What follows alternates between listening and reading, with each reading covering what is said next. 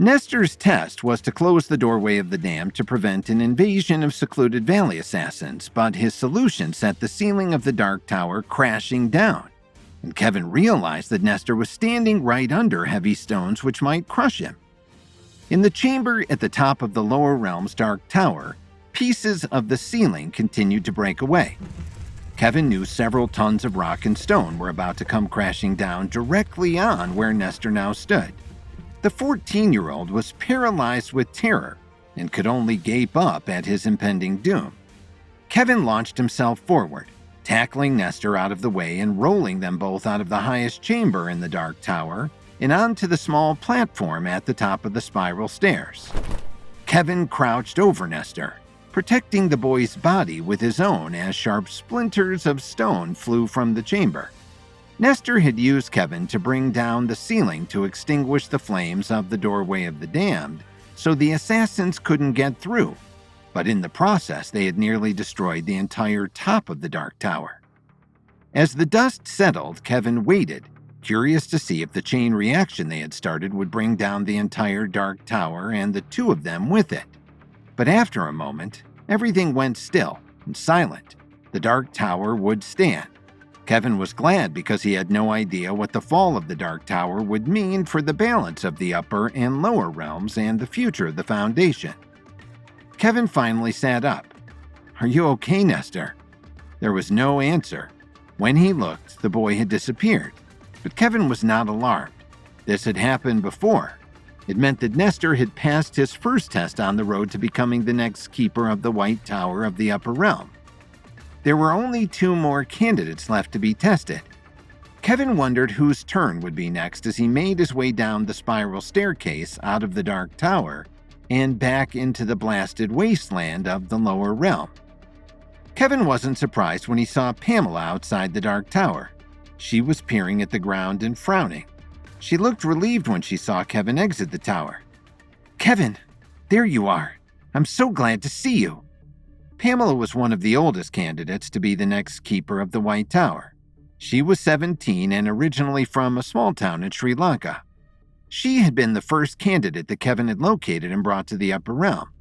Like Kevin and so many others, her leveled abilities made her an extremely gifted and powerful fighter. "Hi, Pamela," Kevin greeted her. "What were you looking at?" "I was trying to figure out where all these footprints had come from and what they meant." Pamela gestured to the ground. Kevin's heart immediately sank. He had just guided Nestor, the 14-year-old psychic, through a test to close the doorway of the damned before scores of Secluded Valley assassins could come through it and invade the Lower Realm. Kevin had thought that Nestor had closed the doorway before any of the assassins got through. The footprints in the dirt were proof that at least some of the assassins had made their way through before the doorway was extinguished. In his inner thoughts, Kevin realized that the vanguard of the assassins must have come through the doorway early and then hidden while he and Nestor had raced up to the chamber at the top. When the coast was clear, the assassins had snuck out of the tower completely unnoticed. From the number of footprints, Kevin could tell there were at least 100 of them. "These footprints are from Secluded Valley assassins," Kevin explained to Pamela. The girl's eyes went wide, instantly understanding what this meant. "We have to stop them before they can get through the Sea of Regret and into the Upper Realm, right?" Pamela was already racing away, following the unmistakable path of the footprints. Kevin was right on her tail. "That's right," Kevin agreed. The last time someone had entered the Upper Realm without first achieving a harmonious state of mind, the Upper Realm had descended into chaos and disarray. Kevin's current quest to find the next keeper was a direct result of that single interloper, Gwen Archer, who had been Vincent Reeves's pawn in his plot to get revenge on Kevin, even if it meant destroying the Foundation. Kevin knew that if 100 interlopers invaded the Upper Realm at once, the Upper Realm would come crashing down instantly. Kevin and Pamela caught up to the Secluded Valley assassins in a field of black volcanic rock. Here and there, fissures opened in the ground, revealing the glowing molten magma just below the surface. The assassins had to move carefully, picking their way across the brittle ground. Otherwise, they risked breaking it under their feet and dropping into the lava below. Kevin and Pamela had fought together before. They only needed to exchange a glance and a nod before putting on an additional burst of speed to catch up with the assassins at the back of the pack. Kevin was silent, but Pamela let out a battle cry of joy and fury. She enjoyed fighting, but she had been in the upper realm longer than any of the other candidates. There was no one to fight there. She had occasionally convinced the friendly Yeti to do a couple of sparring rounds with her just to keep in practice. But the amiable Yeti was a peaceful being at heart and always ended the rounds as soon as possible. As one, the assassins turned to face this new threat coming from behind. They yelled their own challenges and raced forward to meet their combatants. Kevin and Pamela were both unarmed, and the Secluded Valley assassins saw their opportunity to vanquish them quickly. Kevin and Pamela met their foes in the depths of a blazing lava field. The air shimmered with the heat of molten magma just under their feet, and the lower realm sky was painted in hues of fiery red. Kevin clenched his fists, his jaw set in determination as he engaged the first assassins. Leaping forward, his movements were a blur as he traded blows with the relentless assailants. As always, he had lost his levels when he had come to the upper realm. Now he had to rely purely on his martial arts skills. Beside him, Pamela, her youthful face showing focused intensity, drew upon her leveled powers. All the gatekeeper candidates had kept their levels in the upper realm. She launched a spray of glowing blue bolts of energy that left her first would-be attacker rolling in the dirt and howling with pain. But wave after wave of assassins kept coming. Kevin disarmed two of the deadly killers, swiping their long swords from their hands before knocking them backward into a widening crack. Screaming, they disappeared into the lava. Kevin was often merciful towards his enemies, even hired killers like these. But the upper realm and the future of the entire Foundation, including his beloved wife Lily and his precious unborn children, were at stake. Mercy was a luxury none of them could afford now. As the battle raged on, the ground beneath them trembled, and fissures of molten lava erupted, sending geysers of fire into the air. Kevin and Pamela fought on, back to back, their determination unyielding even in the face of overwhelming odds. Kevin wielded his former enemy's weapons with deadly accuracy, supported by vicious kicks and jabs. Pamela had picked up a ball and mace from a fallen assassin. She kept up her darts of blue-leveled energy, taking out her attackers at the knees or blinding them. If any assassins got past her dart, she used the mace to deliver bone-crushing blows to legs, arms, and heads. Both Kevin and Pamela knew the ground was too unstable for Pamela or the assassins to risk a larger blast of leveled energy. Even now, Kevin and Pamela had to skip over and around the fiery cracks in the ground that their less skilled opponents often fell prey to. But as the last of the assassins disappeared into deadly lava, slain by Kevin's final strikes of his swords, a final figure emerged from the smoke, an orange glow. The leader of the assassins, his eyes gleaming with malevolent intent. With a swift motion, he drew his sword. It instantly lit with its own leveled power as he advanced upon them. Pamela looked to Kevin, expecting him to take the honor of stopping this final threat to the upper realm. To her surprise, he stepped back. "I am only the guardian of the test," Kevin told her. "You must complete this test on your own." "Yes," she said, her voice barely a whisper above the roar of the flames. Pamela charged forward, not waiting for her enemy to come to her. With a flick of her wrist, Pamela disarmed him with her mace, which glowed brighter as she channeled even more power into it. His sword clattered to the ground, and then with a swift movement she had him pinned beneath her, her hand at his throat, her eyes burning with righteous fury. The leader glared back at her with deadly intent. He conceded no quarter and did not offer the slightest surrender. And yet, Pamela paused. She had been in many fights and defeated many enemies. While still in the ordinary realm, Vincent Reeves had convinced her that he had her best interests at heart. Pamela had briefly joined Vincent, battling to the top of his underground fight ring. It was only when Kevin had found her and showed her the truth behind Vincent's lies that Pamela realized that Vincent had played her for a patsy. The things that she had done under Vincent's influence still aided her. She had caused many people so much pain, but she had never killed anybody, at least to her knowledge. But now she had her enemy, the enemy of all the upper realm and the Foundation, in her power. As long as this man lived, he'd be a threat to them all. Kevin stood back and watched his protege. He could tell the moral dilemma she was wrestling with. Would she have the strength to kill for the greater good? Or would she choose her own moral comfort over the future of the world? Nestor's task was to close the doorway of the damned in the lower realm to prevent an invasion of Secluded Valley assassins, but a few slipped through despite his success in jamming the portal. Kevin and Pamela raced to stop the assassins before they could reach the upper realm and destroy it. Pamela was poised to take out the leader of the assassins, but at the last minute, doubts stilled her hand. The lava field was littered with dead and dying assassins. Many had fallen to their deaths in the open fissures in the ground where the glowing molten magma awaited just below the surface. Kevin was often merciful towards his enemies, even hired killers like these. But the entire upper realm and the future of the Foundation, including his beloved wife Lily and his precious unborn children, were at stake.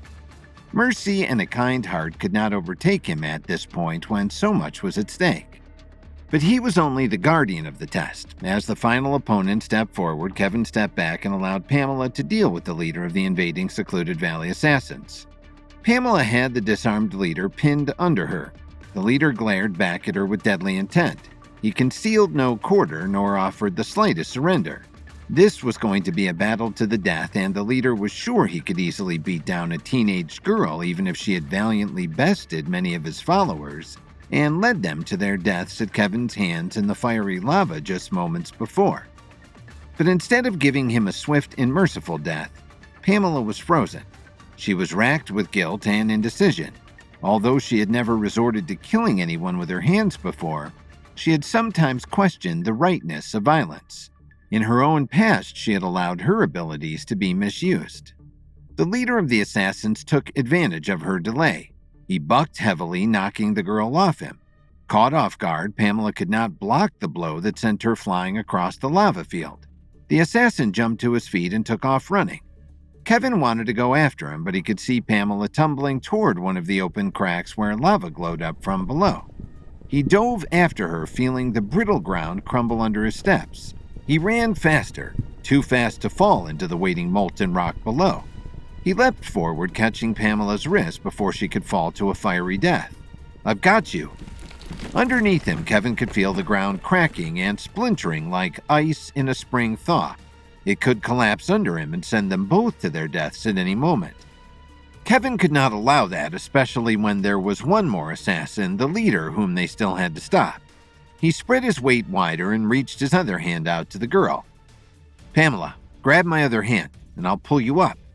She looked up and he could see the fear and despair on her face. "I failed my test, didn't I? You should just let me go." Kevin's heart broke a little for the girl who had come so far and gone through so much. "As a guardian of the test, I command you to give me your other hand now." Pamela instantly obeyed the command in his voice. Securing her with both hands, Kevin inched backward, keeping his weight spread wide.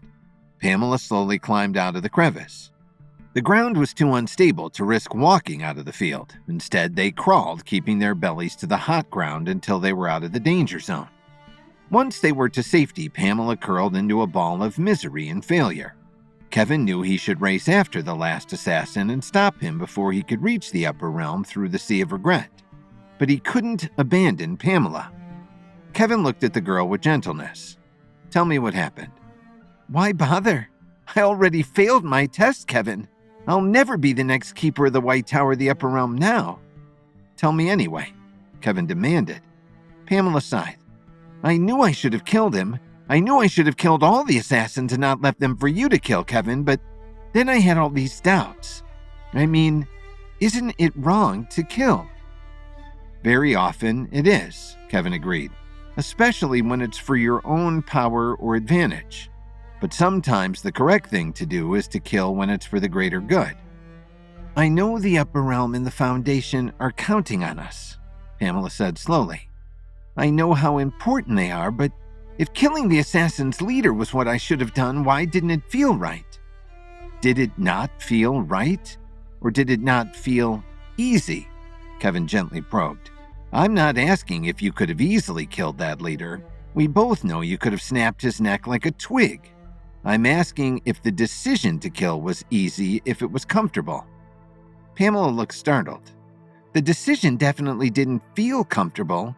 I'm not so sure about right, but shouldn't making the right choice also feel comfortable and easy because it's right? Kevin could tell Pamela's curiosity was helping her recover from her despair. He stood and offered her a hand up. He could feel the leader of the assassins getting closer to the upper realm by the moment. The right choice often isn't comfortable and easy, even when it is right. If the right thing was always comfortable and easy, no one would ever be tempted to make the wrong decision. But then how am I supposed to know for certain what the right thing to do is? Pamela wondered as she followed Kevin in the direction the leader had gone. Kevin remembered something he had told Nestor when the boy had been torn by indecision. He repeated it now. Certainty is the luxury of despots and madmen. You're neither, Pamela. You have to make a choice and be willing to live with it, even if it turns out to be the wrong one. She made no reply but followed as they broke into a sprint after the last assassin. Fortunately, Kevin was far more familiar with the lower realm from his several earlier trips than the leader of the assassins was. Kevin and Pamela caught up to the assassin on the beach of the Sea of Regret. They both knew that if the assassin reached the water, they might not catch him before he reached the upper realm. As one, Kevin and Pamela poured on speed, their feet digging into the black sand of the beach. Just as the assassin was reaching the waves, they leapt together. But despite their stealth, the assassin had heard them coming. Without unsteady ground under him, there was no reason for him to hold back his leveled powers. He turned and sent off a powerful blast of his own leveled energy that hit Kevin and Pamela in midair. The blast hit Pamela directly.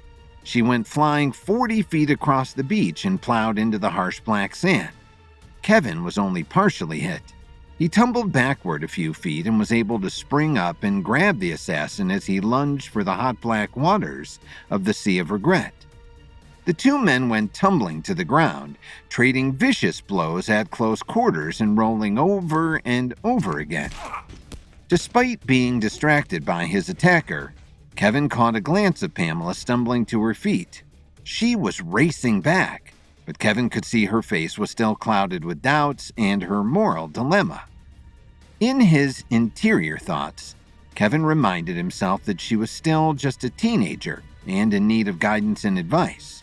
As guardian of the test, it was Kevin's job to provide it, directly or indirectly. Pamela was struggling to feel good about the choice of killing. Kevin could offer her an immediate example of what might happen if she failed to kill again. At the assassin's next blow, Kevin went limp, allowing his eyes to roll up and his head to loll back. The assassin laughed in triumph and wrapped his hand around Kevin's throat. He tightened his grip, closing off Kevin's airway and arteries. Kevin forced himself to be still and not fight back, although he could have easily beaten and killed the assassin himself. Whether or not she had stumbled at the first hurdle, this was still Pamela's test. At any moment, he expected Pamela to realize the danger to Kevin and charge forward to the rescue. But the assassin was gleefully vicious and bore down harder on Kevin's throat. Dark spots clouded Kevin's mind as his brain became starved for oxygen. At that moment, Kevin wondered if he had made a terrible mistake. Nestor's task was to close the doorway of the damned in the lower realm to prevent an invasion of Secluded Valley assassins, but a few slipped through after all. Kevin and Pamela raced to stop the assassins before they could reach the upper realm and destroy it. Pamela failed to kill at her first opportunity, but Kevin risked his life and the future of the upper realm and the Foundation to give her a second one. Kevin lay on the black sand at the edge of the Sea of Regret in the lower realm. The leader of the Secluded Valley assassins sat atop his body and leaned forward, putting all of his considerable power into choking the life out of Kevin. Kevin had been sure Pamela, the 17-year-old leveled warrior, would finally get over her aversion to killing if she saw Kevin was in mortal danger. Although Kevin could have easily defeated and killed the assassin, he had allowed himself to be put in this terrible position. Dark spots clouded Kevin's mind as his brain became starved for oxygen. Dimly, Kevin wondered if he had waited too long. Would he still have the strength to defeat this enemy if Pamela failed to act? Would he die at the hands of an enemy he could have easily defeated simply because he had put his role as guardian of the test before his own survival? Kevin's thoughts were getting foggier by the moment as his life ebbed away. All at once, the constriction left Kevin's throat, and the weight of the assassin left his body. Pamela had charged directly at the assassin and knocked him off Kevin. The two rolled over and over into the lapping waves of the Sea of Regret. The two fighters tumbled over each other in the water, using fists, feet, knees, and elbows. Flashes of leveled energy burst up from under the water as each of them battled for the upper hand. Kevin gasped in the air. Sweet oxygen hit his brain. Instantly, his thoughts cleared. He got to his feet and ran to help Pamela. Pamela had gotten the upper hand over the assassin. She was sitting on top of his body in the waves. Kevin could only see the assassin's legs sticking out on the beach. The rest of him was underwater. Pamela was sitting upright, her hands hovering over the surface of the water. Kevin couldn't understand why the assassin wouldn't sit up, wouldn't try to breathe since she wasn't holding him down. It wasn't until Kevin reached them that he realized what Pamela was doing. Pamela had formed her leveled energy into a shield. Now she used it to press the assassin back down under the water. As Kevin looked over her shoulder, he could see the man's face as he slowly drowned through the glowing blue energy. Pamela refused to look away as she killed him. She held the assassin's eye with grim determination. Kevin could see she was shaking, but he suspected it was from emotion and not physical strain. At last, bubbles stopped flowing from the man's mouth and he went limp. That's enough. It's over. Kevin gently pulled Pamela from the dead man's body and helped her onto the beach. Once there, she collapsed into his arms, sobbing. Kevin patted her back in a fatherly way. Of all of the candidates to be the next keeper of the White Tower of the Upper Realm, Pamela's test had been the most terrible, and she deserved all the comfort and understanding he could offer. I did it, she finally sobbed out. Even though it wasn't easy or comfortable, I killed him. Killing should never be easy or comfortable. Kevin thought back over the many, many deaths he had caused. None of them had been easy or comfortable either, but all of them were necessary. That was what Kevin had learned to keep his focus on. He knew that Pamela would learn this too. Is everything okay? A soft voice asked. Surprised, Kevin and Pamela looked up to see Evita standing over them. Evita was one of the last candidates that Kevin had gathered in the Upper Realm for the test to be the next gatekeeper of the White Tower. Although she was only 16, Evita had successfully been the mayor of her small town in Tierra del Fuego. Her leveled powers allowed her to be an excellent politician, creating cooperation and cohesion among the sometimes fractured local populace. Evita, what are you doing here? Kevin looked from her to Pamela. If Pamela's test was over, she should have disappeared the way the other kids had once their tests were complete. I don't know, Evita shrugged. One moment I was in the Upper Realm hanging out with the Yeti and the other kids, and the next moment all of us kids were suddenly in that cave over there. Evita pointed up the beach to where a small cave entrance stood only a few feet from the rising tide of the Sea of Regret. Kevin could see from the watermark that the entrance would be underwater at high tide, but that wouldn't be for another hour, at least. Then we better go see what's going on, Kevin decided. The three walked up the beach into the cave. It was hot and dim in the cave. Water from the last high tide dripped from the walls. The only light came from a small crack high in the ceiling of the cave. The other candidates were sitting on rocks looking dazed and confused. On one side of the cave were the preteens, Angel, the experimental novelist, and Walter, a gaming prodigy. With them was Majid, the teen weather worker. On the other side of the cave was Nestor, the psychic, and the youngest candidate, Pembroke, who was only 9. Pembroke's leveled powers had originally allowed him to have a successful relationship podcast in the ordinary realm. During his test with Kevin, Pembroke developed the ability to also speak to animals. They all jumped up when they saw Kevin and started yelling, "Where are we? How did we get here? What do we do now?" Kevin raised his hands for quiet. "You're in the lower realm," he explained. "This is the plane that balances out the upper realm. While leveled experts come to the upper realm to refine their levels, those with less noble intentions come here, hoping to gain power to aid their evil schemes. As for how you got here and what you're supposed to do now," he continued, "I'm sure you all realize this is merely part of your testing to determine which one of you will be the next keeper of the White Tower." "That's not a very specific answer," Angel pointed out. As a writer, she liked the clarity of language and knew when someone was evading a question. "Yeah," Walter agreed. "You're the guardian of the test, Kevin. Shouldn't you just be able to tell us what to do so we can do it and get on with our lives?" Kevin thought back to all the times he had wondered the exact same thing about his own mentor, the Night King. Kevin decided to channel the essence of the mysterious mentor as he responded to his own charges. "The tests of the upper realm are many and varied," Kevin began as he hoped his voice sounded as wise and enigmatic as the Night King's. "The challenges you are set are to test all of the qualities the Ultimate Keeper will need to keep the White Tower and the upper realm safe." "That means you don't know," Walter huffed. "Since we're all here and we've all been tested, doesn't that mean that this is the next test? Maybe it's some kind of group test," Majid wondered. "Maybe we have to get back to the upper realm on our own," Pembroke offered. "That's not a test." Pamela had recovered from her ordeal with the tenacity of the young. She easily jumped into the conversation. "We just go out the doorway of the dam to the ordinary world and pop back up to the upper realm. I've done that before." Except the doorway of the damned is kind of shut for good now," Nestor added. Conversations and arguments broke out among the candidates as they offered their own ideas and suggestions. Kevin felt a touch on his arm. He looked down into Evita's worried face. "You don't like all this arguing, do you?" He smiled, remembering how well the girl had fostered alliances and created consensus as the mayor of her small town. "I don't," she agreed. "But right now I'm worried about something else, Kevin. I haven't been tested yet."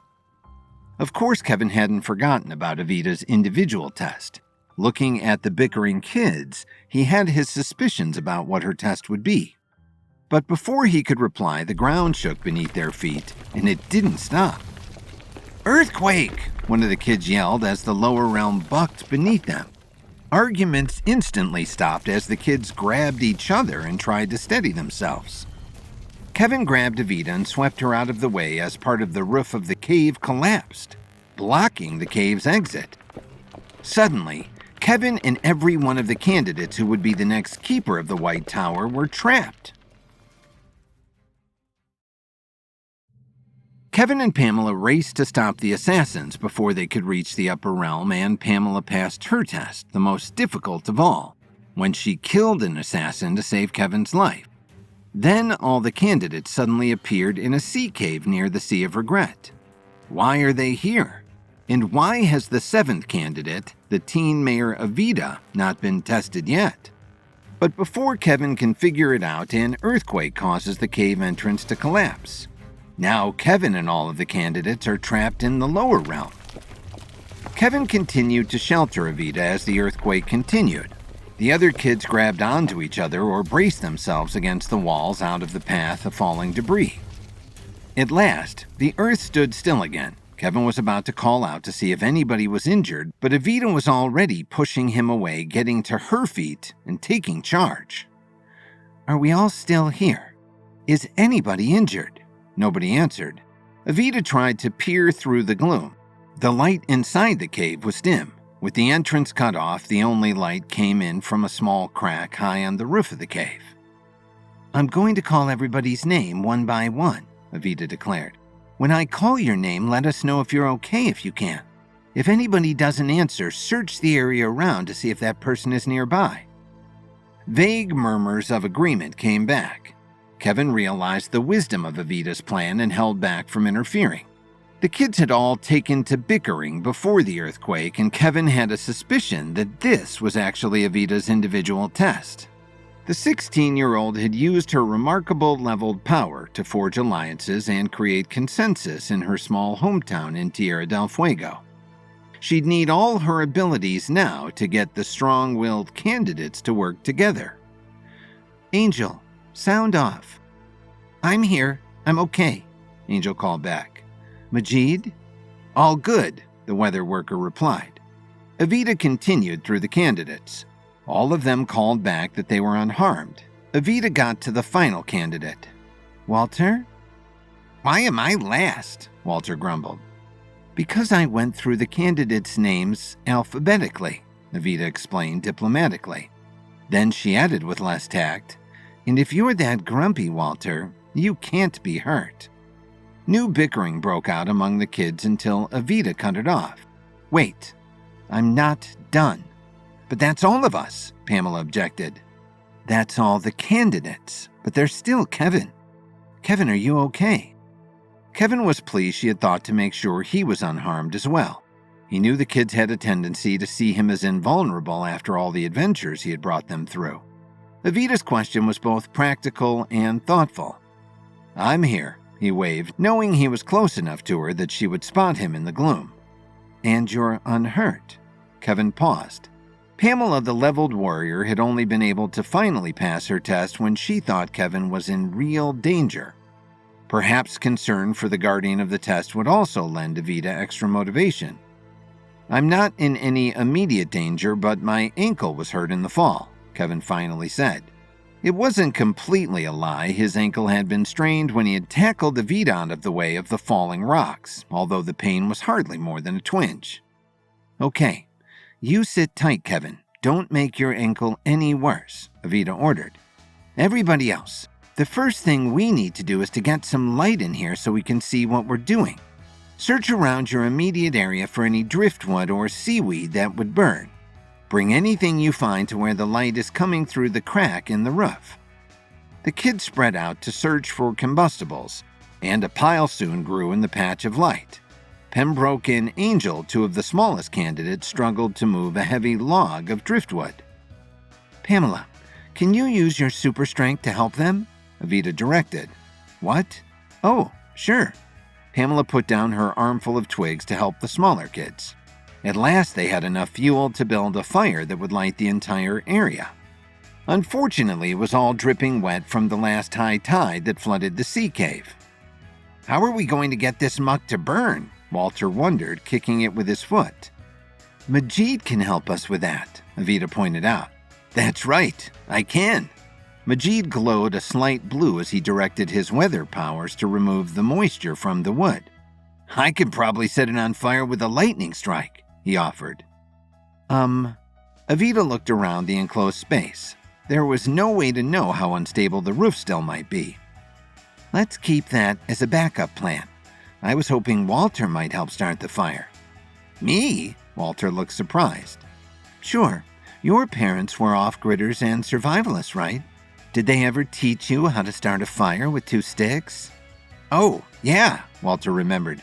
"I'm good at that. Gamer's reflexes and hand-eye control." He cracked his knuckles and took the 2 sticks. "Angel, you stand by to coax the sparks into flames." Angel nodded. Walter ran the sticks together until a glowing coal dropped into a pile of tinder. Angel delicately scooped up the little nest and whispered words of encouragement to the little ember. Her gentle breath and her creative levels coaxed the ember into a flame. She set it back down and they piled kindling and larger pieces of wood around it. Soon a cheerful blaze lit the interior of the cave. "That's better," Evita declared. "Is it better?" Pembroke asked, scratching his head. "I mean, now we can just see how good and trapped we are." Other kids seemed to agree. 20 feet of rock now blocked the cave's former entrance. The cave itself was somewhat round and there were no other obvious exits from it. "It's a start. Let's split into teams and investigate the possibilities. Pamela, you and Majid check out the cave entrance. See if there's a way to clear the rubble." Evita pointed the two oldest candidates to the front of the cave. "Angel and Walter, check the perimeter of the cave. See if there's a hidden way out of here just in case." The preteens nodded and got to work. "What about us?" Pembroke asked. "You and Nestor stay by the fire and keep it going while you use your abilities to see if there's something we haven't thought of." Evita smiled. "Nestor, see if your visions can give us any clues. Pembroke, reach out and see if there are any animals around who have advice." "Right, we can do that." Nestor agreed as he fed more fuel to the fire and closed his eyes to focus. Pembroke also closed his eyes, a frown creasing his little face. With everyone assigned a task, Evita returned to Kevin. "How's the ankle?" Kevin made a show of rotating his ankle. "It's not too bad." "Don't risk injuring it further unless you have to," Evita advised. She glanced back over her shoulder to make sure everyone was still absorbed in the task she had set before turning her attention back on Kevin. "Do you think my test will wait for us to get out of here?" She nibbled at her lip, clearly worried. "Or is it like a college entrance exam, and if you miss the test, you miss your opportunity entirely?" Kevin smiled and dropped his voice conspiratorially. "Evita, this is your test." Evita blinked in surprise. "But this isn't a test. I mean, I'm hardly doing anything at all." "Your abilities are about getting people to work together," Kevin pointed out. "Isn't that what you're doing right now?" Evita's eyes went wide as she realized Kevin was right. "It makes sense that your test came last," he continued. "There had to be a realm with people before you could test your abilities to get them to work together." "So all I have to do is keep them working together until we're out of here?" Evita smiled. "That's not too bad. With enough time, we're bound to figure something out, right?" "Excuse me," Nestor interrupted, having approached them while Evita and Kevin were talking. "I had a vision, but it was still really vague," he apologized. Evita smiled encouragingly. "You never know what ideas can spark solutions. What can you tell us?" "It was a sense of urgency, but I'm not exactly sure why. I saw this hourglass. We were in the bottom of it, and the contents of the hourglass were pouring down on us." Evita bit her lip, trying not to show alarm. "That does convey urgency," she said in a neutral tone. "Was there anything else?" "Yeah. Instead of being full of sand, the hourglass was full of seawater," Majid called out from the front of the cave. "It's coming in through the rocks."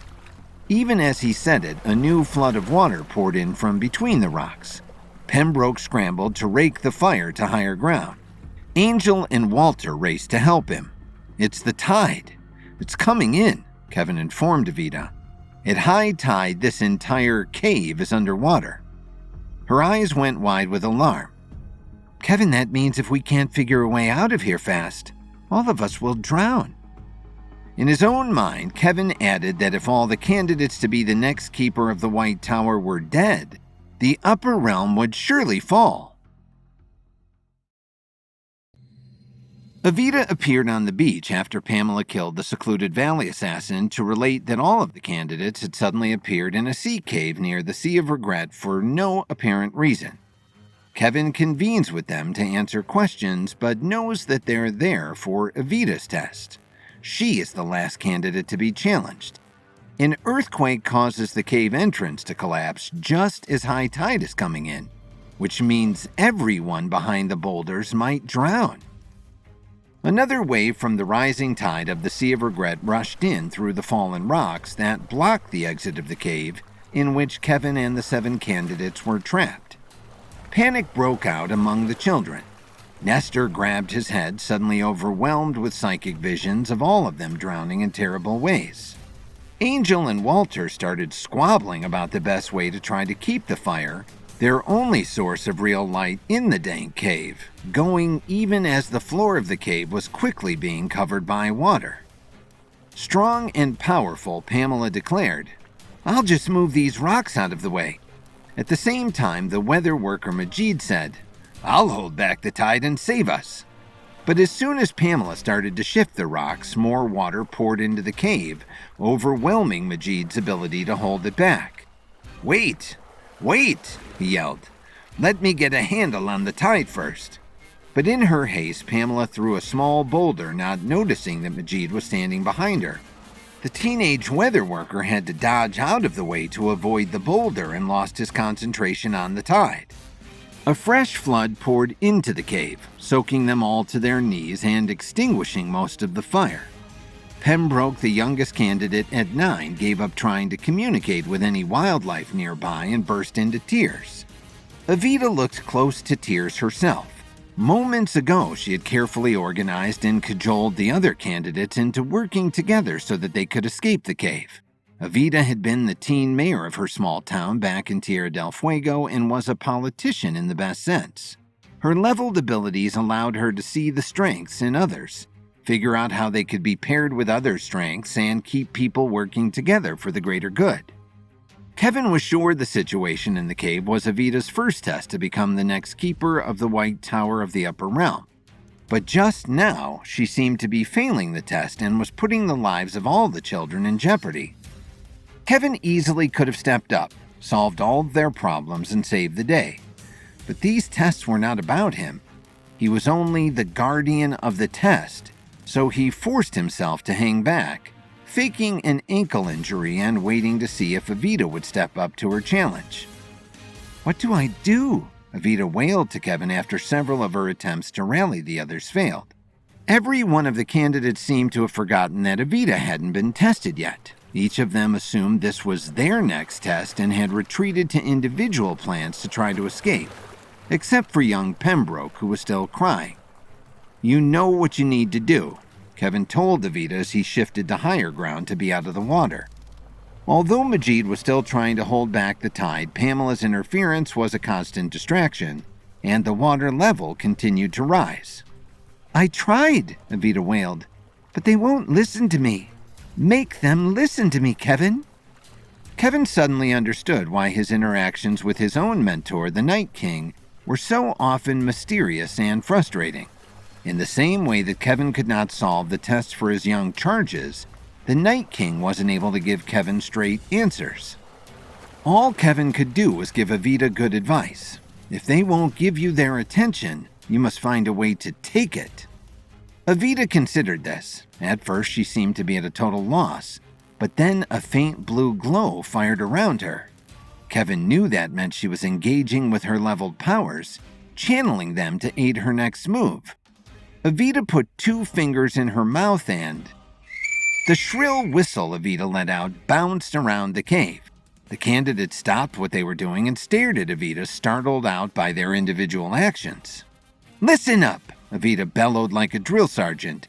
"No more Miss Nice X-Teen Mayor. If you numbskulls don't pull your heads out of your butts and start working together, we're all going to die." Pembroke burst into fresh tears. Nestor put his arm around the younger boy. "Do you have to be so harsh?" Nestor demanded. "There's a little kid here." "No, there are no kids here," Evita shot back. "We are candidates to be the next keeper of the White Tower of the Upper Realm, so start acting like it. Do you think the Upper Realm stands for individual glory and personal gain?" Yeah, kinda," Walter mumbled. Evita glared at him. "No, that's your time in the lower realm talking. The upper realm is all about the greater good. So if any of you think you're actually worthy of becoming the next keeper, you better start thinking of the greater good and not just about yourselves." Instantly, the candidates all straightened up after being put in their places by Evita's speech. Kevin marveled at Evita's strategy. Like a good politician, she harnessed the candidates' individual ambitions to work towards something greater than any one of them. "Good," Evita continued. "First things first. Majid, can you hold back the tide while Pamela clears the cave exit?" "I don't think so," Majid admitted. "I held back the tide on my home islands many times, but this tide is stronger. I can buy us time, but it will take Pamela days to move all those rocks by herself." "I'm not sure there's a point to me even trying to clear the cave exit," Pamela added. "The more rocks I move, the more keep falling down." Then we give up on that as our escape strategy, Evita decided. We can use your strength better elsewhere. There is nowhere else, Walter protested. There's the crack in the roof. Evita pointed to the cave's ceiling where a small crack let in a thin beam of light. We'll never all fit through there, Walter protested. He was husky for his age. Majid and Pamela were almost full grown, and they still had adult Kevin to worry about. Actually, Pembroke began in a watery voice, I was able to make contact with a mole who has a burrow near here. The mole kind of lets me know that the crack is only narrow right there at the ceiling. It opens up much bigger. I think if we could find a way to widen the crack, we could get out no problem. See if your mole friend has any amigos nearby and if they'd help make the crack bigger, Evita directed. Moles are good at digging. Pembroke nodded and closed his eyes. Soon a whispery scratching sound could be heard above the noise of the water. Now we just have to reach the ceiling, Evita thought out loud. It's only about 20 feet up, Angel the creative writer noted. We have plenty of rocks and boulders. If we stack them just so, we could probably get close to the top. And I can show you how to stack them to make them stable, Walter added. His leveled gaming proficiency made him excellent at puzzles of any kind. Kevin smiled. Now that Evita had created momentum, the others were naturally falling into line, turning their thoughts to how they could contribute to the group effort rather than promote their own interests. What should I do? Nestor asked Evita. Help me move Kevin to higher ground, Evita asked. He hurt his ankle in the earthquake, but we don't need him getting hypothermia if he gets wet. Actually, my ankle is all better now, Kevin announced, getting to his feet.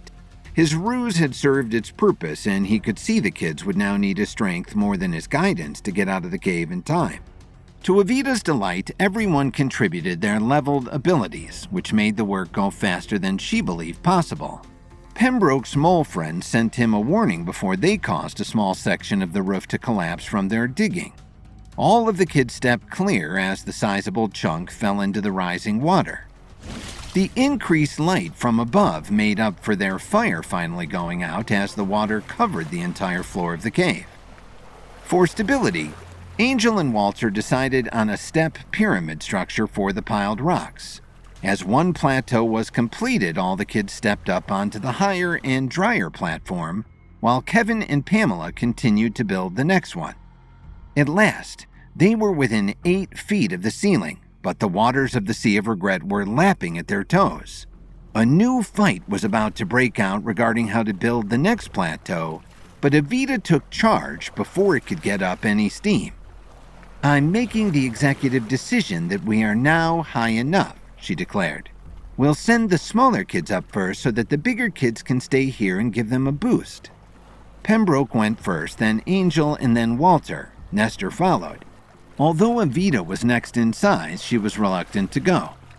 Shouldn't I go last and make sure everyone gets out okay? That's what a good leader would do. A good leader does what's best for the group, and you are part of this group, Kevin reminded her. You are not above it or below it, or even to the side. Evita nodded her understanding and allowed them to boost her through. Majid made a final push at keeping back the tide and went up. Kevin and Pamela followed literally on his heels. They came out on the cliff overlooking the Sea of Regret. As always, the lower realm was a blasted wasteland, but after the dank cave, the heat was welcome. Kevin was proud to see Evita refuse to rest yet and made a quick survey of the group. Suddenly she exclaimed, "We're missing one person. What happened to Pembroke?" Everyone looked around. Indeed, Pembroke was gone. Teen politician Evita passed her test to be the new keeper of the White Tower in the Upper Realm by organizing the other candidates to rescue themselves when they were all trapped in a flooding cave. But once they reached the safety of the cliff overlooking the Sea of Regret, Evita realized Pembroke, the youngest candidate, was missing. "Pembroke is missing?" the other candidates exclaimed. Everyone immediately began to look for the youngest and smallest of the candidates to be the next gatekeeper. The cliff overlooking the Sea of Regret was rocky and had little vegetation. There were no footprints or other signs of Pembroke. What happened to him? Evita demanded. Angel, Walter, you two came out of the cave just after Pembroke. Did you see him then? Angel and Walter traded glances and shook their heads. As soon as we came up, we started helping everybody else come up through the crack in the cave ceiling, Angel admitted. I didn't see Pembroke, but I wasn't looking for him either. We were more worried about getting everybody out of the cave before it flooded completely, Walter added. Where would he go? Wondered Majid, the weather worker. I mean, there's nowhere to go. He waved at the desolate, empty landscape. Pembroke is not the kind of kid to just wander off after a butterfly, Pamela added. I don't even think there are butterflies in the lower realm.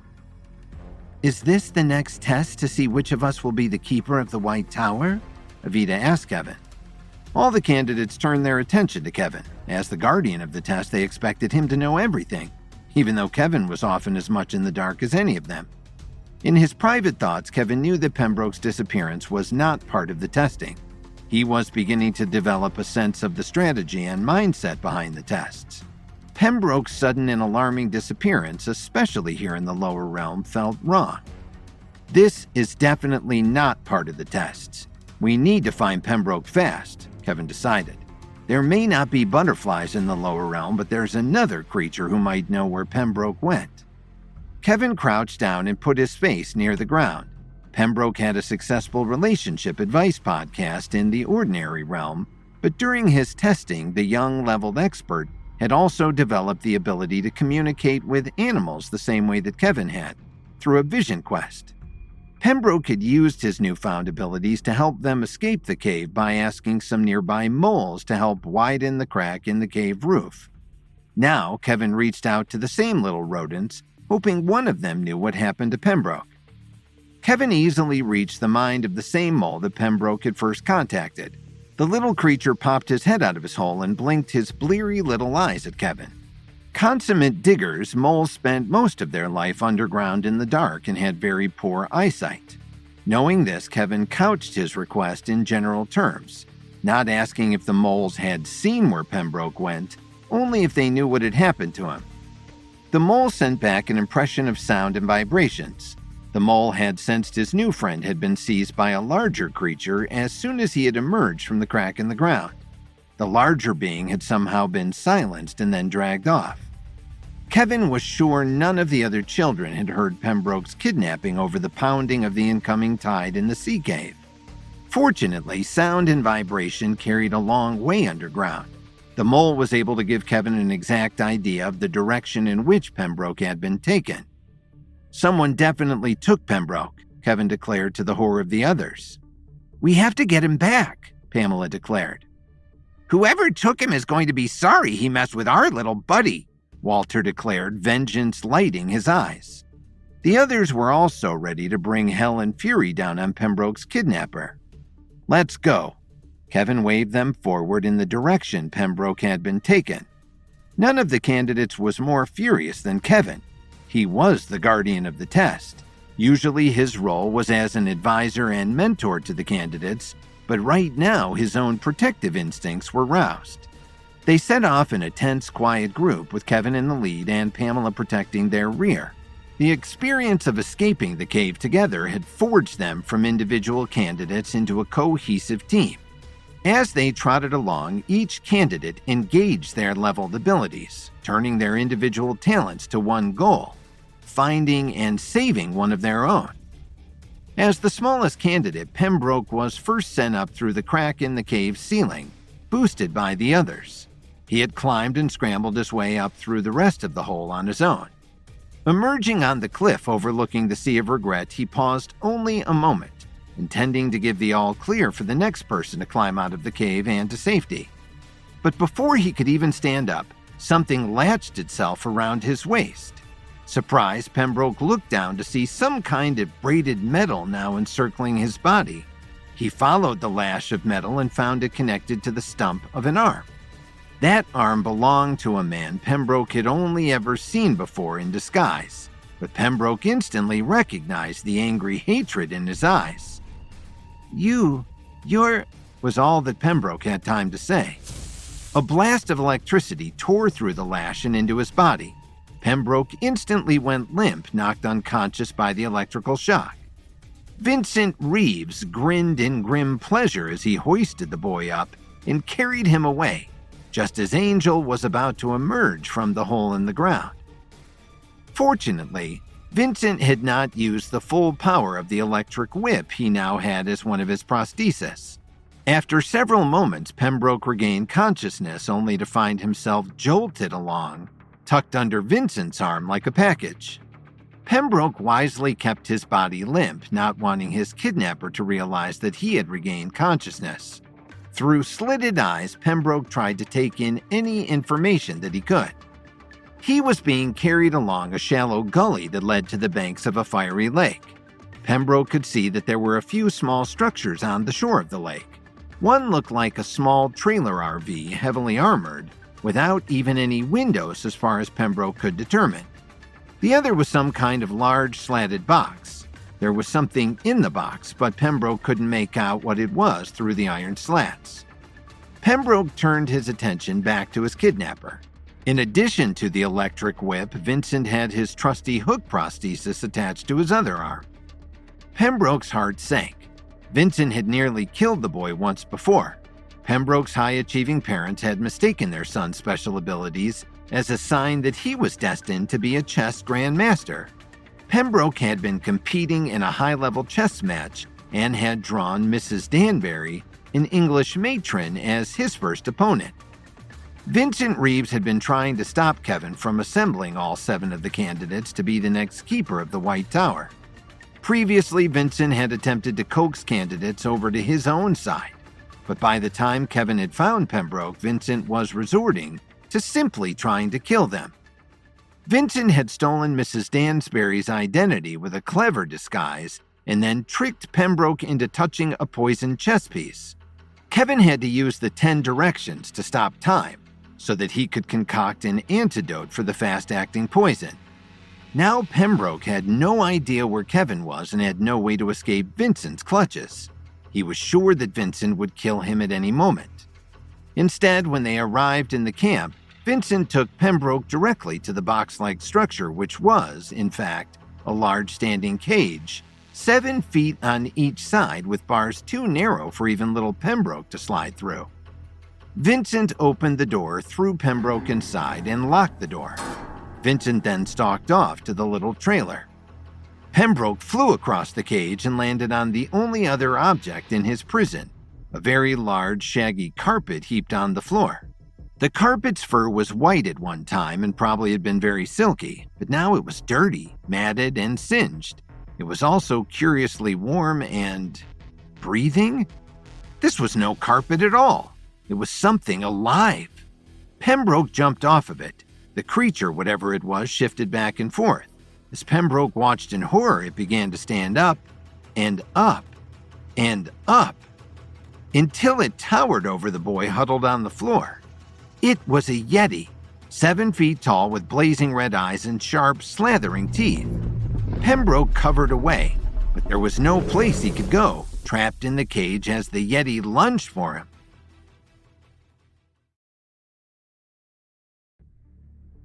After Evita helped to organize the contestants to be the new gatekeeper after they were trapped in a flooding cave, all realized that Pembroke was missing. He had been abducted by evil Vincent Reeves and thrown into an iron cage, along with a wild and angry Yeti.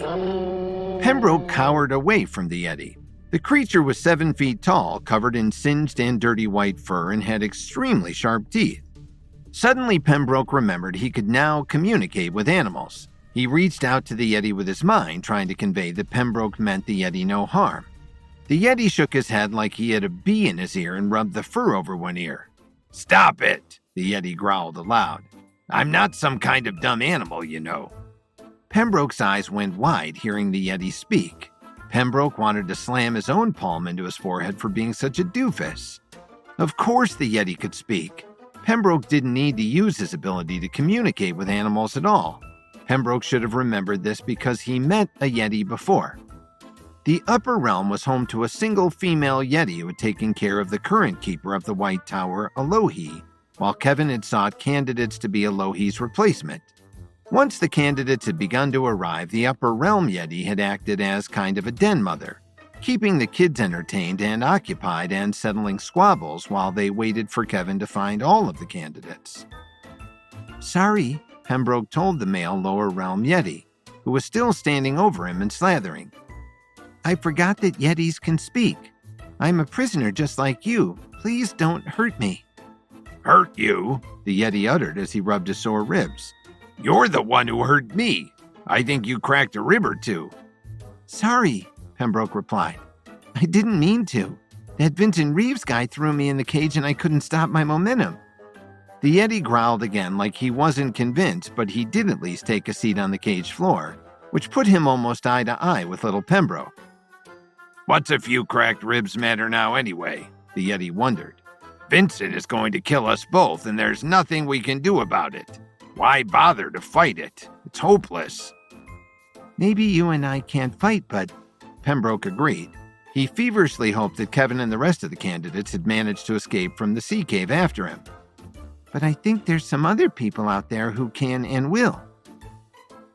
Right then, Kevin and the other 6 candidates were perched on a cliff overlooking Vincent's makeshift campsite on the shore of the fiery lake. Majid frowned in confusion. "Who the heck comes to the Lower Realm for a camping vacation?" "Just one person I can think of," Kevin said. Just as Kevin had suspected, Vincent stepped from the camper, a hook on the end of one stump and the other stump curiously bare. A gasp went up from the other candidates. They had all had encounters with the evil-leveled expert as Vincent had tried to undermine Kevin's mission to save the Upper Realm. "I'm going to kill him this time," Pamela declared as she stood. As part of her test, the leveled warrior had recently killed one of the Secluded Valley assassins. She now felt that she could easily snap Vincent's neck given half a chance. But Evita grabbed her and pulled her back down. "We need to be smart about this," Evita insisted. "This isn't just about killing Vincent. We have to save Pembroke, too." "And whoever is in the cage with him," Angel added. "Isn't that another Yeti? I think the Yeti is important. I sense a mirroring device at work." "Evita is right," Kevin declared. "We need to be smart and make a plan in order to stop Vincent." Because this wasn't part of the test of the Upper Realm, Kevin had no trouble with quickly devising a plan of his own and assigning roles to each of the kids. The group watched Vincent as he puttered around the campsite, firing a small generator to life and setting up a picnic table for an afternoon meal. After a while, Vincent went back inside the little RV and did not come out again immediately. "This is our chance," Kevin declared. He nodded to the kids and they all leapt into action. Pamela ran to the RV door on silent feet. She grabbed the handle and, with one twist of her super strength, ripped it from the RV. "Hey," Vincent yelled from inside. "What was that? What's going on?" He rattled the RV door from the inside, but Majid used his weather powers to ice the door shut. At the same time, Nestor removed the chocks holding the RV's wheels in place, while Angel disconnected the generator's cables from the RV's power intake. With Kevin's help, they shoved at the back of the RV with all of their strength, trying to roll it to where a gentle slope led down to the fiery lake. Meanwhile, Evita and Walter ran to the cage that held Pembroke and the Yeti. "You came for me," Pembroke grinned. "I knew you would." "Now I just need to solve the puzzle of this lock," Walter declared, producing lockpicks from somewhere. "How's Yeti?" Evita asked Pembroke in an undertone. "I think he's depressed, not that I blame him," Pembroke explained. "He doesn't like to move from that spot unless someone kicks him in the ribs, and I don't recommend that." Evita reached for her leveled powers of persuasion. "We're here to save you both," she assured the Yeti. "We're not going to leave you behind for whatever plans Vincent has for you." "What's the point?" the Yeti moaned.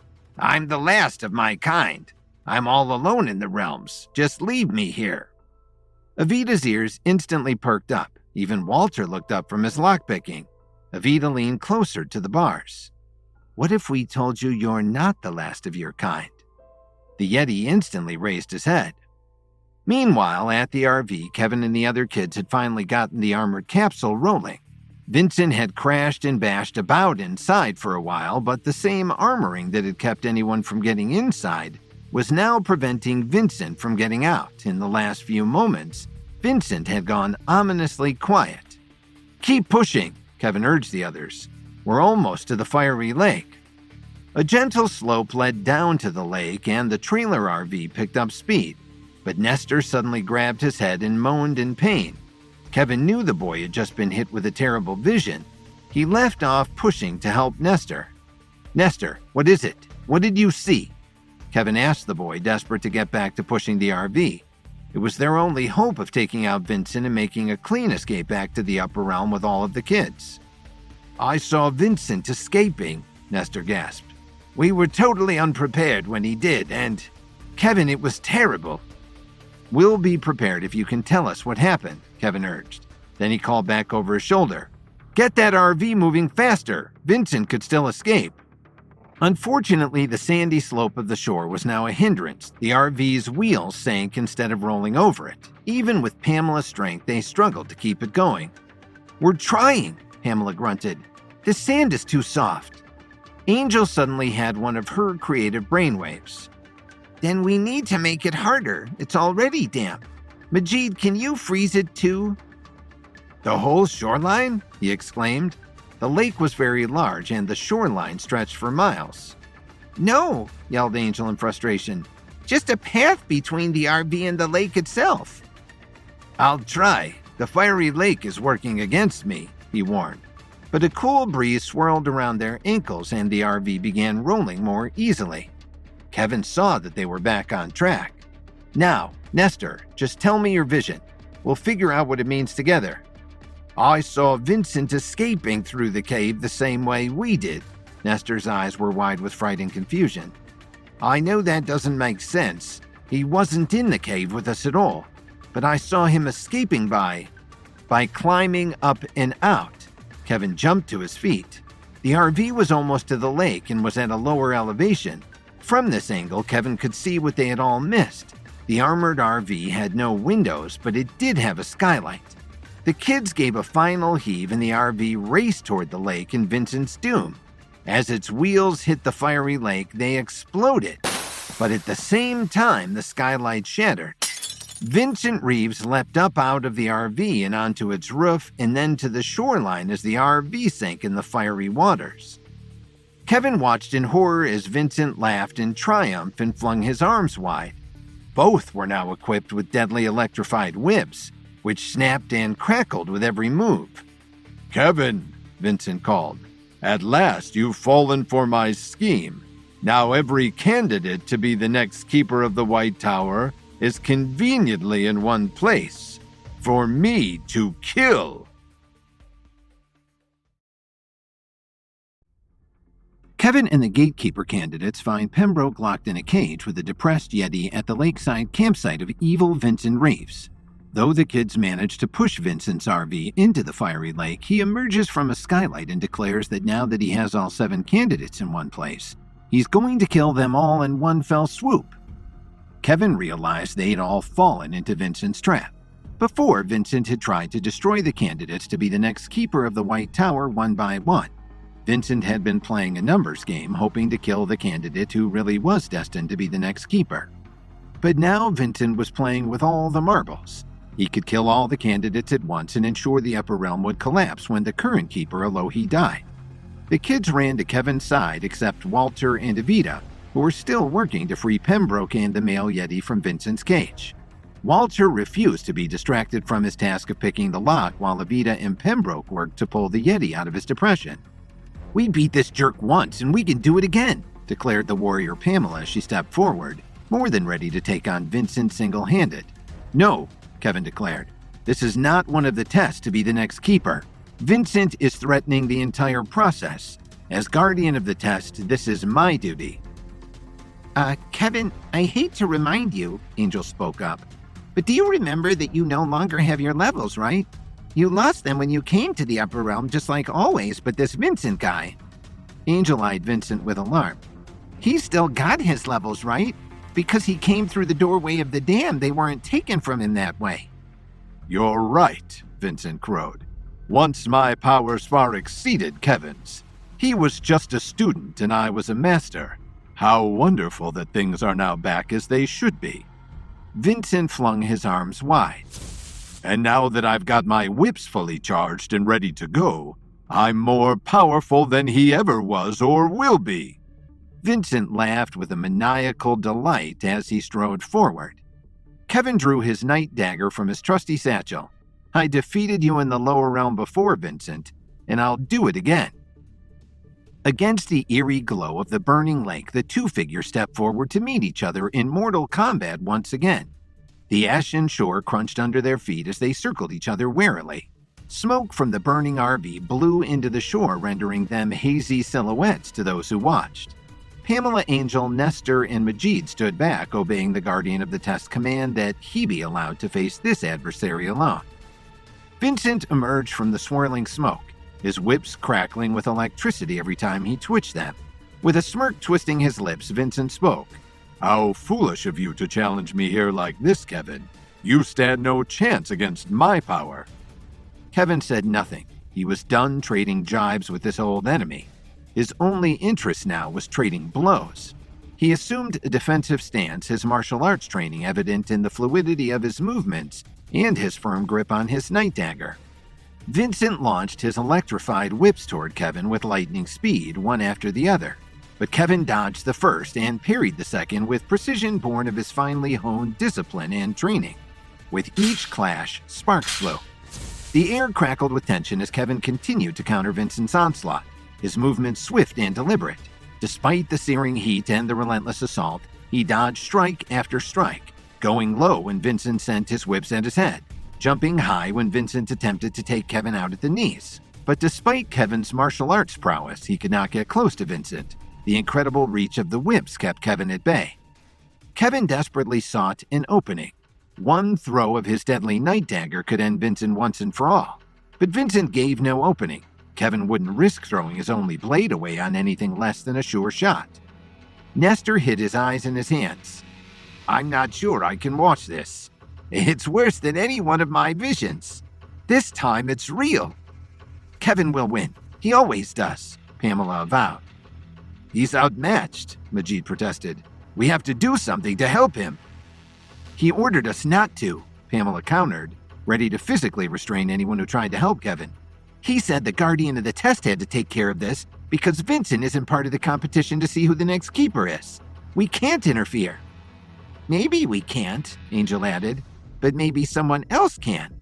Without an explanation, she raced back to Vincent's former campsite. With Vincent's RV now burning in the fiery lake, the campsite held only a picnic table, the generator Vincent used to charge his electric whips, and a 7-by-7-foot cage containing the youngest candidate, Pembroke, and a rather depressed Yeti. Walter, the gaming prodigy, was still hard at work on the puzzle of trying to pick the locks on the cage. Pembroke and Evita, the teen politician, were hard at work trying to convince the Yeti to leave with them once the door to the cage was open. "Aren't you done yet?" Angel demanded of Walter. "I'm trying my best," Walter declared. "This lock is tougher than I thought, and I don't have the right tools for it. I'll get it eventually, though." "We don't have that long," Angel declared, eyeing the Yeti. "Kevin is fighting that Vincent guy, and I'm not sure he can win by himself." "Why isn't Pamela helping him? She's the warrior." Evita looked alarmed. "Kevin ordered her and all of us candidates not to help him," Angel explained, "but he didn't say anything about the Yeti." Evita dragged Angel to the side. "The Yeti doesn't even want to leave the cage if Walter can open it," she quickly explained in a low voice. "We think he's depressed and feels like he's all alone. We tried to explain to him about the Yeti in the upper realm, but he won't even listen." Angel's eyes went wide. "I think I know what to tell him." She returned to the cage and circled around to whisper in the Yeti's ear where no one else could hear her. At first, the Yeti didn't seem to be listening, but then his body posture suddenly changed. Soon he was sitting up. Angel whispered to him a while longer, still too low for the others to hear. Suddenly, the Yeti jumped to his feet with a roar. He grabbed the door of the cage in both hands. Walter backed up just in time. The Yeti tore the door from the cage and tossed it aside. Walter, Pembroke, and Evita all stared in shock as the Yeti shoved past them and raced to the shore of the fiery lake where Kevin and Vincent were still battling. Back on the shore, Kevin unleashed a sudden burst of speed, battering Vincent in a flurry of kicks and punches. But Vincent always worked his way to the left as he dodged, forcing Kevin around and then back until Kevin's kids were at the very edge of the fiery lake. "You're just exhausting yourself," Vincent jeered. "You know you can't get past my two lovelies here." Vincent waved the whips that were acting as his hands with sinuous grace. "Easy for you to say from way over there," taunted Kevin. "Even if you kill me now, I still cut off 2 of your hands. I even cut off part of your arm after that. The way I see it, that puts me ahead in the score." But with every passing moment, Kevin felt exhaustion bearing down upon him, his muscles aching and his breath coming in ragged gasps. Still, his need to protect the candidates and secure the future of the Foundation burned brighter than the lake of fire at his back. Sensing an opportunity, Vincent lunged forward with ferocity, his whips crackling with renewed intensity. But Kevin was ready, his senses heightened by the adrenaline coursing through his veins. He tensed his muscles, preparing to leap high in the air. Vincent anticipated his move, snaking his whips into the space Kevin's momentum would surely carry him to, except Kevin wasn't there. The tensed muscles were only a feint. Instead, Kevin directed his momentum forward and down, tucking himself into a somersault that sent him tumbling through Vincent's legs and behind the raving madman. Kevin raised his night dagger ready to throw it, but Vincent's back was still to Kevin. Kevin couldn't literally stab a man in the back, but just knowing he had Vincent in this moment of utter vulnerability gave him renewed strength. He prepared himself to continue this fight. But just then, something huge, white, and furry came charging down the shore, roaring. It was the male Yeti who had burst from his cage. The Yeti leapt over Kevin and plowed into Vincent, knocking him backward. Vincent flew through the air, heading for a fiery death in the lake of flames. But at the last second, he lashed out with his whip. It coiled around the Yeti's arm, and Vincent used it to jerk himself back to safety on shore. "You mangy beast," roared Vincent. "How dare you escape from your cage? I'll kill you for this." He sent 10,000 volts of energy through his electrified whip, and the Yeti screamed in agony.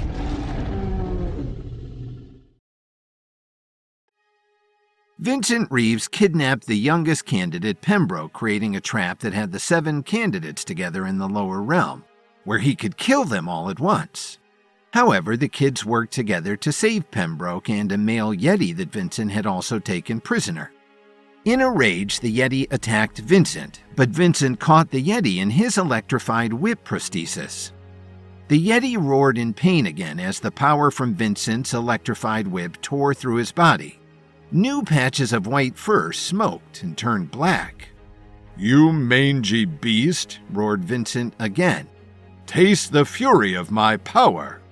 He prepared to unleash another 10,000 volts through the Yeti, but Kevin raced across the shore of the fiery lake, the night dagger at the ready in one fist. Kevin brought the night dagger down sharply just above Vincent's prosthetic. The night dagger easily sliced through flesh and bone, severing the electrified whip from Vincent's body. Vincent screamed in agony and tore away from Kevin. Blood gushed from his newly severed stump. Vincent paused only a second to swipe it through the edge of the lake of fire, cauterizing the wound. Then he ran away, still howling in pain. Kevin wanted to chase after Vincent, but the Yeti was lying silent and still on the ground and not moving. "I'll go after him," Pamela, the leveled warrior, offered. "Stay here," Kevin ordered. "Guard the younger children in case he comes back around. I need to see if there's any hope for this poor Yeti." Pamela nodded and took a stance on a rise of ground where she could keep an eye out for Vincent. "Is the Yeti dead?" Pembroke asked as he and the other candidates joined Kevin. Walter and Evita had been trying to free Pembroke from the cage Vincent had put him in, but the Yeti had ripped the door of the cage clean off after Angel, the leveled creative writer, had whispered something to him. Kevin listened to the Yeti's heart. Even he had no idea what the typical Yeti heart rate should be, but the stuttering, erratic rhythm he heard couldn't be good. "He's not dead," he assured the kids. "I'm going to give him a recovery pill to help his heart and then see how he does." Kevin had lost his levels when he came to the upper realm as usual. However, the current keeper of the White Tower, Alohi, had granted him the contents of his trusty satchel of herbal remedies when he became the guardian of the test. Kevin knew that she meant Kevin to use its contents to heal any injuries or illnesses the candidate sustained during the test, but Kevin was not going to let that get in the way of saving the Yeti's life. Based on the Yeti's size, Kevin doubled the dosage and slipped the pills into the Yeti's mouth. The herbal concoctions dissolved in the Yeti's mouth and quickly entered his bloodstream. Within moments, the Yeti was blinking and sitting up. "Where'd that arrogant little jerk go?" he asked, looking around for Vincent. "I'm going to strangle him with his own whips." "He's gone," Kevin assured the male Yeti. "And there's no sign he's coming back," Pamela added from where she was still keeping watch. "Does this mean we can go back to the upper realm now?" Majid asked. He eyed the lower realm's desolate landscape and the lake of fire only feet away. "I really don't like this place." "Yes, we can go back," Kevin agreed. "The first round of testing is over." The kids all looked surprised and then at each other. All 7 candidates were still there. Finally, Walter couldn't take it anymore. "Well, don't leave us in suspense, Kevin. Who won?" "Not me," Pembroke piped up. He was the youngest candidate at 9 and his face looked peaked after his trials. "Actually, you did pass your test," Kevin gently pointed out. "You put the animal kingdom of the upper realm in alignment after Angel recreated it, and Majid and Walter restored the Sea of Possibility in the White Tower." "I know," Pembroke replied. "I guess what I mean is I'm not going to pass any more tests. I'm dropping out of the contest." "Don't you want to be the next keeper of the upper realm?" Angel wondered, amazed. "It's not about want," the wise little boy explained. "I know I'm not ready. Therefore, I know I'm not the next keeper. Whoever winds up being keeper will know that is his or her destiny no matter what happens or what tests are faced." "Exactly so," Kevin agreed. He looked the group over, knowing in his heart what he was about to say was true. The role of the Keeper of the White Tower is not like a gold medal or a trophy. You are not competing against each other for a prize. You are testing your strength and abilities against the tests themselves. If you are meant to be the next keeper, you will know it, but there is no shame or failure if that is not your destiny. "But what happens to Pembroke now?" Majid wanted to know. "Whatever he wants, eventually," Kevin smiled at the boy. "But until the next keeper is chosen, you should stay in the upper realm where Vincent can't get you. After that, you can return to the ordinary realm if you wish." "I definitely want to stay out of that guy's way," Pembroke declared. "After that, I'm not sure, but I'll have time to think about it. And I definitely want to find out which one of you will be the next keeper." "Then let's get back to the upper realm as soon as possible." In Kevin's private thoughts, he had a bad feeling that things there might be disintegrating faster than he had anticipated. Evita noticed the male Yeti suddenly looking sad again. "Don't you want to come to the upper realm?" she asked gently. "That depends," he finally answered. He looked at Angel. "Is that story you told me true?" "What story?" The kids all wanted to know. "While the Yeti was in the cage and feeling depressed, I told him a story about the upper realm, of how beautiful and wonderful it was and how he'd be reunited with his mate, the female Yeti," Angel replied modestly. Pembroke blinked in surprise. "How did you know the Yetis were mates?"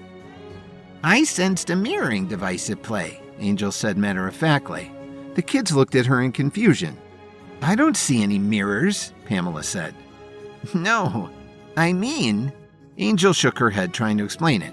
"Look, there's a tower in both realms and they're related. And there's a sea in both realms and they're related. So if there are 2 Yetis, they should be related too." Majid backed up from the Yeti. "How did you know he's not an evil Yeti?" "Because Vincent had him prisoner and he didn't attack Pembroke." "But we tried to tell the Yeti about his mate in the upper realm," Evita protested, obviously frustrated that her own attempts had failed. "He barely listened to us." "Because that was information," Angel pointed out. "Information is good for a lot of things, but not for healing hearts. For that, you need a story." She looked rather proud of herself. Evita narrowed her eyes at Angel, considering. "I'll keep that in mind," she muttered to herself. "But was it a true story?" Pembroke insisted, feeling a special need to look out for his comrade in captivity. That's up to the Yeti, Angel announced. It's up to him to make it real, which it won't be if he stays here. The Yeti looked at himself. His fur, once white and silky, was now matted and yellowed. Bands of charred hair striped his arm and torso from Vincent's whips. I have been away from my mate for a long time. Perhaps she's forgotten me, thinks I have forgotten her. But isn't it worth taking the risk? Pembroke asked, bringing his leveled ability to heal relationships into play. Maybe, the Yeti said slowly, looking at his fur again. But only if I can take a bath before I see her again. Pembroke nodded wisely. Good hygiene never hurt anyone's chances at true love. But how are we going to get back to the upper realm? Practical Pamela wanted to know. Kevin considered. On his first trip to the lower realm, he had made the long and dangerous trip back to the upper realm through the Smoke Mountain. But that was time-consuming, and Kevin still felt the need to return to Alohi as soon as possible. Going back through the Sea of Regret might be faster, but with so many people, it would be easy for a few of them to fall prey to the doubts and remorse the sea engendered. Kevin reached for the part of himself that was the guardian of the test, looking for any secret knowledge Alohi may have imbued him with. There he found the answer. It was so simple he started to laugh.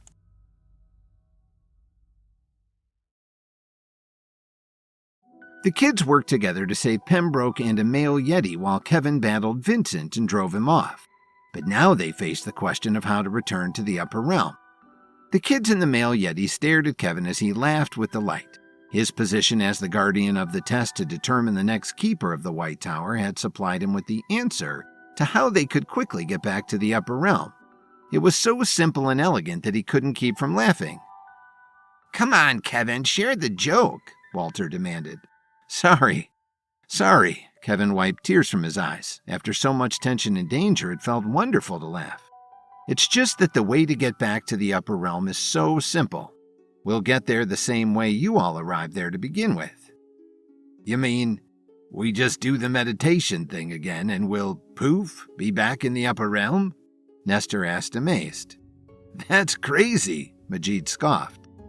Just crazy enough to work, Evita countered. She plopped down on the shore of the fiery lake and closed her eyes, concentrating. A little smile graced her lips and she fell backwards as if suddenly asleep. Before she hit the ground, she disappeared. The kids stared in amazement. One by one, they repeated the process. Kevin hung back, wanting to make sure that they all made the jump to the upper realm. At last, only Pembroke, the Yeti, and Kevin were left. Will you be able to make the jump too? Pembroke asked his new friend. I think so, the Yeti said. Yetis have natural levels too, you know. I was too depressed to do it earlier, but I think that I have Angel's story to guide me to happiness, and I can make it.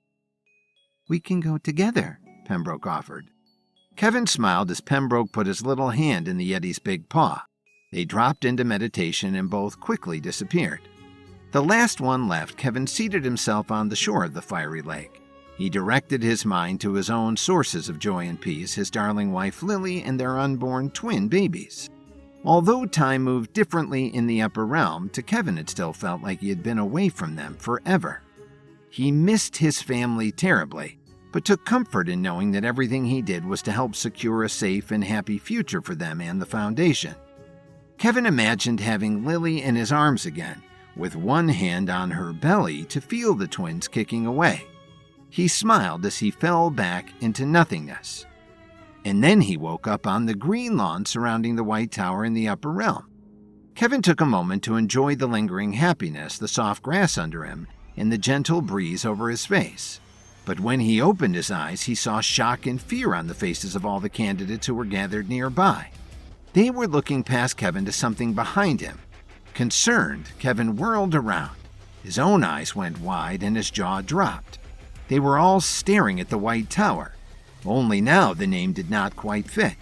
Blackness had overtaken the lowermost section of the tower.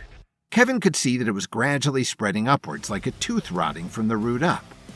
What does it mean? One of the kids whispered in horror. It means that Alohi's time is shorter than ever, Kevin replied. It may even be too short for her to survive until the testing can be completed. The kids traded horrified looks. But that means... that the upper realm will fall, Kevin replied. Of course, all the kids wanted to go with Kevin to see Alohi in her room at the top of the tower. Kevin made them stay below, worried that so many would overwhelm the frail keeper and hasten her demise. Instead, Kevin swiftly made his way up the spiral staircase, encircling the interior of the tower. He fought the dread that threatened to overwhelm his heart with every step. In Alohi's room, he found the female Yeti keeping a silent vigil over Alohi's bed while the keeper slept. Alohi's eyes fluttered open as Kevin entered. Kevin, you have succeeded in seeing the candidates through the first round of their testing. Alohi smiled, although she was so weak even the tiny movement exhausted her. Yes, but I see your time grows short, Kevin said gently. Is there anything we can do to accelerate the testing process? Alohi shook her head. The next tests are supposed to be in arenas, created by the current keeper. Alas, I'm far too weak to create them. Even trying could kill her, the female Yeti put in. Then we must find a way to bolster your strength, Kevin decided. He opened his satchel of herbal ingredients and began taking stock. I gave you back those herbal components so you could help the candidates if they get sick or injured, Alohi pointed out. I know, Kevin replied, quickly formulating a strengthening pill. And everybody will be hurt or injured if the foundation falls, so just think of this as preventative medicine. But once he had hit upon the perfect formula of herbal ingredients to give Alohi enough strength to get her through the creation of the arenas, Kevin realized he had another problem. Alohi's body was far too weak to break down the natural components into their base chemicals that her brain needed. Kevin refused to be stymied. He sent his creative mind out to seek another solution. Instantly, he hit upon one way to get the herbal components directly to Alohi's brain. It would even be useful as another way to test the candidate's abilities and tenacity. He ran the idea by Alohi to be sure that it was possible and still within the mystical parameters of the testing. Alohi's eyes went wide in surprise, but the female Yeti was positively alarmed. Kevin, the female Yeti scolded, you spent too much time in the lower realm and your brain is melted. You cannot possibly think this crazy plan of yours will work. I do think it'll work. Kevin was already mixing the needed components into a strengthening pill, grinding them as fine as possible. It will give the candidates another opportunity to prove themselves, but it won't work without your help, Madam Yeti. Tell me that you will do exactly as I tell you to. The Yeti looked torn. She didn't agree with Kevin's plan, but she hardly had a better one to offer. Okay, Kevin. I trusted you before and it always worked out. I'm willing to trust you on this one again. Kevin and the Yeti left Alohi's room together. They returned to the lawn where the kids and the male Yeti were still waiting anxiously. The female Yeti stopped when she saw the male one. He looked bashful and gave her a little wave. Pembroke gave the male Yeti a subtle nudge.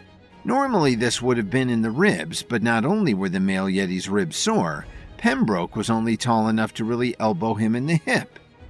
It's you, the female exclaimed. It's me, the male said, hanging his head shyly. For a moment, no one said a word. Finally, the female said, You look like you could use a good grooming. Yeah, I had planned to take a bath, but then we got back and, he gestured at the blackening white tower. Everyone waited for the female's response. Finally, she gave a little smile. I can help you with that later, but for now, we need to help Kevin. That was enough for the male. He gave a smile that didn't show any of his sharp teeth, but lit his face up with happiness. Kevin explained his plan to the candidates. They reacted about as well as the Yeti did. Wait, Walter said, speaking slowly as if Kevin had gone a little insane. You actually think that there's a way that we can physically go inside the current keeper, who is dying, and somehow administer your herbal concoction directly to her gray matter where it will count the most? That's right, Kevin told him. How? Pamela screeched. I mean, are you going to blow Alohi up to the sides of the Empire State Building so we can all run around inside her? The opposite, actually. Kevin looked at Angel, the creative writer.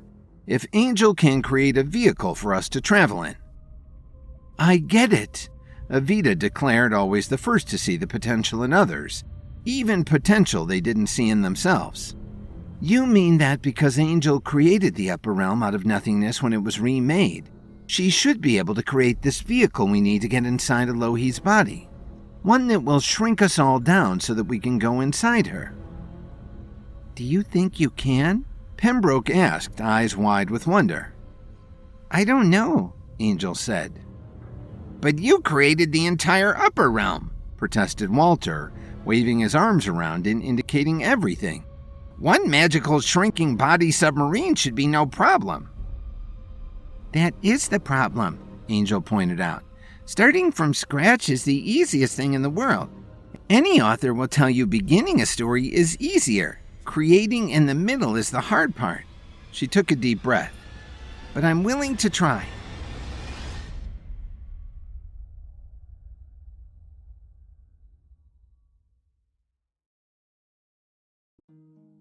The candidates all passed their first individual tests, but when Kevin and the kids returned to the upper realm, they found the White Tower turning black and Elohi fading faster than ever.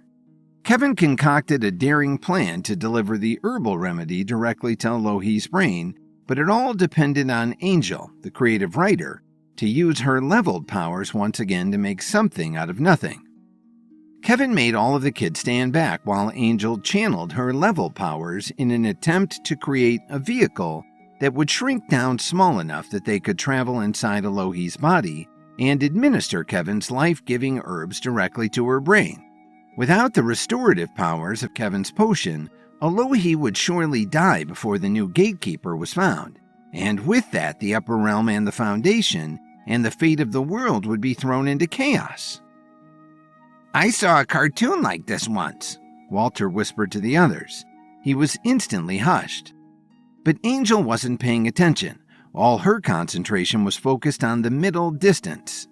Even in the strong daylight of the upper realm, she glowed a bright blue as her leveled powers engaged. To the wonder of the other kids, a large object appeared on the grass before her. It was 40 feet long, 10 feet wide, and just as tall, but hazy in its outline and details.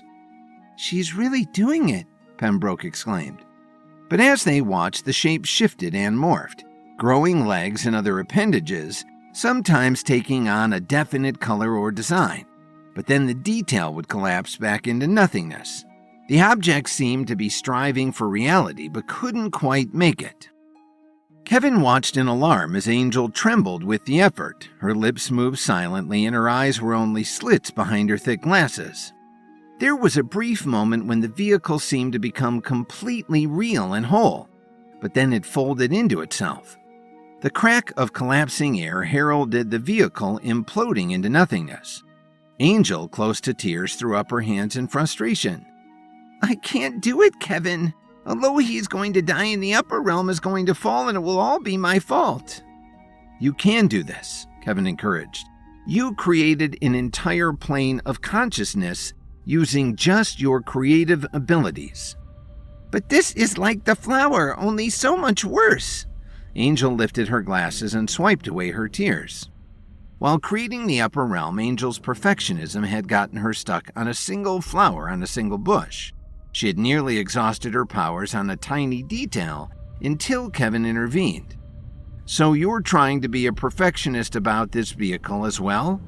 Kevin furrowed his brow in confusion. Not exactly, Angel explained. But the vehicle is complicated, way more complicated than a flower.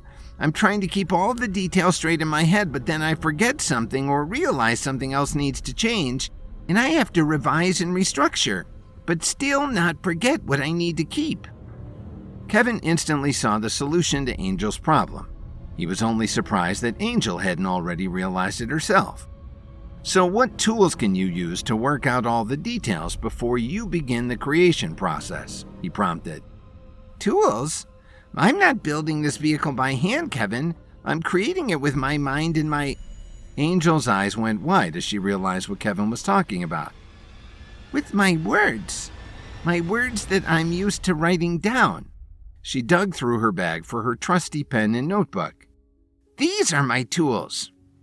Exactly. Writing down your creative ideas also allows you to revise and edit them, Kevin added. You don't have to get your creation right the first time. When you accept that refining is part of the creative process, it takes the pressure off of you to make it perfect the first time. Because that way lies writer's block, Angel declared. She plopped down on the grass and began scribbling away. As Kevin watched, she then crossed out sections, indicated some should be moved up or down, and made additions in the margins. Sooner than he expected, Angel was ready to try again. The Vitus Voyager was a specialized amphibious craft, as large as a city bus, especially designed for a single purpose.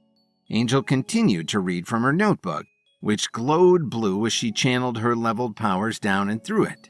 As she spoke, the Vitus Voyager shimmered smoothly into being, its details becoming more defined by the moment with none of the instability Angel's first attempt had suffered from.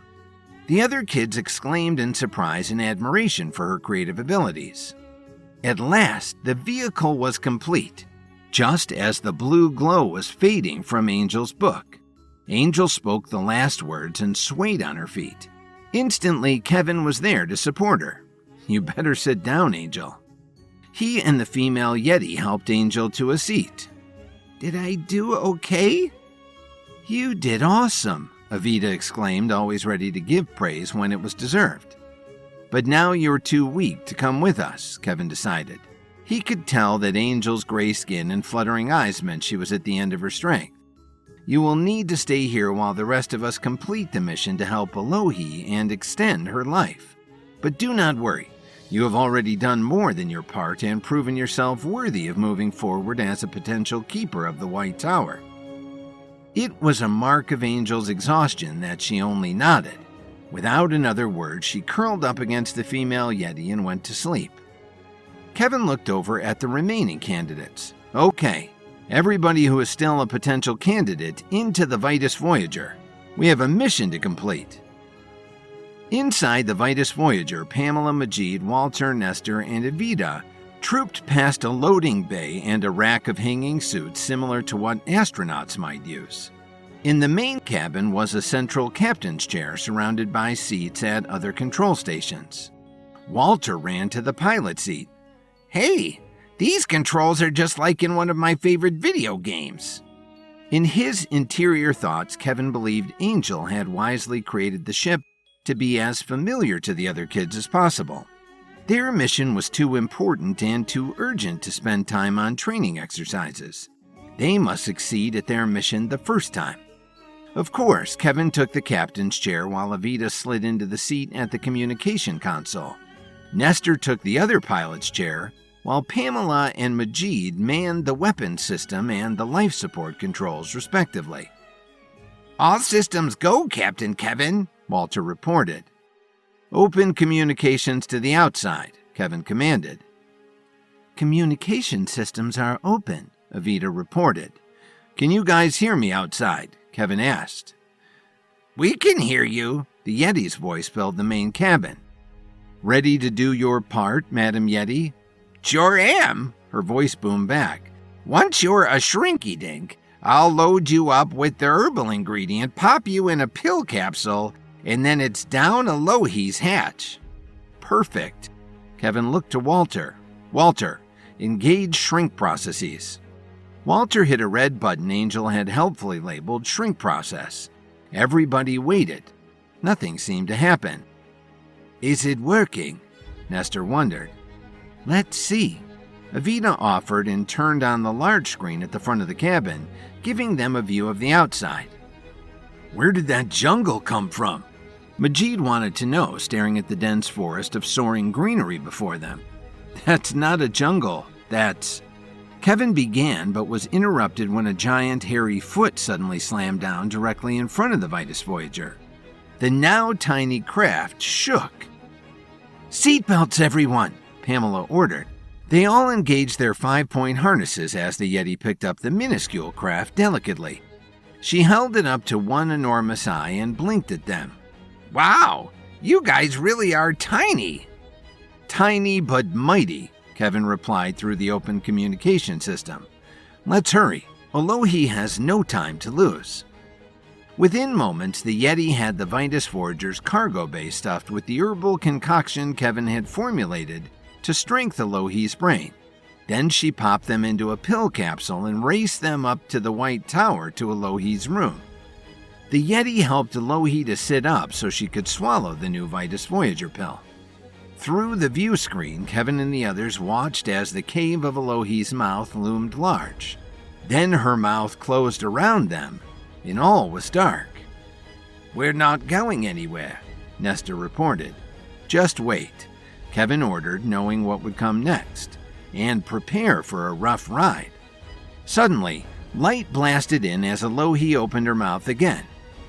A flood of water rushed in as she took a sip of water. The Vitus Voyager immediately slid forward, carried along as Alohi swallowed everything down. "Here we go!" Walter yelled as the vehicle tipped forward like a car on a roller coaster, and they sped into a vertical drop into Alohi's stomach. The adventure of the Vitus Voyager had begun. When Kevin and the kids returned to the upper realm, they found the White Tower turning black and Alohi fading faster than ever. Kevin concocted a daring plan to deliver the herbal remedy directly to Alohi's brain. Angel created a vehicle called the Vitus Voyager, which was capable of shrinking down small enough to actually go inside Alohi's body. Then Kevin, Pamela, Majid, Walter, Nestor, and Evita piled inside to begin their mission. The Vitus Voyager plummeted in a vertical drop down Alohi's throat, swept along with the sip of water that the keeper of the White Tower had taken to wash down the capsule containing the shrunken vehicle. Inside, Kevin and the kids braced themselves against their 5-point harnesses and held on as the vehicle rocked and shook, occasionally bouncing off of the sides of Alohi's throat. "Isn't there some way to steer this thing?" Pamela demanded of Walter, who sat in the pilot seat. "We can roll, and we can swim, and we can even crawl like a bug," Walter reported back. "Angel didn't give us any capabilities to fly." "It doesn't matter," Kevin added. "We can't do anything until the pill capsule that we're encased in dissolves away." The pill capsule containing the Vitus Voyager splashed down into Alohi's stomach, rocking and bobbing in the fluids. "Turn on the exterior lights," Kevin commanded. "Let's see what the status of the pill capsule is. It shouldn't take long to dissolve." In the communications chair, Evita flipped a few switches. The Vitus Voyager's exterior lights came on, and so did the large view screen in the main cabin.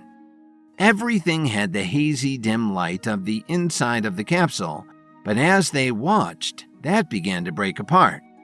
At the same time, much of the liquid the amphibious vehicle was bobbing in drained away.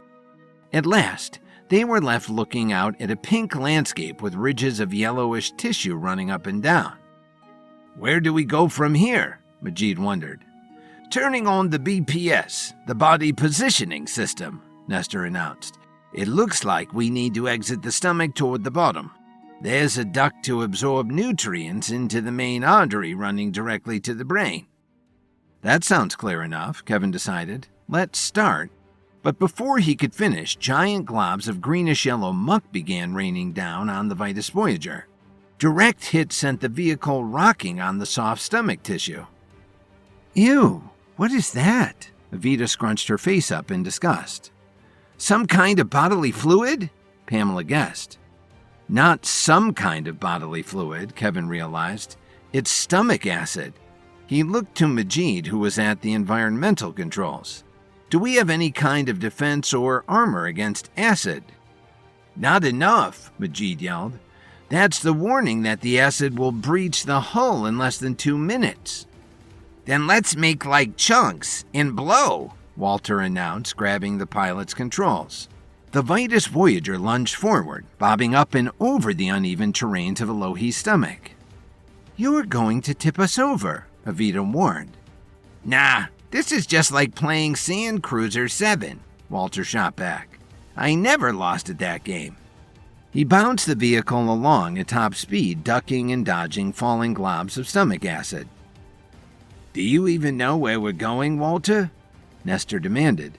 Yeah, we're heading the heck out of here before we're burned into a puddle of goo, Walter shot back. We can't just tunnel out without causing Alohi more pain and damage to her body. We can't risk weakening her in any way, Kevin warned. We need to find that duct that's big enough to get the Vitus Voyager into her bloodstream to her brain. And fast, added Majid. Acid breach in 90 seconds. Acid was filling up the low-lying troughs of Alohi's stomach. Walter avoided the deeper pools, but some splashing was unavoidable. I'm moving to the higher ridges to avoid this goop, he announced. Hold on. Walter raced the vehicle forward only to slam on the brakes to avoid more falling acid. Then he sped forward again, perfectly timing each moment, so the acid always fell where the vehicle wasn't. Despite the jerky ride, Nestor was impressed. I can see why you were a champion gamer. Super thumbs to the rescue! Walter wiggled one of his super strong thumbs at Nestor before turning all of his attention back to his goal. Just ahead, the high ridge of stomach tissue they were riding on was running out. There was a deep lake of stomach acid between it and the next ridge that ran perpendicular to the one that they were using. We're going to have to make this jump, Kevin announced. I want all power going to the engines for Walter's use. The kids scrambled to obey Kevin's commands as the end of the ridge ran out. 45 seconds to acid breach, Majid reminded them all. Hold on to your breakfast and hope Alohi does too, Walter announced as he floored it. The Vitus Voyager leapt over the lake. Its back end cleared the swirling acid by inches as Walter tried to yank the vehicle, which still had the proportions of a city bus and roughly the same maneuverability, into an immediate 90-degree turn.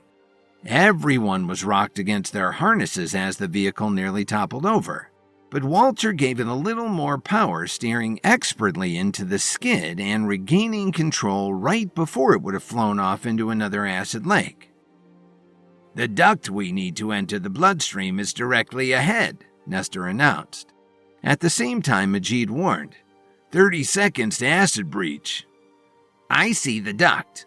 Walter's eyes suddenly went wide with horror. Why is it closing? The duct, which looked like a train tunnel from their perspective, was getting smaller by the second. Kevin leaned forward, eyes glued to the viewing screen. It's the stomach's way of protecting the rest of the body from the acid. It will close off the ducts if the acid gets to be too much. Walter increased the Vitus Voyager to full speed, but the duct was closing far too fast. We're not going to make it before that duct closes. We have to find some way out of here. Acid breach in 15 seconds, Majid yelled. There's another duct over there. Kevin spotted the duct still wide open further above the rising level of the acid. The Vitus Voyager would have to almost climb a sheer wall to get to it, but Walter was sure he could make it. I don't know where that duct goes, Nestor cried, scrambling at the body positioning system that helped orient them while in Alohi's body. I don't care, Walter shot back. It's our only hope. Walter aimed the Vitus Voyager directly at the duct and pushed the accelerator as far as it would go. The vessel shot forward. Walter was no longer even attempting to dodge the falling acid. He needed all of the vehicle's power to make it up the steep wall of the stomach into safety. 5 seconds to acid breach, Majid announced for the last time. The Vitus Voyager ground up the stomach wall, nearly going vertical at nearly 180-degree incline. Come on, baby, Walter urged the vehicle on. Already this duct was also beginning to close. Walter could tell it would be a tight fit to get the Voyager through it at this point, but he refused to give up. Just when it seemed like the Vitus Voyager would tip over backward from the steep incline, it reached the duct and shot through right before the duct closed entirely. Look out! Avita pointed at the viewing screen. A wall of red was directly before them and the whole vehicle was racing toward it at top speed. Walter slammed on the brakes, but the bulky vehicle was going far too fast, and the floor of the duct was slick with fluid. It slammed directly into the wall and then passed harmlessly through the membrane, and into the bloodstream beyond it. Kevin and the others found themselves staring through the viewing screen at the gelatinous deep red around them. The warning alarm died. Majid checked his readouts. Acid breach has been averted. No immediate danger. Good job, Walter. Kevin congratulated the gaming prodigy. We might not be where we planned, but you saved us before it was too late. And now is the easy part, Walter grinned. We just stick to the highway and there's no way we can miss Alohi's brain. He switched the amphibious vehicle into submarine mode and engaged power. Let me figure out where we are first. I have a bad feeling about this, Nestor, the psychic boy, added. But Walter was having too much fun zipping through the artery, dodging platelets and white blood cells. Nestor's eyes suddenly went wide in alarm as the body positioning system finally gave him their location within the dying keeper of the White Tower. Slow down, he yelled. This artery doesn't go to Alohi's brain. It branches off into smaller blood vessels. Where does it end up then? Walter looked away from the viewing screen to try and see the BPS. With his eyes off the screen, he didn't notice how fast the blood vessels were shrinking down. A cross current hit the Vitus Voyager, and it was swept into an even smaller pathway. That goes right to the capillaries, Nestor told Walter just as the walls closed in around the vehicle. With a sudden jolt, they stopped entirely. Walter grabbed the controls and tried everything he could think of. Nothing worked. He looked back at Kevin with large, scared eyes. Kevin, we're stuck. Angel created a vehicle called the Vitus Voyager, which was capable of shrinking down small enough to actually go inside Alohi's body. Then Kevin, Pamela, Majid, Walter, Nestor, and Evita piled inside to begin their mission. Walter successfully piloted them out of Alohi's stomach and into her bloodstream, but a wrong turn suddenly stuck them in a blood vessel that was too small. Walter grabbed the controls of the Vitus Voyager and tried everything he could to get them unstuck from the blood vessel, but the vehicle remained firmly stuck. Majid checked the environmental controls. There's an increase of pressure at the rear of the Vitus Voyager, he announced to the others. Will it be enough to breach the hull? Pamela wondered. Unclear, Majid replied. I think it's the blood that's building up behind us. I don't like the sound of that, Pamela announced. I'm not sure that Angel designed the vehicle to take this kind of pressure. Maybe it will help us?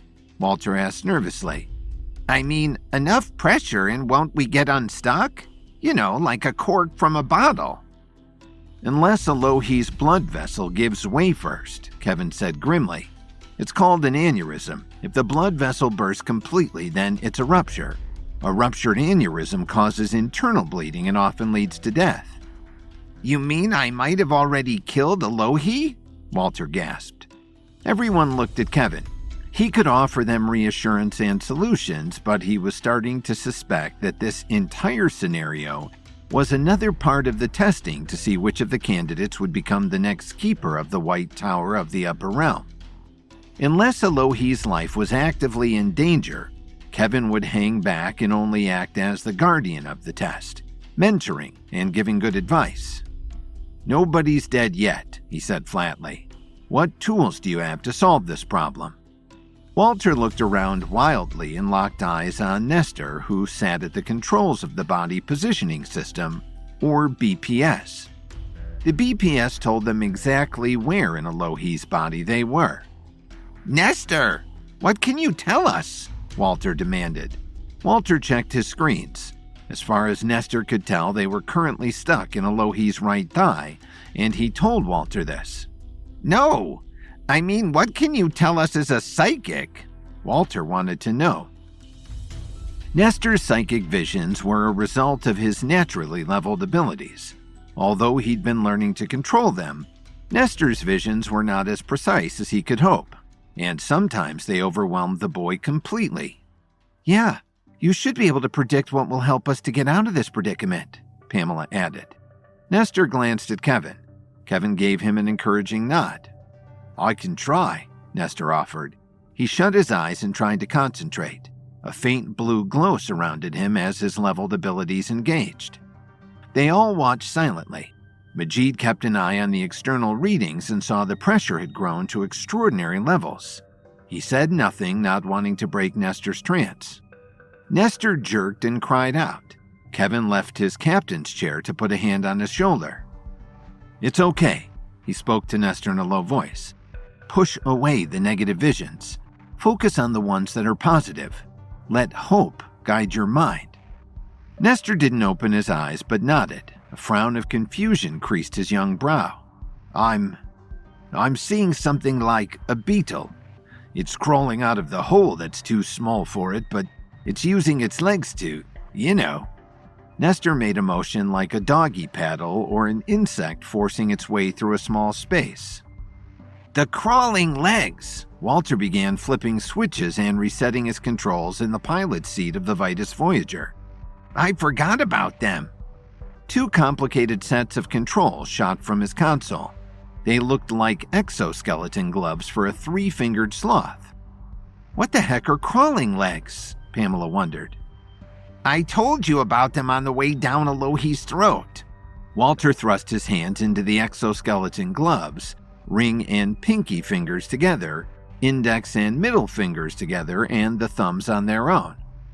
"Angel designed the Vitus Voyager so that it could roll on its treads like a tank or swim underwater like a submarine." Walter engaged the exoskeleton gloves. Instantly, 6 appendages were released from the sides of the Vitus Voyager. "But she also gave us legs to crawl with," Walter finished.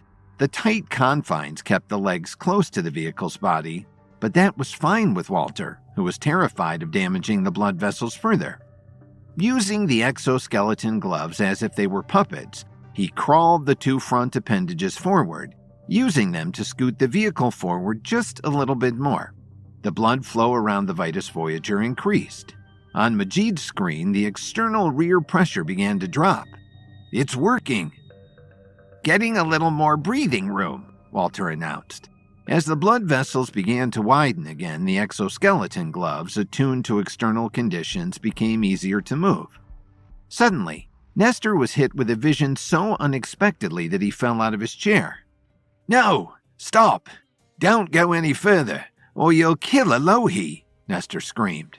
Kevin and Evita, who had been in the communications chair, raced to help Nestor, who had gone into a grand mal seizure. Walter instantly froze. "Then what should I do?" he begged. "We can't just stay here." "External rear pressure is going up again," Majid announced. Kevin gently tried to rouse Nestor, whose seizure had ceased, but afterward, he had entered some kind of fugue state. He rolled his head back and forth, muttering, "The upper realm falls. The upper realm falls. The upper realm falls." "Does that mean there's nothing we can do?" Majid asked frantically. "Is it hopeless?" "It's never hopeless," Kevin declared. "Nestor wouldn't have been given the vision of what to do in the first place if our mission was doomed to fail, and there was no way to save Alohi before one of you became the next keeper of the White Tower. But Nestor is too overwhelmed by his visions to help us right now. You have to figure this out without him. What do we know?" In his private thoughts, Kevin knew that asking a panic group questions they could answer was the best and fastest way to get their brains to start looking for solutions. Majid scanned his external environmental readings. "We know that the pressure is growing faster on the right side of the Vitus Voyager than it is on the left," he offered. Gingerly, Walter tested each finger of his exoskeleton gloves, trying to sense the slightest resistance without putting more strain on Alohi's overloaded blood vessel. "I'm feeling the same thing," he declared at last. "There's something about the rear right appendage. It's not functioning correctly. It feels like it's frozen or stuck." "Could it be a mechanical failure?" Evita wanted to know. "There's no way to tell," Majid replied. "There are no sensors back there, and Angel didn't give us any rear-facing cameras when she created the Vitus Voyager." "Angel did a fantastic job considering the time constraints she was under," Evita said loyally. "Walter, can you just try to yank the leg free?" "Not without risking giving Alohi a rupture," Walter shot back. His hands were starting to tremble from his efforts to hold them perfectly still. "There's nothing for it," Kevin declared. "Someone is going to have to go outside the Vitus Voyager, see what the problem is, and fix it from there." "I'll do it," Pamela declared, already marching for the aft compartment where the space-like survival suits were stored. "If something has gone wrong, brute strength is likely to be the answer, and I'm the strongest among us." Without a word, Kevin followed her. He wasn't willing to let the leveled warrior leave the Vitus Voyager on her own, both for her own safety and for Alohi's. Kevin and Pamela, clad in space-like survival suits, stepped from the vehicle and into the blood vessel. The vehicle had reduced the flow of blood to a trickle that only came up to their knees. They ducked between the body of the vehicle and its legs. Each leg ended in a three-toed claw with sharp hooks. It was a tight squeeze, and the sides of the blood vessel pressed close around them, making visibility only a few feet. "This is like trying to walk around the inside of a parachute once it's fallen to the ground," Pamela remarked. "And this blood vessel is as delicate as silk," Kevin added. "We need to be careful." They got to the last leg and looked at it. "I don't see anything wrong," Pamela declared. "Maybe it's just gotten stuck. I'll shove it back into the body of the vehicle and Walter can crawl us along on 5 legs instead of 6. Pamela began to glow with blue light as she accessed her level powers to give her super strength. She grabbed the 6th leg and was about to slam it home, but Kevin spotted something that made his blood run cold. He shot out a hand of his own. "Stop," he commanded, "or you could kill Alohi right here and now." Angel created a vehicle called the Vitus Voyager, which was capable of shrinking down small enough to actually go inside Alohi's body so that Kevin could administer her an herbal remedy. Then Kevin, Pamela, Majid, Walter, Nestor, and Evita piled inside to begin their mission. When the Vitus Voyager got stuck in a collapsing blood vessel, warrior Pamela thought brute strength would free them, but Kevin warned her that the move could kill Alohi. Kevin held Pamela back from forcing the mechanical leg of the Vitus Voyager to close. "What are you talking about?" Pamela demanded. "Kevin, we need to get our vehicle unstuck from this blood vessel before it ruptures from the force of the blood building up behind it." Already they could see the walls of the blood vessel bulging and thinning as the blood tried to force its way past the blockage. "Look, Pamela," Kevin said as he pointed to one of the mechanical leg's articulated joints. Pamela followed Kevin's finger. She saw that a thick fold of the blood vessel wall had gotten snagged in the articulated joint. That's why the Vitus Voyager couldn't move forward. "Oh no!" Pamela wanted to clap her hand to her mouth in horror, but the astronaut-like survival suit she and Kevin wore prevented her from doing so. "If I had really forced this leg to close, it would have torn a hole in the blood vessel wall completely. And Alohi could have died from internal bleeding." Kevin finished the terrible thought. "This isn't a moment for strength, Pamela, even if that's what you so often use your leveled powers for. This is a moment for patience and delicacy." Pamela tried to take his advice, but it was difficult. "How can we be patient and delicate when we're under such a time crunch?" "That is often when it's most important," Kevin replied, feeling like his own mystical mentor, the Night King. Kevin and Pamela stooped to carefully work the fold of the blood vessel's wall from the leg joint. "You move the leg, and I'll free the tissue," Kevin ordered. Pamela grabbed the leg and applied pressure to open the joint, but the leg wouldn't move. "I'm going to have to apply more of my leveled strength," she warned Kevin. "But carefully," Kevin warned. "If you straightened the leg too fast, the claw on the end could also rip through the blood vessel wall." Pamela nodded, too tense to reply verbally. She grabbed the mechanical leg on either side of the joint and slowly applied greater and greater pressure. Kevin delicately worked the tissue free from where it was caught in the joint as it slowly opened. All at once, the joint loosened. Pamela's pressure caused it to fly up, the sharp claw headed directly at the blood vessel wall. But then Pamela reversed the pull of her muscles at the last moment, bringing the leg safely back down as Kevin freed the last of the tissue from the joint. "Wow!" Pamela was shaking so hard that she thought she might have to sit down. "That was close."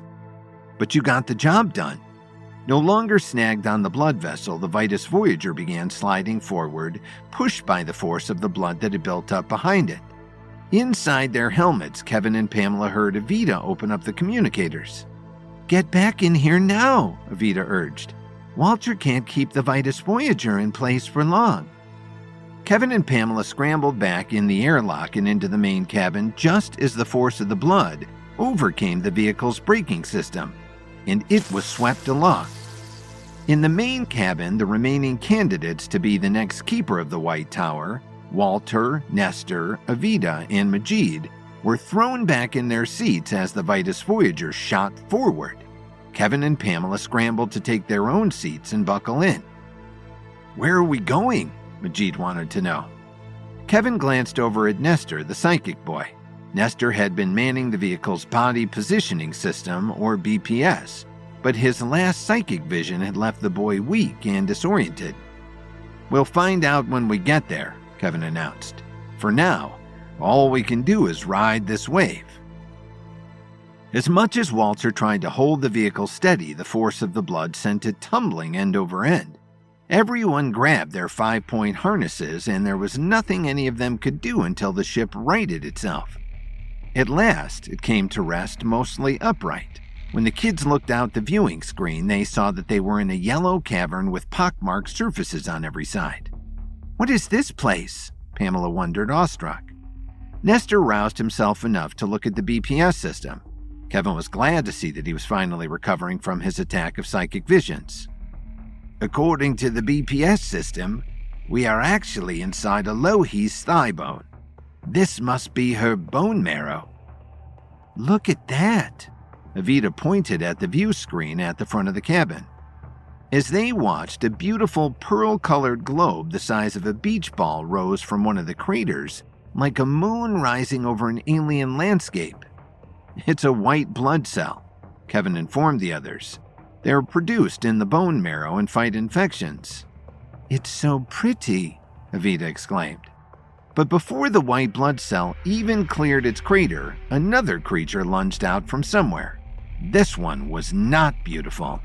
It was a sickly green and looked like a furious slug the size of a horse with sharp, gnashing teeth. It dove at the white blood cell. The white blood cell briefly glowed a brighter white, but it was no match for the slug thing. It punctured the white blood cell, spilling the glowing contents of the cell and consuming it ravenously. "What the heck is that slug thing?" Walter exclaimed in disgust. "Bacteria," Kevin said grimly. "Alohi must have an infection that is attacking her white blood cells before they have a chance to fully form and make it into her bloodstream." "And there's a lot more of them." Evita pointed to where an entire herd of bacteria was charging over the landscape to where more white blood cells were slowly emerging. "That's more like it," Pamela grinned. "Finally something I can really fight." She left her place at the security console and headed back for the airlock. "Are you sure?" Evita asked anxiously. "There are so many of them. You can't fight them all on your own." "Of course I can," Pamela declared. "Fighting is what I do best." She left the main cabin. Evita looked to Kevin anxiously, hoping he would stop Pamela from trying to take on an entire infection of deadly bacteria all by herself. But for the moment, Kevin said nothing. Kevin believed this was part of Pamela's test to see if it would be she who became the next keeper. Pamela confidently strode up to the slug-like bacteria that was still slurping up the remains of the white blood cell that it had slaughtered. She assumed it would be like any other slug, slow and dumb and mostly blind. It seemed to pay her no mind as she walked right up and slammed her fist just below its eye stalks. Her fist sank into what felt like warm, tough rubber, not unlike punching a partially deflated tire. But unlike a tire, the bacteria immediately rounded on Pamela. Its sharp teeth gnashed at her. It was only her quick reflexes that saved her protective suit from being slashed open. Pamela jumped back, stunned that her blow seemed to have no effect on the bacteria. The communications in her helmet came on and Kevin's voice came through. "You can pummel the bacteria all day, but it'll have little effect, Pamela. You need something much sharper." I know, she protested. I know how to fight. I know how to kill. Just let me do this my way." Despite her words, Pamela realized Kevin was right. She reached deep into herself and called up her leveled powers. She channeled them into a blue light that she then honed into a rapier sword, similar to those used by fencers. It was thin and long and very sharp. Sensing danger, the bacteria came after her, maw gaping and moving faster than a real slug could dream of. Pamela dodged, spinning out of the way and bringing her rapier around to plunge into the bacteria's side. She withdrew the blade, but only a trickle of green slime oozed from the bacteria, which continued to pursue her. Again, Kevin's voice came through Pamela's communication system. "You need to slice, not stab," he advised. "Bacteria don't have any internal organs for you to damage. You have to open them up to kill them." Pamela instantly refocused her leveled energy. Instead of a rapier, she now held a katana with a long bladed edge, perfect for opening long, deep cuts. She dodged another attack by the bacteria and parried its gaping mouth full of sharp teeth with a long slash of the katana.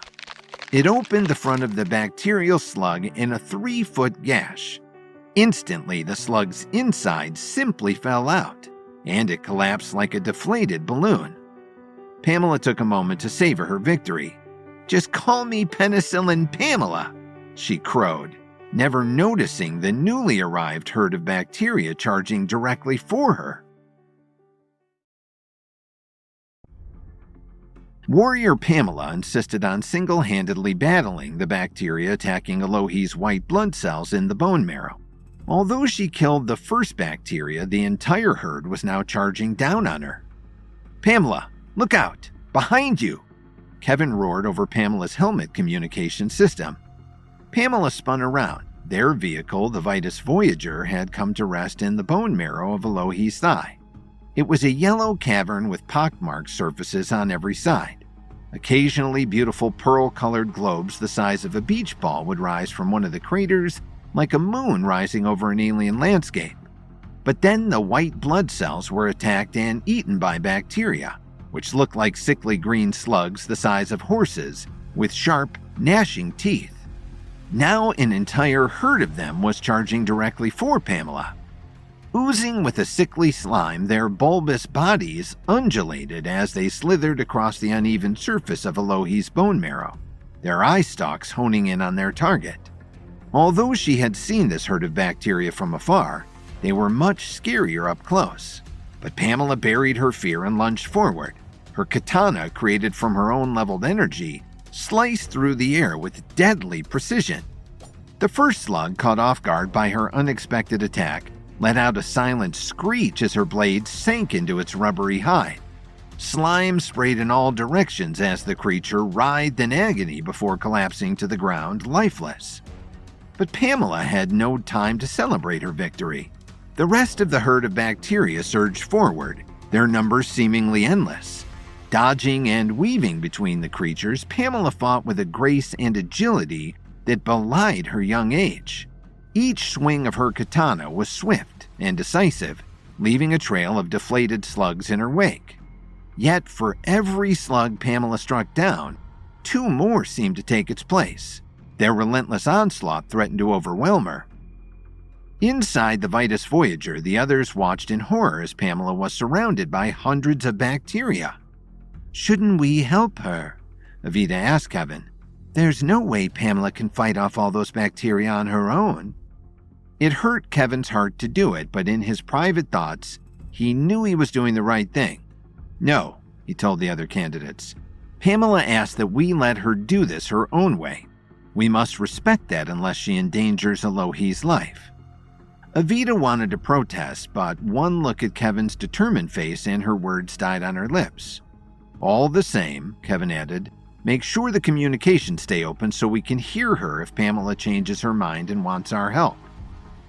As the battle raged on, Pamela realized she was having to retreat. Wisely, she looked for higher ground and backed up until she was on top of a small plateau of bone marrow. Only then did she realize this was actually a tactical mistake. The small plateau allowed her to have the higher ground, but it also allowed the bacteria to surround her on every side. Pamela whirled like a dervish, slicing and cutting with her glowing blue leveled katana through the rubbery skin of each slug-like creature as it charged at her. She was greatly outnumbered and tired. Already the drain of powering her katana was becoming an effort. She tried sending bolts of leveled energy at the bacteria. The blue bolts pierced their thick hides but didn't do enough damage. She searched for a way to turn the tide, and then she saw it. A towering stalactite hanging precariously from the cavern's ceiling, its pointed tip poised like a deadly spear. From his place in the captain's chair of the Vitus Voyager, Kevin saw Pamela glance up and instantly knew what the girl was planning. Kevin opened the comm system. "Don't do it!" "What?" Pamela's voice came back breathless and confused as she continued to fight off the slug-like bacteria. "You don't know what I'm planning?" "Yes, I do." Kevin's voice was grim and commanding. "You think you can slice through the stalactite above and send it crashing down to take out some of the bacteria." "When did you become a mind reader?" Pamela grumbled, which let Kevin know he had guessed exactly what she'd been planning on doing. "You can't do it," Kevin ordered sharply. "Do you hear me, Pamela? You can't do it. That's not some dead piece of stone. It's part of Elohi's bone marrow. It's a living section of her body that she needs to create more white blood cells to fight off infections.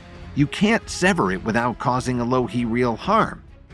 "I have to do something," Pamela wailed back. "I can't stop all of the bacteria." "You can always ask for help," Kevin offered. "All of us are just waiting to help you, Pamela," Avita added. But there was only a long silence from Pamela. "I can't do that," she finally replied. "I can't put you other kids in danger like that." Suddenly, Kevin understood. Pamela wasn't fighting solo out of hubris or ego. She was fighting solo because she was the only warrior among the kids.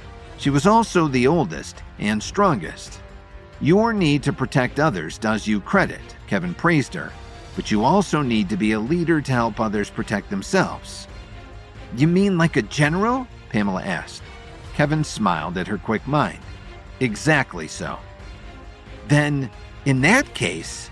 Pamela paused as two bacteria attacked at once. She sliced one open and then jumped high in the air to avoid another snapping mouth. She came down on top of the second and buried her katana to the hilt in its back. She leapt free as the bacteria collapsed under her. "This general is calling in the cavalry," Pamela finished. "Come and get me." "All right!" Walter cheered from the pilot seat as he fired up the amphibious Vitus Voyager and sent it charging forward on its tank treads. The bacterial slugs were closer than ever as Pamela tried to fight them off with the last of her strength. Her blue glowing katana blade, forged from nothing more than her own leveled energy, flickered in and out of existence as her energy faded. The slugs lunged forward. Pamela dodged their snapping jaws, but she was surrounded on every side. But with a roar, the Vitus Voyager cut through the deadly herd. The size of a city bus, it squashed several bacteria under its treads. Pamela leapt high into the air, flew over the slugs, and landed on the roof of the Vitus Voyager. "What are your orders, General?" Walter asked through the communications link. "Can you deploy the Vitus Voyager's crawling legs?" In addition to tank treads for flat ground and jet propulsion for underwater maneuvers, the Vitus Voyager was equipped with 6 mechanical legs so that it could crawl over irregular terrain like a beetle.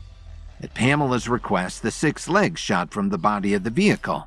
Each was tipped with a sharp claw for gripping uneven surfaces, but Pamela wisely realized they could also be used as weapons. Pamela called directions down to the kids still at the Vitus Voyager's controls. The legs flashed through the air and tore into the bacteria in all directions. The bacteria turned en masse to attack their attacker, but their sharp teeth didn't even scuff the finish on the Voyager. The slug-like creatures couldn't reach Pamela on the high roof, and they didn't have the intelligence to know that they couldn't win and run away.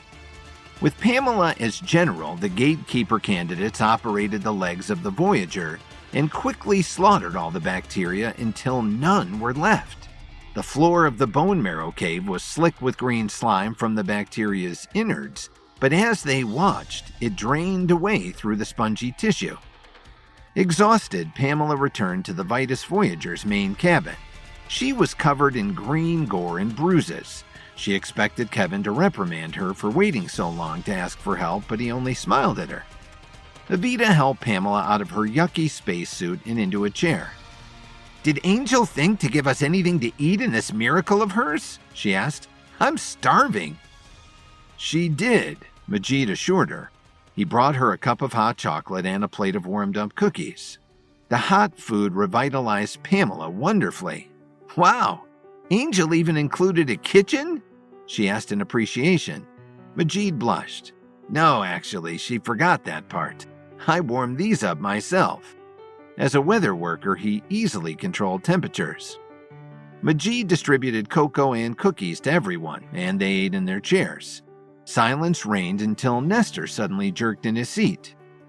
"Something's about to happen," he announced. "More fighting?" Pamela asked. She wasn't eager but sounded resigned. "No, something wonderful. Keep looking at the view screen." As they watched over the pitted landscape of the bone marrow, new white blood cells emerged from the craters. Each was a beautiful white globe the size of a beach ball. They floated up gently towards the roof of the bone marrow cave, where they were absorbed into Elohi's bloodstream. Without the bacteria to eat them, more and more white blood cells emerged until the cave was filled with glowing white bubbles. Inside the Vitus Voyager, no one said anything. For now, it was enough for them to sit back and watch the miracle of a human body healing itself.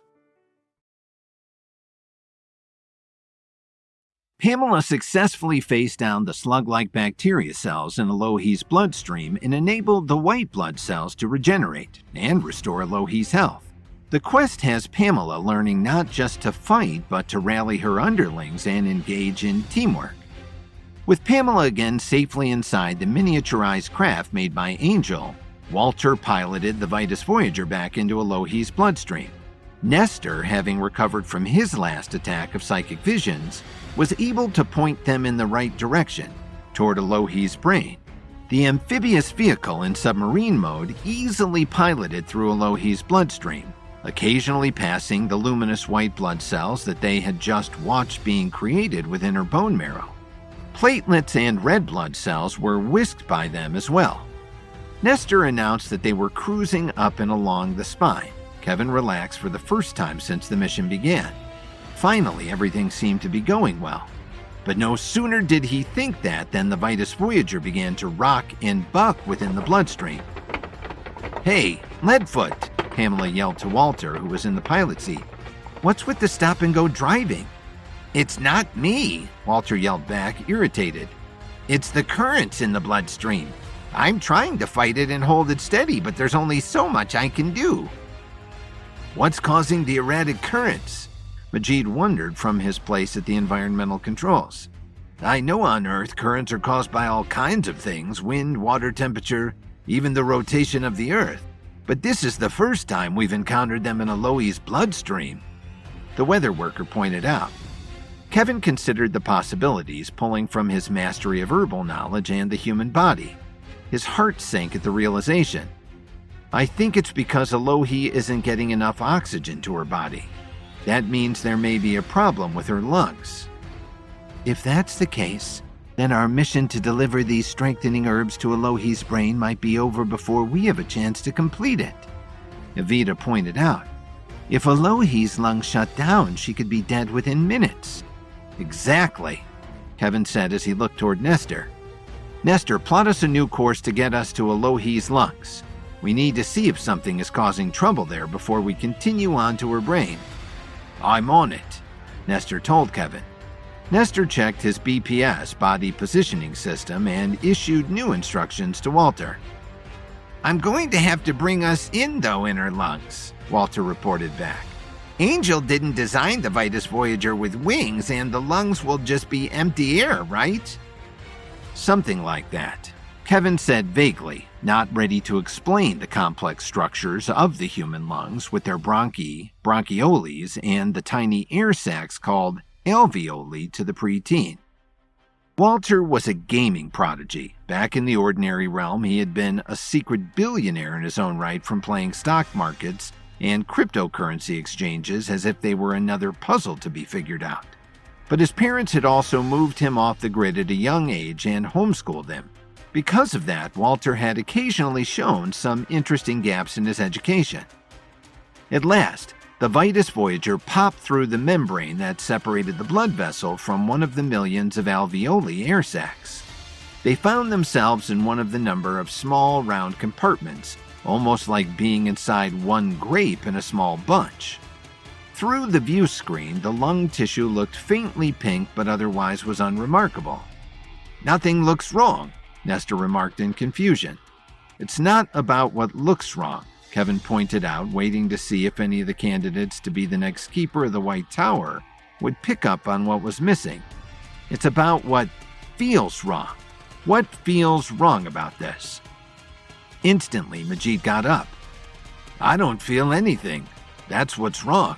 If Elohi's lungs were working correctly, they would be moving in and out all of the time." "That's right," Kevin agreed. "The motion of her diaphragm going up and down would be pumping air in and out of her lungs. But right now, there's hardly any movement at all." Majid checked the environmental readings and looked alarmed. "Elohi's lungs are filling up with carbon dioxide.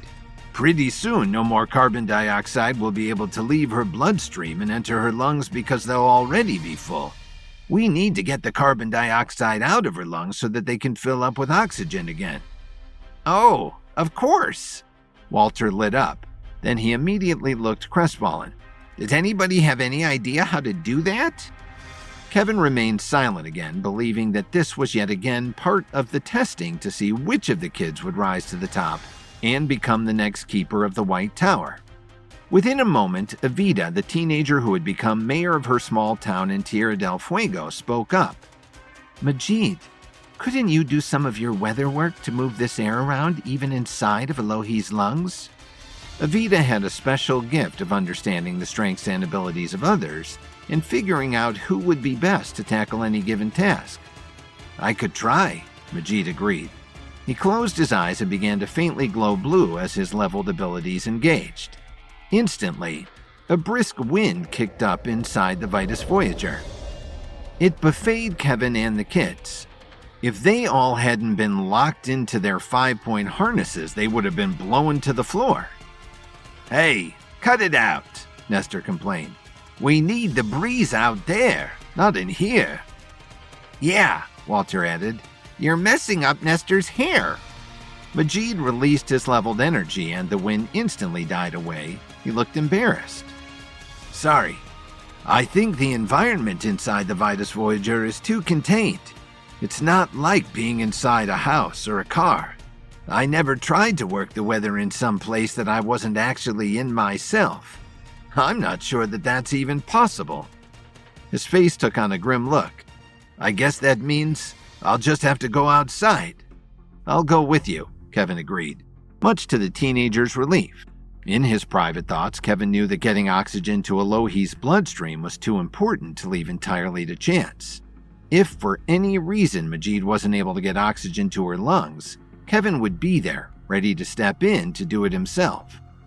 Kevin just wished he knew how, but that was a problem to solve only if and when Majid failed.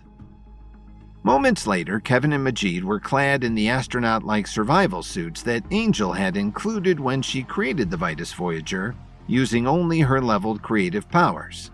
They stepped from the vehicle and into the empty space of the alveoli air sac. "Okay, the first thing to do is to blow the carbon dioxide from Elohi's lungs." Majid looked to Kevin as if for permission to start. Kevin gave him a nod but kept a close eye on Majid. Majid didn't seem as confident as Kevin would like. Majid closed his eyes while muttering to himself, but then he stopped, looked around, repositioned himself, and then closed his eyes again. But still he didn't engage his powers. "Something wrong?" Kevin prompted. He could feel time ticking away from them as Elohi's chances to live ebbed by the moment. "I've never tried to do anything like this," Majid finally admitted. "I've created storms, held back the tide, caused rivers to burst their banks, But Alohi's life depends on this. I could easily tear her lungs to shreds if I use too much power. But you also just use your power to warm up cocoa and cookies for us, Kevin pointed out. Yeah, but that's just the opposite, Majid pointed out. That tiny kind of power isn't going to save anyone's life. It's a place to start, Kevin advised. You can always start small and increase your power gradually until you get the result that we need. Reassured by the advice, Majid closed his eyes again. This time he began to glow faintly blue. A gentle breeze ruffled Kevin's suit, channeling itself up and out of the air sac. The walls of the sac gently contracted as the negative pressure built. Majid knew that this was only one tiny air sac amongst the millions in Alohi's body. He let his leveled powers expand, seeking out the alveoli air sacs and gently drawing the carbon dioxide out of them and sending them up and out of Alohi's body in a long and gentle exhale. Over the communication systems in their helmets, Kevin and Majid heard Evita report on their success. Environmental readings are now showing no more carbon dioxide in Alohi's lungs.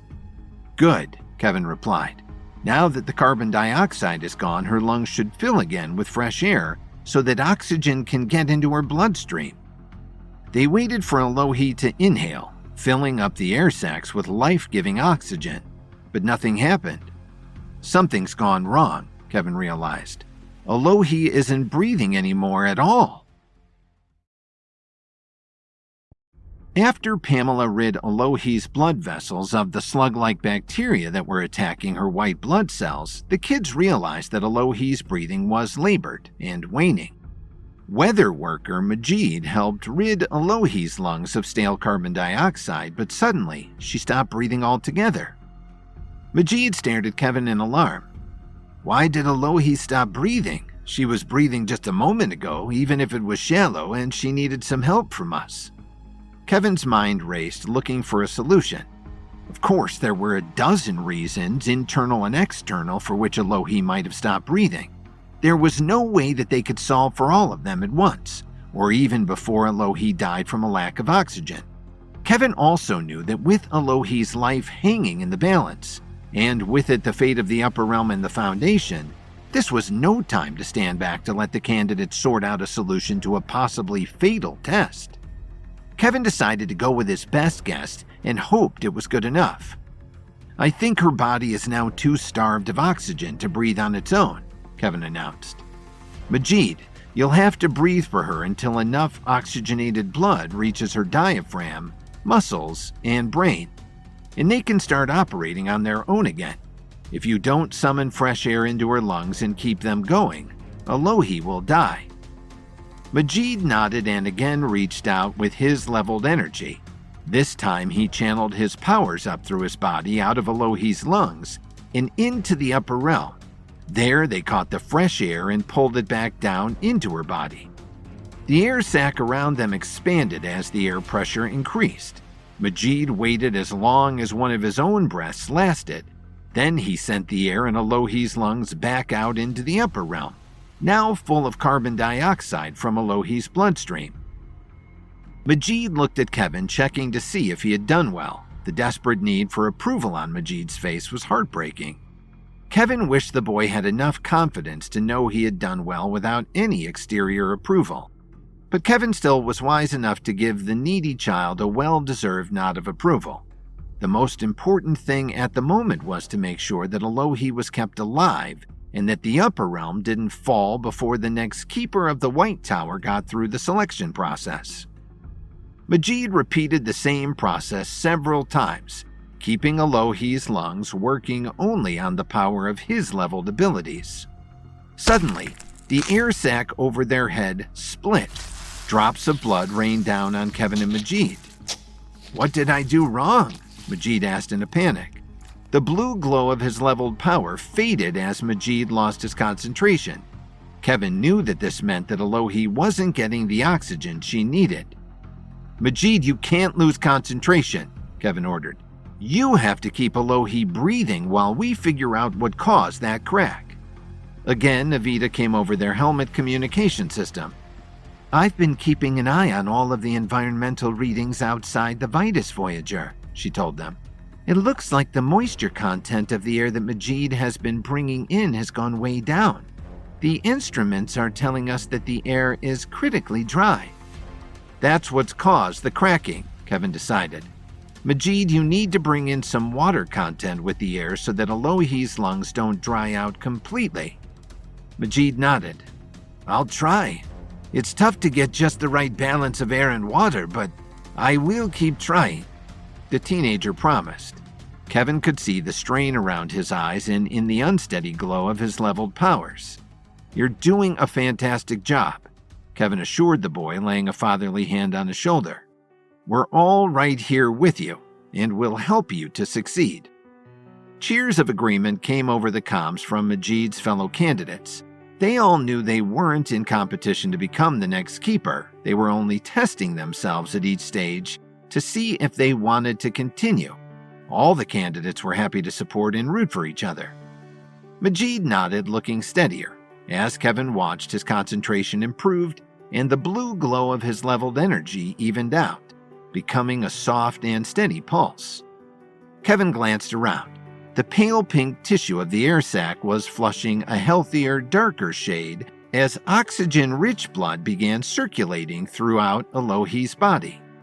Kevin began to sense that some of the sac's movement was also taking on its own rhythm, independent from Majid's.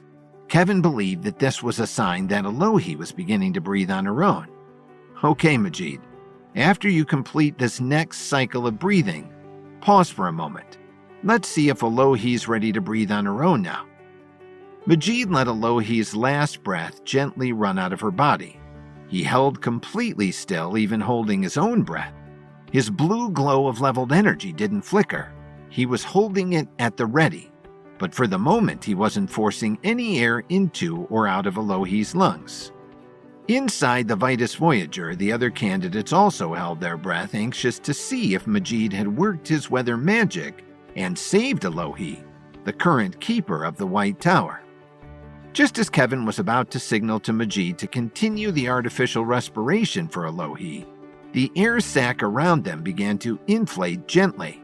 It only inflated about halfway before Elohi seemed to run out of energy. The sac collapsed again. But as soon as it did, it began to refill once more. This time it inflated completely. Elohi was breathing on her own again. The tissue around them began moving in slow, gentle movements. The sac under Kevin, Majid, and the Vitus Voyager gently rose and fell with every inhale and exhale. It worked, Majid cheered, relief visible even through the glass of his helmet. You go, weatherman, Walter yelled over the comm system.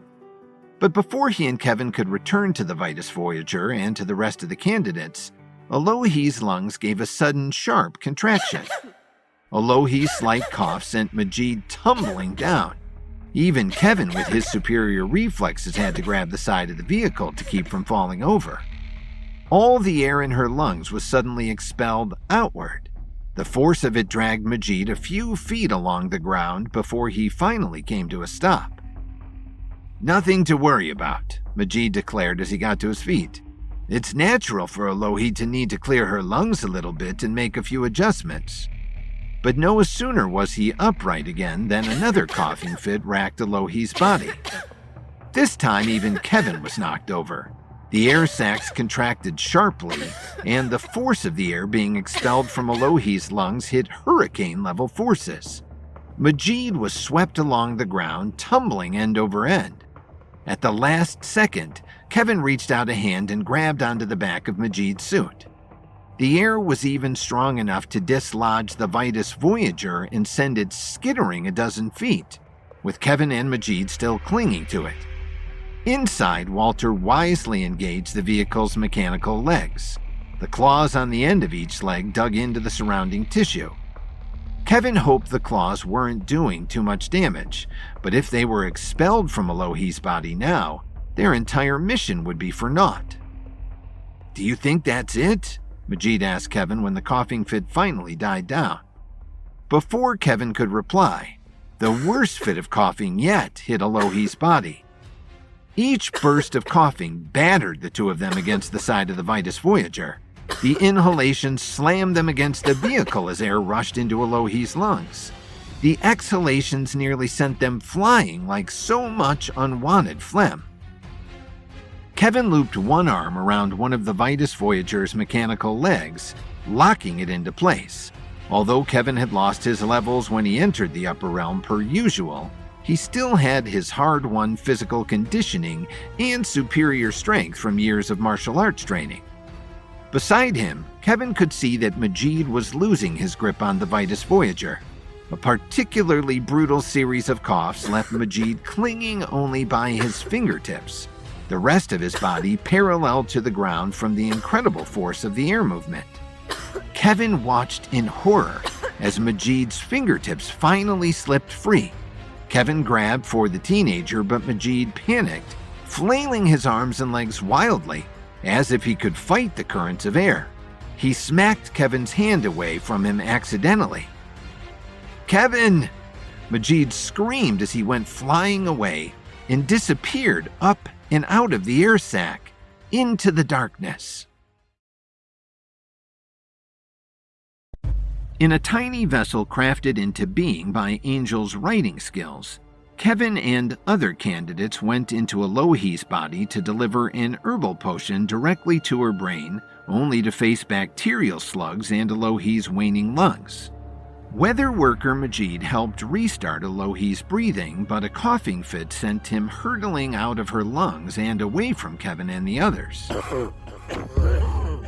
Kevin raced to re-enter the Vitus Voyager in between Elohie's coughing fits. The remaining candidates, Pamela, Walter, Nestor, and Evita, had seen everything through the large view screen at the front of the main cabin. "Where did Majid go?" demanded Walter at the pilot's chair.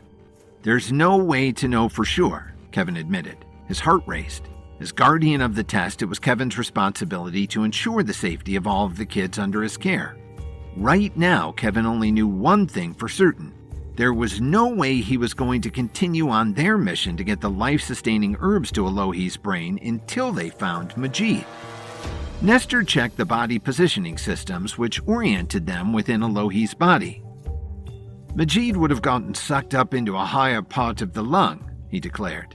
"But we can't know for sure if he got sucked entirely out of Elohie's body, or if he got stuck somewhere along the way in another part of the lungs or somewhere else in Elohie's airway."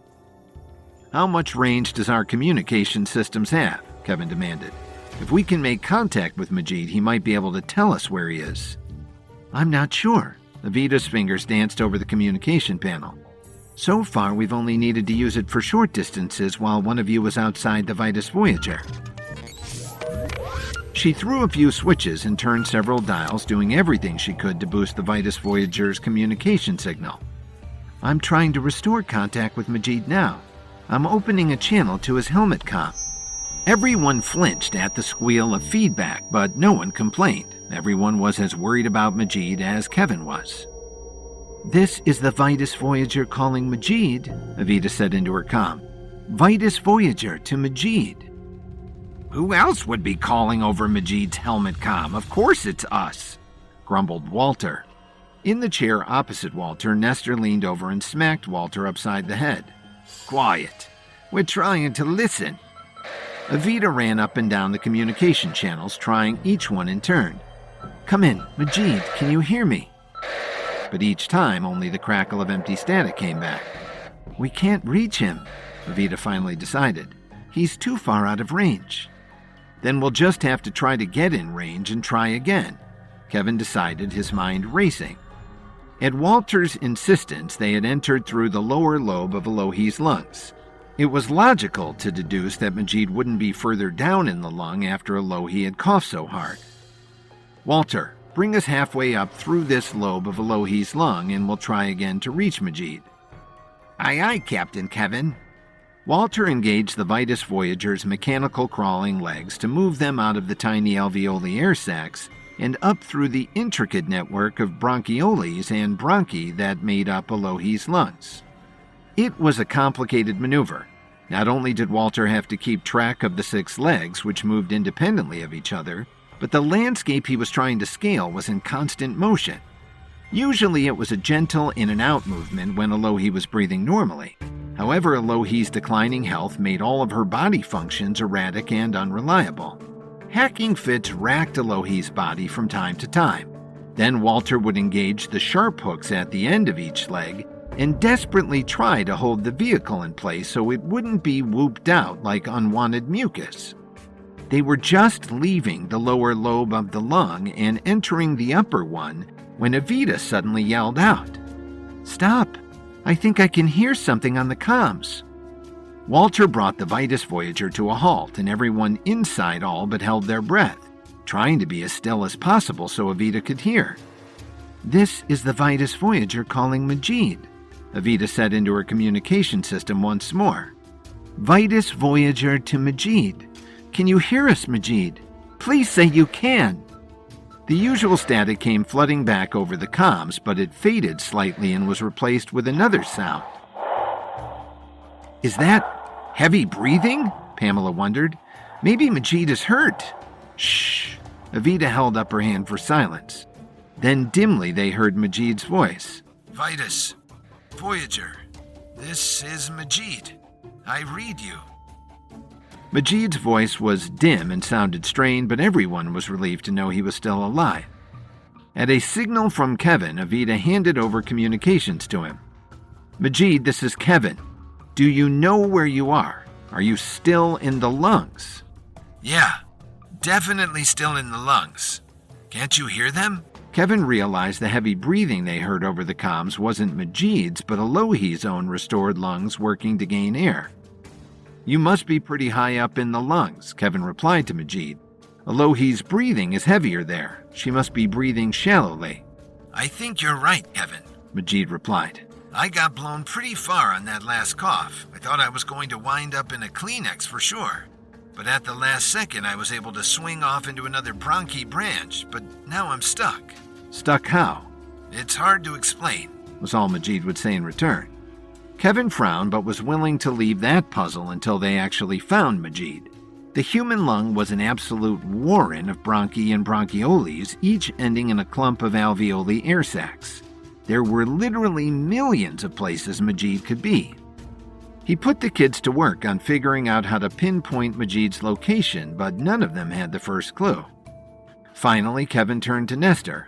"I'm sorry, Nestor, but we're going to have to ask you to try to use your psychic powers to find Majid. You're his only hope." Nestor looked scared. Although he'd made progress in controlling his psychic visions, they often overwhelmed the 14-year-old New Zealander. His last attempt had ended with the boy going into a grand mal seizure that he had only just recovered from. "I'm willing to try, Kevin," Nestor offered, "but I don't even know how I'll be able to separate all the information my visions tell me from the one data point we actually need." "I get it," Walter nodded. He was a gaming prodigy and always understood things better in computer terms. "You get information overload." Kevin considered the problem and searched his mind for a solution. Suddenly, he snapped his fingers. "One data point is what we need, so a point is what Nestor should use." The kids looked at Kevin mystified. He decided it would be easier to show them instead of explaining his idea. He borrowed the pull cord from Nestor's hoodie and one of Evita's drop earrings. The earring was in a chevron shape. Kevin attached the earring to the end of the pull cord and held it out, dangling, to Nestor. "What's that supposed to be?" Nestor asked Kevin. "It's a makeshift pendulum," Kevin explained. Psychics and mediums have used them for centuries to locate lost objects on a map. We have a map of Alohi's body on your body positioning system. "And our lost object is Majid," Nestor finished, understanding Kevin's idea. Silence fell over the main cabin of the Vitus Voyager. Nestor closed his eyes and held the makeshift pendulum over an expanded diagram of Alohi's lung. Nestor glowed with just the faintest tinge of blue as he engaged his leveled abilities to show them Majid's location. Kevin was glad to see the glow wasn't brighter. Nestor was learning to control the flow of his power. Kevin had been worried Nestor's abilities might well drive him insane one day, but for now, the boy was making progress. The pendulum swung gently back and forth at the end of Nestor's fingertips. the sharp point of Evita's earring skimming over the console surface but not yet touching.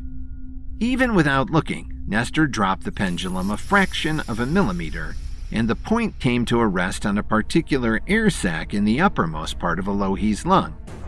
Nestor opened his eyes and looked at Kevin. "That's it. That's where I think Majid is." "Then we need to hurry," Kevin declared grimly. "Majid is so close to the top of Elohi's lung that the slightest cough could knock him loose, and he could go flying out of her body." "What would happen then?" Walter asked. "Just plot the course to get where Nestor thinks Majid is," Kevin told the preteen. He didn't want to let any of the kids know that Kevin was certain that if Majid was expelled from Elohi's body, they'd never find him again, and the boy would surely die. Weather worker Majid restarted Elohi's breathing, but a coughing fit sent him hurtling out of her lungs and away from Kevin and the others. With no time to lose, Kevin and the others rushed to save him. With more practice under his belt, Walter was able to get the Vitus Voyager moving faster than ever, up Elohi's lung to the one alveoli air sac among millions where their missing comrade Majid the weather worker had been blown during one of Elohi's coughing fits. Walter was guided by Nestor and the Voyager's body positioning system, BPS. At the Voyager's communication center, Evita kept in constant contact with Majid, offering him reassurance that they were coming as fast as they could. Warrior Pamela continued to monitor their defense systems and the environmental console, which Majid usually manned. Kevin watched them all. Although he was seriously concerned for Majid, he was proud of the way all of the candidates were working together to save one of their own. What he was withholding from them intentionally was Kevin's own fear that should Elohi's hacking cough worsen, it might spew Majid out of her body into certain death, per his current tiny state and the force of her ailing lungs. "We're now entering the last bronchioles before we get to the alveoli air sac, where I think Majid is," Nestor finally announced. "Of course he'll be there," Evita said loyally. "His communication signal has been getting stronger all the time. He has to be there." As the Vitus Voyager entered the alveoli air sac, everyone stared at the large viewing screen at the front of the main cabin. Being inside the air sac was like being inside an apricot with the pit removed. The wrinkled and fissured tissues were dark pink, with blood vessels just beyond where carbon dioxide waste was exchanged for life-giving oxygen. The walls of the sac expanded and contracted as Elohi breathed. But there was no sign of Majid. "He's not here?" Nestor asked in true surprise. He had come to believe his vision was completely accurate. Though he was attempting only to expose his surprise, inside Nestor's fears were that he was in way over his head with both the test and his psychic prophecies, and his confidence was waning, as was his ability to remain physically strong in the face of so many hurdles. But just as they were giving in to doom and disappointment, a voice came over the communication system. "Hey, there you are. I see you," Majid yelled through his communicator. "Where? We don't see you. Wave or something," Evita ordered. Kevin scanned the view screen. A flash of movement directly ahead of them caught his eye. It was Majid's hand waving wildly from the crevice between two folds of the air sac. "What are you doing hiding back there?" Pamela ordered over her own comm. "Get over here and into the airlock so we can get back to our mission to save Elohi." "I can't," Majid replied. "I'm stuck. I was tossed in here when Elohi was coughing, but when she stopped, the folds of the air sac closed in around me. I've been pushing and shoving, but I can't get free." Kevin immediately understood what Majid meant. While coughing, Elohi's lungs worked extra hard, expanding and contracting more than usual to expel any irritants. But now that the coughing fit had passed, they had returned to their usual function. If a coughing fit got him in there, we'll have to use another coughing fit to get him back out, Kevin decided. "We can't just wait around for Elohi to get another tickle in her throat," Pamela pointed out. "We have a mission to complete." "I didn't intend to wait for anything," Kevin assured her. "We're going to make that coughing fit happen." Kevin explained his plan to the others. Walter carefully maneuvered the amphibious Vitus Voyager so its airlock was as close to Majid as possible. Kevin and Pamela donned their astronaut-like survival suits and took up positions in the airlock in order to help Majid as much as they could once he was able to escape from the folds of the air sac. In the main cabin, Nestor, Walter, and Evita carefully secured their 5-point harnesses. Kevin had warned them that things could get rough inside Elohi's lungs once things started to move. Evita kept Majid, Kevin, and Pamela up to date. Walter began the procedure as Kevin had explained it to him. Walter secured 3 of the Vitus Voyager's articulated climbing legs in place, clamping them into the delicate tissue. Then, with the other 3 legs, he began to tickle the air sac, wiggling the legs against its walls, trying to induce another jag of coughing. At first, nothing happened, but then the lungs gave a sudden heave as Elohi took in a massive breath in preparation for, it seemed, another coughing fit. "This is it," Kevin warned, smashing his fist into the airlock's door trigger. The airlock door flew open just as Elohi's lungs contracted, forcing air from them in an effort to expel the irritant.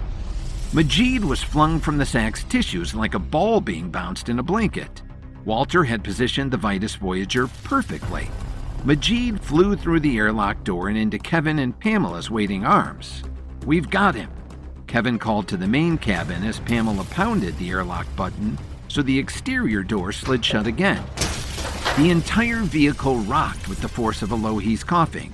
The 3 legs holding it in place scraped and slid across tissues as the hurricane-force winds sent the Vitus Voyager sliding and slipping. "I don't think I can hold her in place," Walter warned over the comms. He tried to engage all 6 of the legs to hold them in place, but it was too late. The Vitus Voyager flew from the alveoli air sac, tumbling end over end once more. In the main cabin, Nestor, Walter, and Evita were thrown against their harnesses hard enough to leave bruises. In the airlock, Kevin, Majid, and Pamela had it worse. They were flung around the airlock like the last 3 beans in a tin can. Only their tough survival suits and helmets saved them from serious injury. Through it all, Walter held grimly onto the pilot's controls. Angel hadn't created the Vitus Voyager with any flying abilities, but Walter used any advantage he could think of to mitigate their tumbling. Suddenly, the viewing screen was filled with a bright white light. "What's that?" Nestor asked in terror. I think it's daylight," Evita exclaimed. "You mean that's Elohi's mouth?" Nestor looked to Walter. "We can't leave Elohi's body before we complete our mission. Kevin said so." "So we won't leave." Walter engaged the vehicle's submarine jet's legs and tank treads to careen them expertly off the back of Elohi's uvula and upward. The light instantly disappeared and the Vitus Voyager came to rest more or less upright in a tall, narrow, cave-like structure.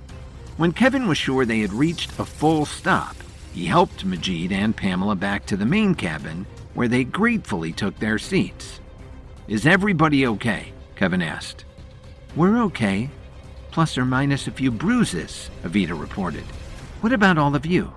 "About the same," Kevin reported. "Where are we now?" Everyone looked at the main viewing screen. It showed them the tall, narrow cave they sat at the bottom of. Yellow cobweb-like strings crisscrossed the cave, going in every direction.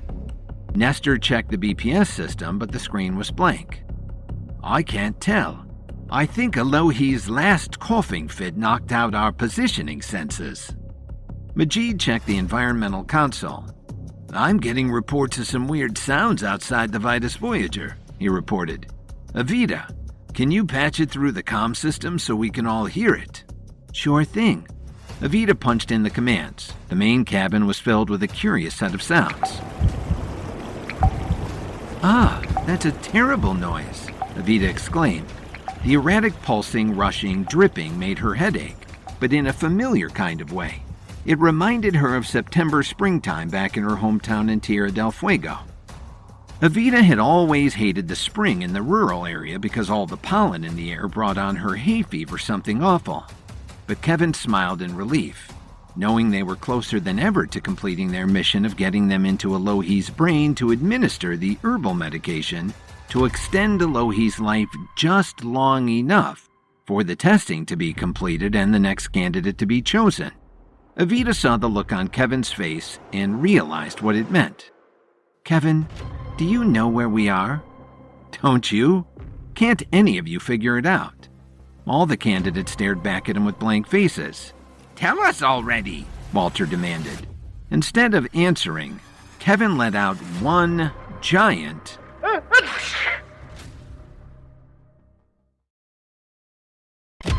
After saving Majid by inducing a coughing fit, Kevin and the Vitus Voyager were sent tumbling up Alohi's throat, only to wind up in a mysterious cavern. Kevin knew where they were, but the only clue he gave the others was one giant sneeze. The kids all stared at Kevin after he sneezed, perplexed. Bless you?" Pamela said from her station at the Vitus Voyager's defense console. "Don't leave us hanging, Kevin," Walter demanded. "Tell us where we are already." Kevin only smiled mysteriously. As guardian of the test, his role was to mentor and advise the candidates, not to hand them easy answers. Although several times Kevin had to step in to save Alohi's life during this mission, he felt sure that at this moment he could depend on the kids to figure this mystery out on their own. To drive his home point, he sneezed again. "Stop it, or else I'll start sneezing too," Evita giggled. "It will be just like when I get hay fever back home. I start sneezing like crazy, and then it feels like my sinuses are going to explode." As soon as she said the words, Evita realized what Kevin was trying to tell them. "Oh, that's where we are. We're in Alohi's sinuses." "That's great, right?" Majid asked, also lighting up. "That means we're almost to her brain." "Unless Alohi gets a sneezing fit too," Nestor pointed out, panic creeping into his voice. "In that case, we might get sneezed out and fail our mission." "Good point," Kevin agreed. "We need to move deeper into this section so we're in less danger of that. Then we can work on fixing the body position sensors and go from there into... we might not have to wait for a sneeze, guys." Majid pointed to the large viewing screen at the front of the main cabin. As they watched, a flood of thick sludge began filling up the cave. It was yellow and viscous, but also fast-moving. "Ew, is that snot?" Evita shuddered with disgust. "No problem," Walter declared. "I'm engaging in submarine mode. We can just swim up the Booger River." The Vitus Voyager turned smoothly around as the tide of snot overcame it, and then filled Alohi's sinus passage completely. The yellow goop filled the view screen completely, cutting visibly down to almost nothing. "How are you going to pilot through this?" Evita demanded. "We can't see where we're going." "It's fine. There's a light up ahead," Walter pointed. "Walter," Kevin said sharply, "any light means that we're leaving Alohi's body. We're going the wrong way." Walter cursed under his breath. He turned the Vitus Voyager around and tried to power back up against the current. "What's happening?" Kevin demanded. I don't know," Walter wailed. "The submarine functions aren't responding to my commands." "The submarine propulsion jets are all clogged with mucus," Majid reported from the environmental console. The light around them grew brighter as the river of snot carried them toward Alohi's nose. "Engaging tank treads," Walter reported. "We can still just run along the floor of her sinuses if we have to." But the tank treads slipped and skidded in the slippery mucus, gaining no traction. "Okay," grumbled Walter to himself. "Let's get the legs involved too." The Vitus Voyager's 6 legs sprang from the body, starfishing out in every direction, desperately trying to catch a hold on the walls of Alohi's sinuses with the claws at the end of each leg. 2 claws scraped over the delicate tissue, leaving deep gouges as the tide of mucus forced the Vitus Voyager on. Now a flood of blood welled up from the gouges and joined with the slimy snot, driving Kevin and his charges ever closer to daylight and disaster. Alohi lay in her room at the top of the White Tower in the upper realm. After her recent fits of coughing, the amicable female Yeti had propped her upright with a stack of pillows. each filled with crisp new straws for extra comfort. The Yeti watched Alohi with deep concern. Ever since the Yeti had propped the Vitus Voyager into one of Kevin's pill capsules and helped Alohi swallow it, the Yeti had been anxiously looking for any improvement in the Keeper's condition. So far, there had been no change for the better. The Yeti was beginning to wonder if Kevin and the other potential Keepers might have already failed in their mission entirely. The Yeti noticed Alohi's nose twitching even in her sleep. Then the Keeper blinked awake, although her eyes were still cloudy and dazed. The Yeti could tell Alohi was closer to death than ever. Alohi brushed the back of her hand across her nose as if to stop it from itching. A red smear of blood was left on her skin. It's just a little nosebleed, nothing to worry about, the Yeti assured Alohi, although her words hardly seemed to register with the Keeper. We need to apply pressure and tip your head back. The Yeti matched her actions to her words, placing a soft cloth on Alohi's nose, gently pinching the bridge of her nose and angling her head back. Daylight was growing even brighter on the Vitus Voyager's view screen as the river of blood and snot overwhelmed the vehicle. Nothing Walter tried even slowed their progress down. This is it, he wailed in despair. There's nothing we can do.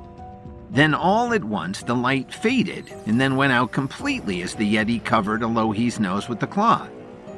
What happened? Majid wondered. Is it night? Did the sun go out?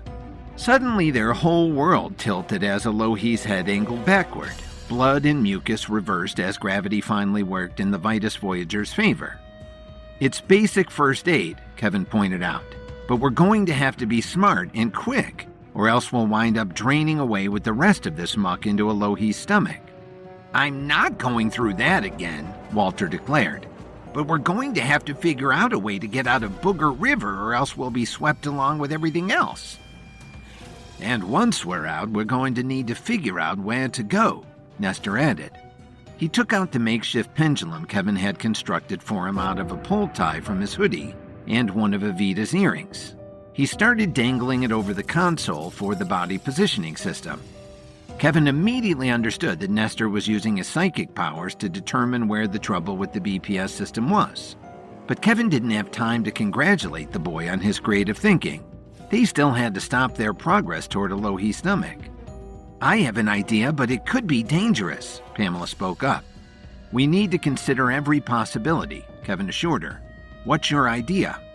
When Angel created the Vitus Voyager, she did give us a few weapons, including cannons, Pamela explained. Firing off cannons inside Alohi seems like a good way to kill her. Not save her life, Majid exclaimed. She'll die if we do nothing, Pamela snapped back. We can use the cannons to give us a boost and get us out of this current, so we can go on to try and find a way into Alohi's brain. Can we get into the brain from here? Walter wondered. I mean, isn't there something in the way? Otherwise, what's stopping you from losing some of your gray matter every time you blow your nose? There's a part of the skull between the sinuses and the brain called the cribriform plate, but it's transversed by olfactory nerve endings, Kevin explained, calling on his mastery of herbal craft and human anatomy. We need to leave this flow of blood and mucus at exactly the right time to catch on the nerves and then climb our way up into Alohi's brain. This mission just keeps getting grosser, Evita declared faintly. Kevin gave her a sharp look, and Evita straightened, showing that despite her disgust, she was ready for anything. Sounds like a plan, Walter declared. Pamela, stand by for my mark on firing those cannons. Everyone else, keep your eyes on the screen and help me spot those nerve endings. This muck has still reduced our visibility to almost nothing. Walter turned the Vitus Voyager's exterior lights up as high as they would go. Flashes of Alohi's sinus structures passed by in a blur. Maybe we waited too long, Majid wondered. Maybe we already passed the nerve endings. No, look there. Kevin pointed at the white strands dangling into the muck and rapidly approaching. Those are the nerve endings we need to catch. Get ready to fire cannons, Walter ordered. In 3, 2, 1. Walter suddenly wrenched the Vitus Voyager in a U-turn. Fire now, he yelled. Pamela fired the cannons. The recoil, along with the skid that Walter had sent them into, caused the Vitus Voyager to fly upward toward the dangling nerve endings. Walter immediately switched to the controls for the vehicle's bug-like legs. They seized the nerve endings and shimmied up the long white cords. The Vitus Voyager emerged on the far side of what Kevin had correctly identified as the cribriform plate. There, the interior landscape of Elohe's body evened out. Kevin and the kids all stared at the view screen in awe. A gently rising hill of whitish gray rose before them, transversed by deep canyons and undulating folds. Occasional sparks of lighting arched over the surface in shimmering blue bolts. At last, Kevin thought, we have reached Elohe's brain. Trapped in the mucus-laden sinuses of Elohe, Kevin and the gatekeeper candidates feared being sneezed into oblivion or being blown into a Kleenex. But thankfully, Elohe's head was tipped back in time to keep them inside, as Pamela used the ship's cannons to propel them to their final target, Elohe's brain, where Kevin needed to apply his herbal potion directly to Elohe's lobes to save her life. The Vitus Voyager sat poised on the very edge of Elohe's brain. Before it, the gentle rise of gray matter filled the horizon in every direction. Elohe's brain was a landscape of morphological features, with the deep grooves and rolling folds of her cortex. Flashing blue bolts of lightning leapt between far-flung brain cells, allowing Kevin and the others to see far into the distance. Inside the Vitus Voyager, no one spoke for long moments as Kevin and the kids stared in awe. It's so beautiful, Evita finally breathed. It's so big, Majid groaned. How are we ever going to find the exact spot we need to administer your herbal remedy and extend Elohe's life, Kevin? There's still much that's a mystery about the human brain, Kevin agreed. But I wouldn't have started us on this journey if I didn't know exactly what our destination was. There is a deep groove along the center of the brain. It's called the longitudinal fissure, and it separates the left hemisphere from the right hemisphere. That's where we're going? Evita asked. Kevin, with a grave nod, affirmed. Administering the herbal remedy to that very spot will ensure all of Elohe's brain will receive the maximum benefit of its effects. This is our mission, our only chance to save Elohe's life. Then what are we waiting for? Pamela grinned. Damn the torpedoes and full speed ahead, Walter! She called to the gaming prodigy who occupied the pilot's chair. It's not the torpedoes I'm worried about, Walter countered. It's all that flying lightning. I don't know what it will do if it hits the Vitus Voyager, but I'd bet my last Bitcoin it wouldn't be good. Those are the electrical impulses that keep the brain running, Kevin explained in a simplified manner. Normally, we wouldn't see this much visual activity, but I believe this is another sign that Elohe's basic life functions are breaking down. But you can still get us through to the longitudinal fissure, right, Walter? Evita beamed at Walter, trying to show her faith in the preteen. Of course I can, Walter replied resentfully. I'm just saying that we need to be careful about it. That's right, Kevin agreed. And not just for our own safety. That's Elohe's brain out there. One wrong move and we could give her irrevocable brain damage or even kill her. No pressure, Walter grumbled. He hunched his shoulders around his ears and his neck looked as taut as a high-tension wire. Evita leaned forward from her place at the communications console to give him a pat on the back. Her leveled ability was bringing people together, forging alliances, and making the most out of everybody's ability within a group. Walter could sometimes be whiny or sulky. It wasn't a surprise, given that he was only 12 years old. Already, Evita thought of him like the little brother she never had. You were so right about needing to be careful. We know that you can do this, Walter. We'll be with you every step of the way.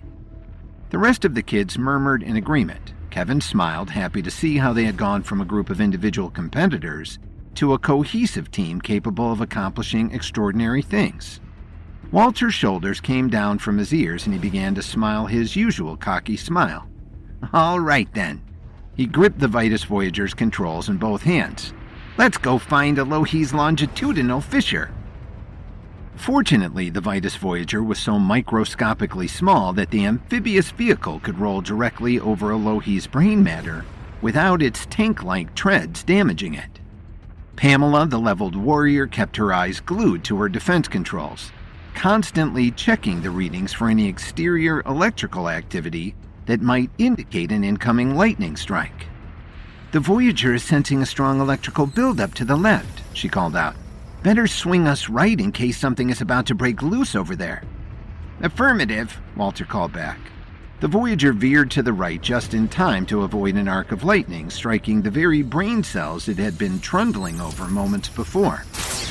At the same time, weather worker Majid monitored the environmental console for other hints of danger. "We're showing a high-pressure system moving in up ahead," he announced. "What does that mean?" Walter wondered. "Maybe a migraine," Nestor guessed. "My mom used to get those all the time. It was one of the first things I realized I could predict because we all dreaded them so much." "Which way do I go?" was all Walter wanted to know. "Just pause here for a moment," Majid ordered. Walter instantly brought the Vitus Voyager to a complete stop. "If my readings are correct," Majid continued, "that high-pressure front is about to meet Alohi's frontal lobe. The combination might result in..." The biggest bolt of lightning they had seen yet struck immediately in front of the Vitus Voyager, lighting up the view screen in the main cabin. The kids blinked their eyes, trying to rid themselves of the bright afterimages. "Okay," Majid continued. "The pressure difference has lessened now. We can keep going." Walter eased the vehicle forward. Kevin glanced at the boy in the seat opposite Walter. Nestor was the 14-year-old psychic who wasn't always able to control his visions, sometimes to disastrous effect. "Let us know if you can get any of your psychic flashes, Nestor," Kevin told him, "but only if you can open yourself up to them without being overwhelmed." "I'm trying," Nestor said valiantly, his eyes squinting in concentration. Kevin could tell the boy was being swarmed with visions of terrible outcomes, but so far, he hadn't let them overwhelm him. Kevin was proud that Nestor refused to give up when their mission was so important. He knew that Nestor was risking his sanity to keep them safe and ensure the Upper Realm's survival. Thus, Kevin and the Vitus Voyager made slow but steady progress across the surface of Alohi's brain. Each time they reached one of the deep folds in the gray matter, Walter would carefully maneuver the vehicle down the steep side. The Vitus Voyager had treads like a tank and the ability to navigate like a ship or a submarine, but it also had 6 mechanical legs that allowed it to crawl like a bug. Each descent was followed by an equally tense ascent up the far side of the fissure. Walter was careful to be very gentle with the Voyager's legs. Each ended in a sharp claw that could easily pierce Alohi's brain, and Walter didn't want to cause Alohi any brain damage. At last, they reached the center of Alohi's brain where they encountered a crevice so deep and wide that it looked like the Grand Canyon. "That's it," Kevin declared. "That's Alohi's longitudinal fissure. Take us to the bottom of it, Walter. You're doing great. This is almost our last step."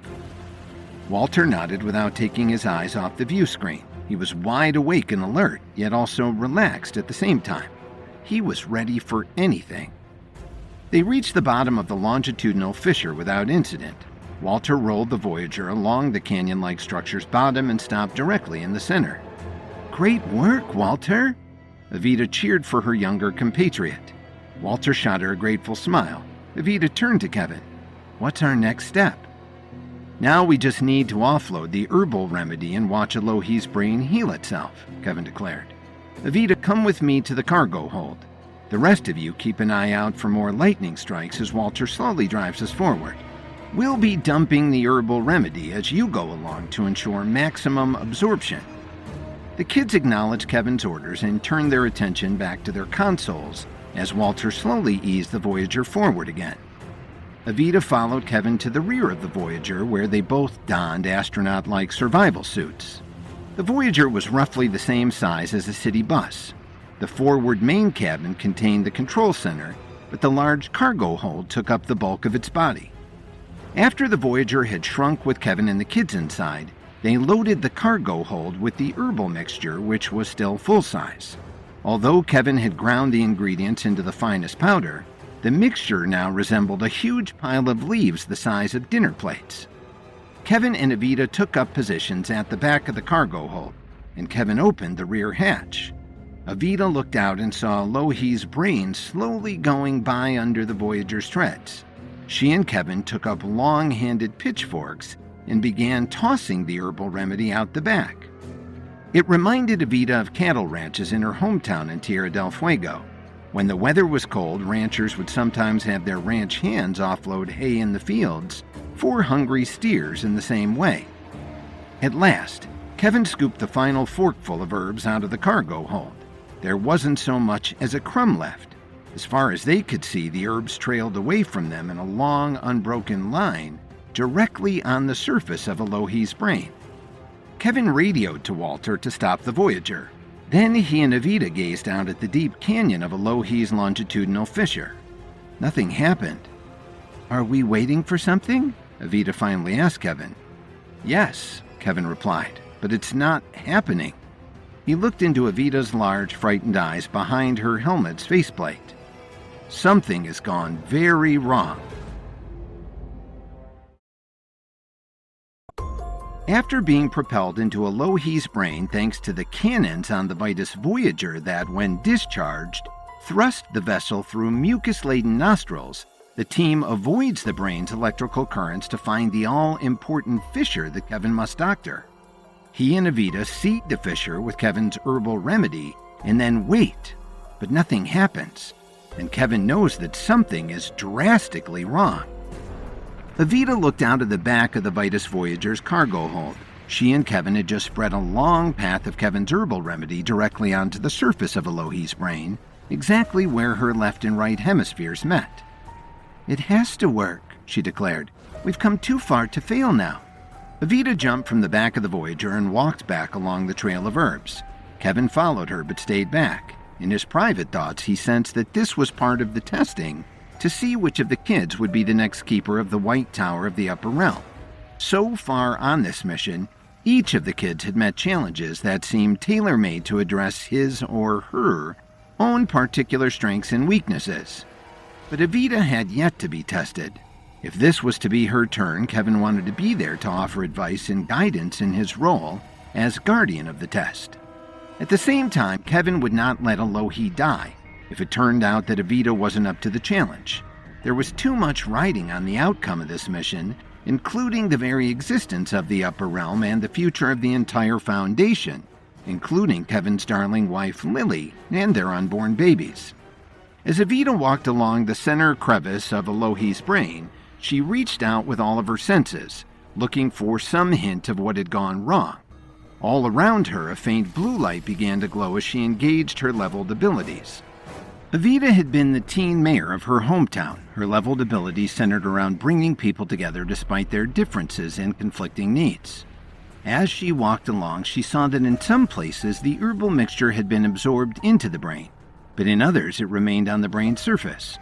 Although Kevin had ground the mixture into a fine powder, he, the kids, and the Vitus Voyager had shrunk before the mixture was loaded into the cargo hold.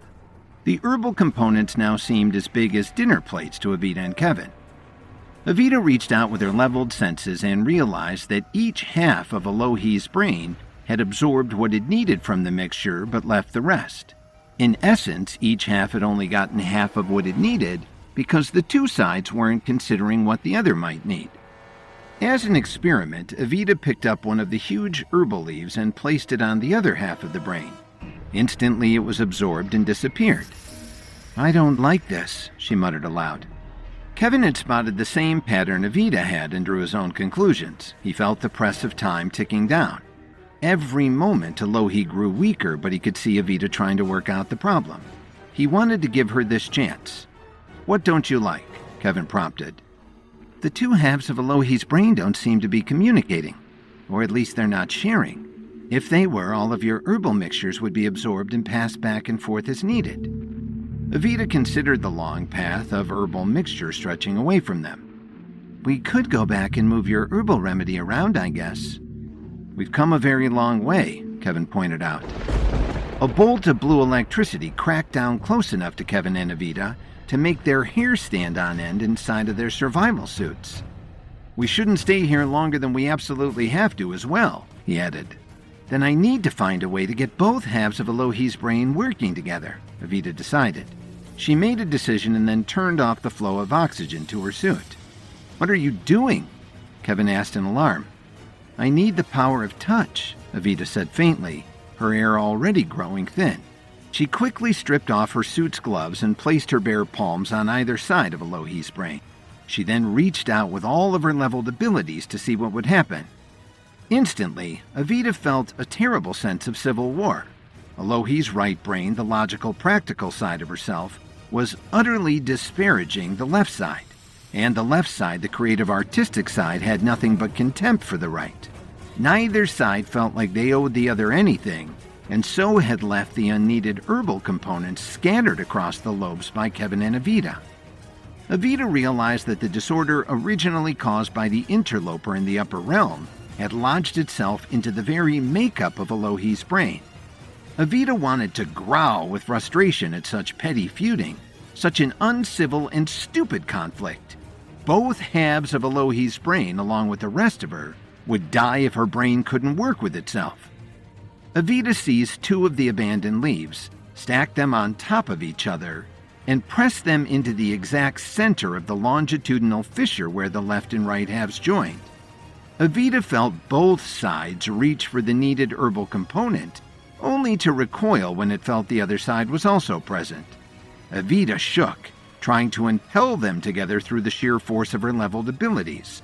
But she was getting fainter as her air ran out. Then Kevin's warm, strong hands covered hers, pressing the herbs deeper into Elohi's brain matter. The 2 hemispheres realized they couldn't turn their metaphorical back on each other. They both reached for the herbs at the same time and accepted them. Evita was nearly swooning by the time Kevin replaced her gloves, resealed them to her suit, and restarted her oxygen flow. However, it only took a moment for the color to return to Evita's face and her stance to steady.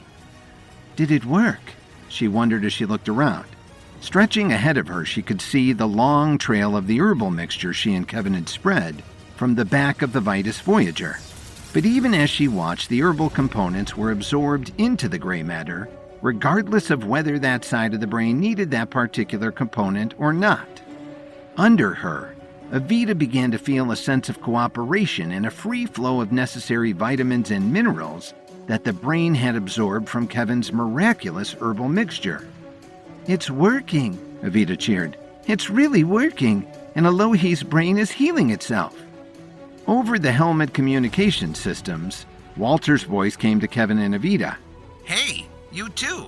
Eyes up front. You're going to want to check this out. Evita and Kevin turned in the direction the Vitus Voyager faced.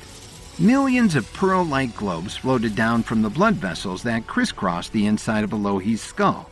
Each was the size of a beach ball and glowing with a vital luminescent that was beautiful to behold.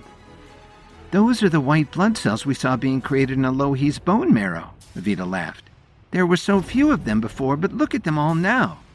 She ran forward to touch one before Kevin could stop her. As soon as the glove of her survival suit touched the white blood cell, it seemed to latch onto her, enveloping her hand with its gelatinous sphere. Hey, get off! Evita waved her hand wildly, trying to fling the white blood cell away, but it clung on. Ow! She suddenly exclaimed as pain lanced through her hand. Ow! It's eaten through my suit! It's burning my hand! She waved her hand harder, but to no avail. Suddenly, Kevin was beside her with one of the pitchforks they had used to unload the herbal remedy from the Vitus Voyager. He stabbed the white blood cell with the pitchfork and tore it from Evita's hand. He flung it from the pitchfork, sending it high into the air. Evita grabbed the arm of her ruined survival suit. Not only was oxygen escaping out of the tear, but her skin was raw and red.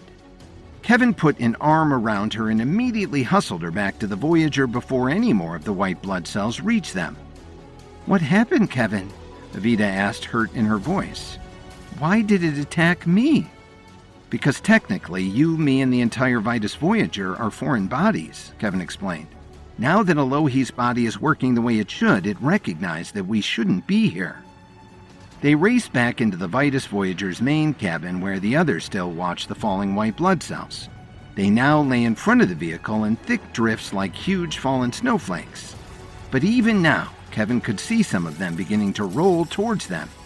"We have to get out of here now," Kevin told them, breaking the spell, "before those white blood cells attack us. We have to get out of Elohi's body right now before it's too late." Evita was able to forge a truce between the warring lobes of Elohi's brain so that both took in Kevin's herbal remedy and were healed. That success, though, meant that the white blood cells in Elohi's body were now acting properly, which meant they attacked foreign bodies and killed them. Foreign bodies like Kevin, the team, and the Vitus Voyager. The Vitus Voyager sat at the bottom of the deep crevice where the left and right hemispheres of Elohi's brain met. In front of the vehicle was a vast field of white blood cells. Each was the size of a beach ball and glowing with a vital luminescent that was beautiful to behold. Each one was also deadly, capable of destroying any invading microbes or foreign bodies. Unfortunately, that's just what the Vitus Voyager, Kevin, and the rest of the candidates to be the next keeper of the White Tower were to the cleansing white blood cells. "We have to get out of Elohi's body right now before it's too late," Kevin reiterated in the Voyager's main cabin when none of the kids reacted fast enough, entranced by the drifting banks of cells. "Right," Walter exclaimed, shaking his head. "We don't have to be told twice that we're not welcome." He opened the Voyager's throttle the whole way while veering the unwieldy vehicle, which had the dimensions of a city bus in a 180-degree turn. The amphibious vehicle leapt into action, its tank treads racing along the bottom of the canyon. "What's the fastest way out of Elohi's body from here?" Majid, the weather worker, asked. They had traveled deep into Elohi's brain to administer the life-extending herbal remedy Kevin had concocted. "What if we go back out of the olfactory nerves the way we came in?" Pamela suggested from her place at the defense console. "We're in too deep for that now," Kevin replied. "Nestor, is the body positioning system working yet?" "Actually, I'm working on that now." Nestor hovered his hands over the BPS console, which had been helping them navigate inside Elohi's body. Although the 14-year-old psychic had been overwhelmed by his visions on the mission, he was working to focus and guide the information he received. "I wish Angel had thought to give us rear-facing cameras," Walter grumbled. "I can't tell if those white blood cells are gaining on us or not." This gave Evita an idea. "Pamela, would you be willing to keep watch out the back cargo hatch and radio up what the white blood cells are doing? That way you could also defend us if they get too close." "Great idea." Pamela had begun to feel useless as the Vitus Voyager had few defenses that they could use without risking harm to Elohi. This was the perfect role for her. "Try not to destroy any white blood cells unless it's strictly necessary," Kevin warned. "Elohi will need everyone she can get if she's to survive long enough for the next keeper to be selected." "I'll go too." Majid left his chair. "Maybe I can use wind power to slow them down without hurting them." "Great call," Kevin agreed. The two teens left to don their survival suits and take up their positions. From the seat beside Walter, Nestor exclaimed, "I think I now figured out where the problem with the BPS system is." "Did the external sensors get clogged up by snot in Elohi's nose?" Walter asked. "No, I think it's actually a problem with the console," Nestor replied sheepishly. "Some of the wiring was kicked loose." Nestor ducked under the console, found the loose wires, and reconnected them. Instantly, the body positioning system lit up, showing their exact position in Elohi's brain. "You did it, Nestor," Evita cheered. "Actually, I think I was the one who knocked the wires loose to begin with." Nestor blushed all the way to the tips of his ears. "But you're also the one who fixed it," Kevin assured him. "What's the fastest way out of Elohi's skull?" Nestor checked the BPS. "From where we are, either one of her ear canals. Looks like there's a shallower gully just ahead to the right to help us get out of here." "I see it," Walter acknowledged and yanked the Vitus Voyager around to the right. Evita saw how steep the climb was and realized Pamela and Majid might be in trouble if they were caught unaware. She opened their helmet comms. Pamela and Majid, we're about to head up the side of the canyon. You'll want to shut the loading door so you don't fall out the back." In the back, Pamela wielded one of the long-handed pitchforks. The crowd of glowing white blood cells was just a few feet behind the speeding Vitus Voyager. "We'll strap ourselves in," Pamela replied, tossing a tether to Majid so he could also anchor his survival suit to the vehicle. "We need to keep an eye on these white blood cells. A couple of them have already gotten too close." Majid unleashed his leveled energy to create a blast of wind that slowed the rolling blood cells, but a few veered around the gust and leapt for the back of the vehicle. One landed on the edge of the doorway and stuck there like a wad of gum.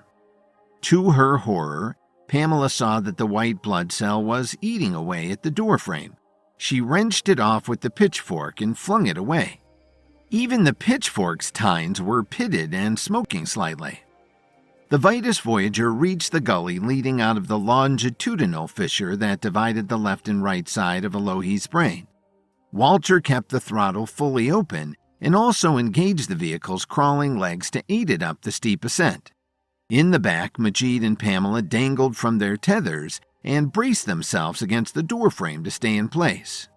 They looked almost directly down into the white blood cells. Seemed like the cells weren't good climbers, but enough were piling up, and some might still reach the top.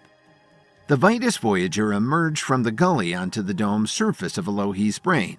Flashing blue bolts of lightning leapt between far-flung brain cells, allowing Kevin and the others to see far into the distance. Again, Walter floored it. "Which way now?" he demanded of Nestor. Nestor stood, scanning the view screen at the front of the Voyager's main cabin, looking for something. "There!" Nestor pointed to a thick white nerve snaking through the brain. "That's the cochlea nerve ending. We can follow that out to Elohi's ear and exit her body that way." Walter made a beeline for the nerve. The Vitus Voyager raced for it and followed it down out of the brain to Elohi's inner ear. They found themselves in a vast echoing cavern full of strange shapes and twisting structures. Walter slowed the vehicle while Nestor tried to read their exact position on the BPS system. But Pamela's frantic voice came over the comms once again. "Don't slow down now. There are more of those white blood cells right behind us. They're coming faster than ever." Kevin leapt for the comm. "Majid, whatever you do, don't use any of your wind powers in here. This is Elohi's inner ear. You could do real damage or make her sick if you throw off her balance too badly." "Better tell Walter to floor it then." Majid looked out the back cargo hatch. By now, more white blood cells were swarming. "We can't fight all these blood cells off by hand." "We're almost out of here," Kevin called back over the comms. He recognized exactly where they were. "Walter, take us ahead and under that bone that looks like a hammer. That will take us out of the inner ear and into the middle ear. The eardrum is right on the far side." "You got it, Captain," Walter called back. Kevin sat back in his chair. He knew they were literally an inch from safety, but he wouldn't relax until they were outside Elohi's body and restored to their usual size. He could think of so many things that could still go wrong. "I see daylight ahead," Nestor yelled, pointing at the view screen. Indeed, a faint pinkish light was glowing ahead, indicating where Elohi's ear canal was. "Full speed ahead," Walter bellowed as he pushed the Vitus Voyager faster than ever. The glow got bigger and brighter until it filled the whole screen. "We're almost out," Kevin called back to Pamela and Majid. "What's the status back there?" "They're slowing down but still on our tail," Pamela reported. But all at once, the Vitus Voyager crashed into something head first. Whatever it was flexible and soft but didn't give way. "What did we hit?" Walter wondered. "I didn't even see anything." He inched the Vitus Voyager ahead again. It would go so far but then stop again. Suddenly, Kevin realized what it was. Elohi's eardrum. The daylight pouring through the thin membrane had made it impossible for Walter to see in the glare, but it was there just the same. "What happened?" Pamela demanded. "Why did we stop? The white blood cells are almost here." That's when Kevin realized they were trapped.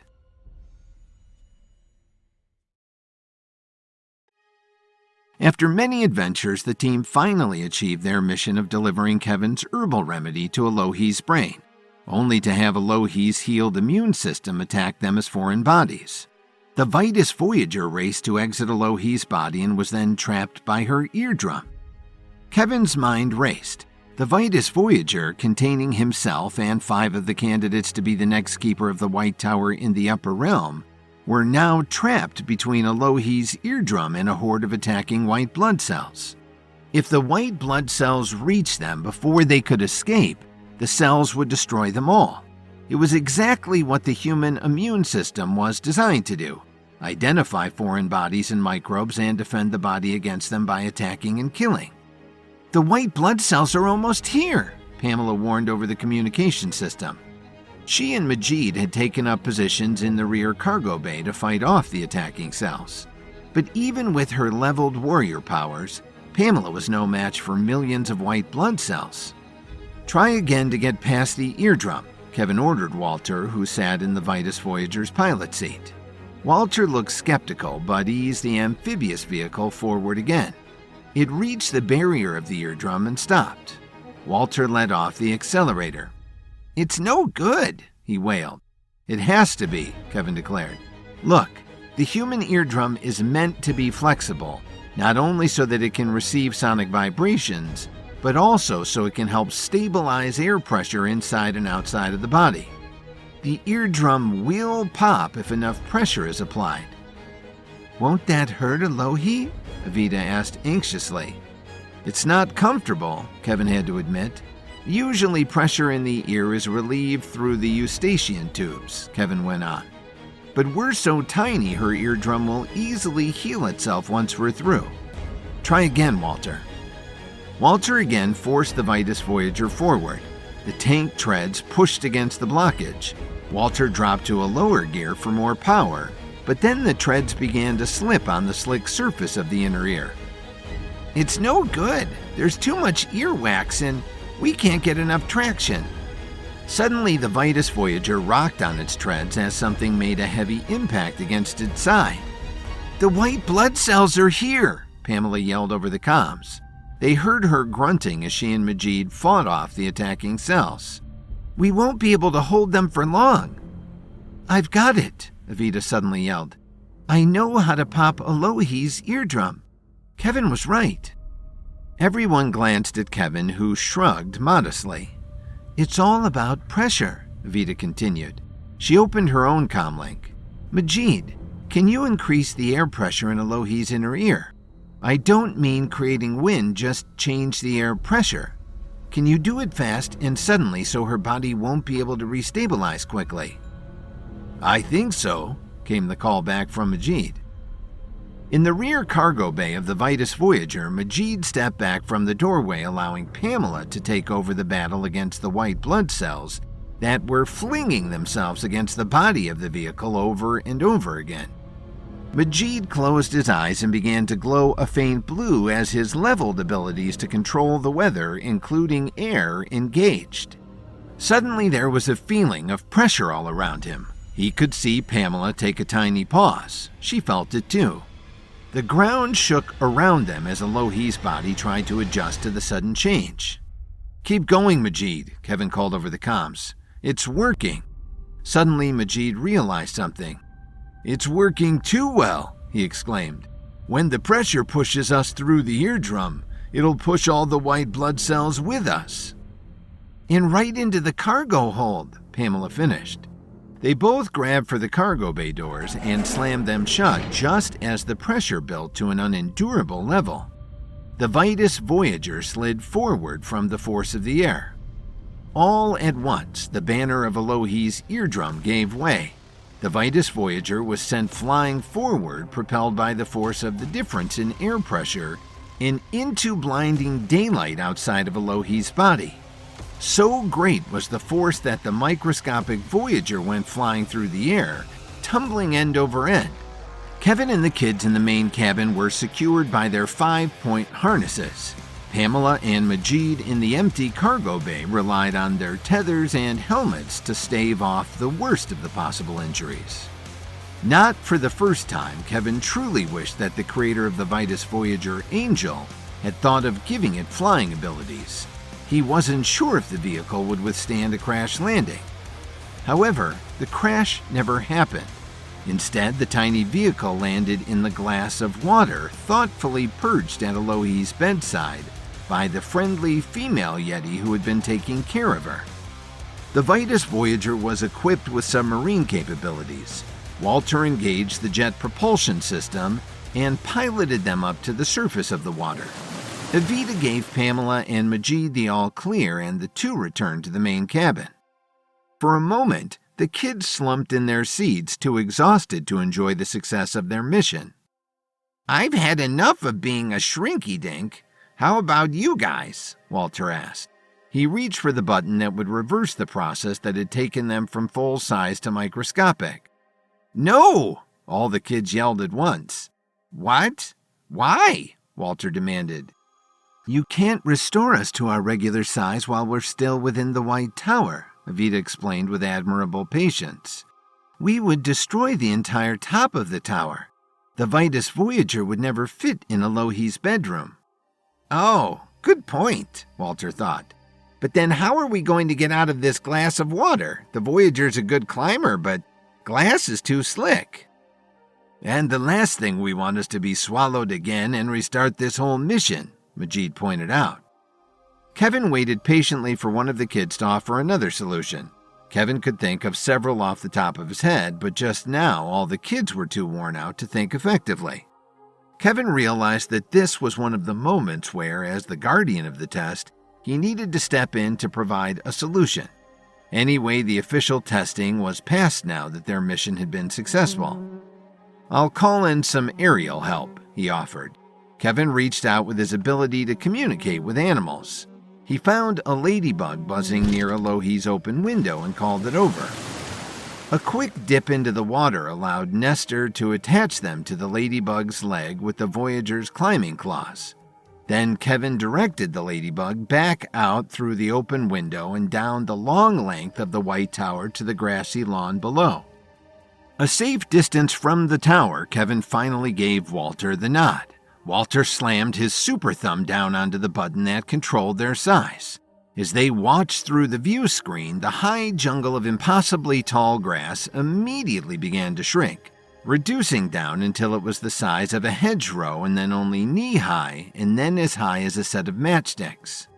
Kevin expected the process to stop here, but it didn't. The grass continued to fade away until it could barely be seen. Before he could stop them, the kids rushed from the Vitus Voyager, eager to breathe fresh air and stretch their legs after the long and cramped mission. But when they stepped out, they were met by an alien landscape.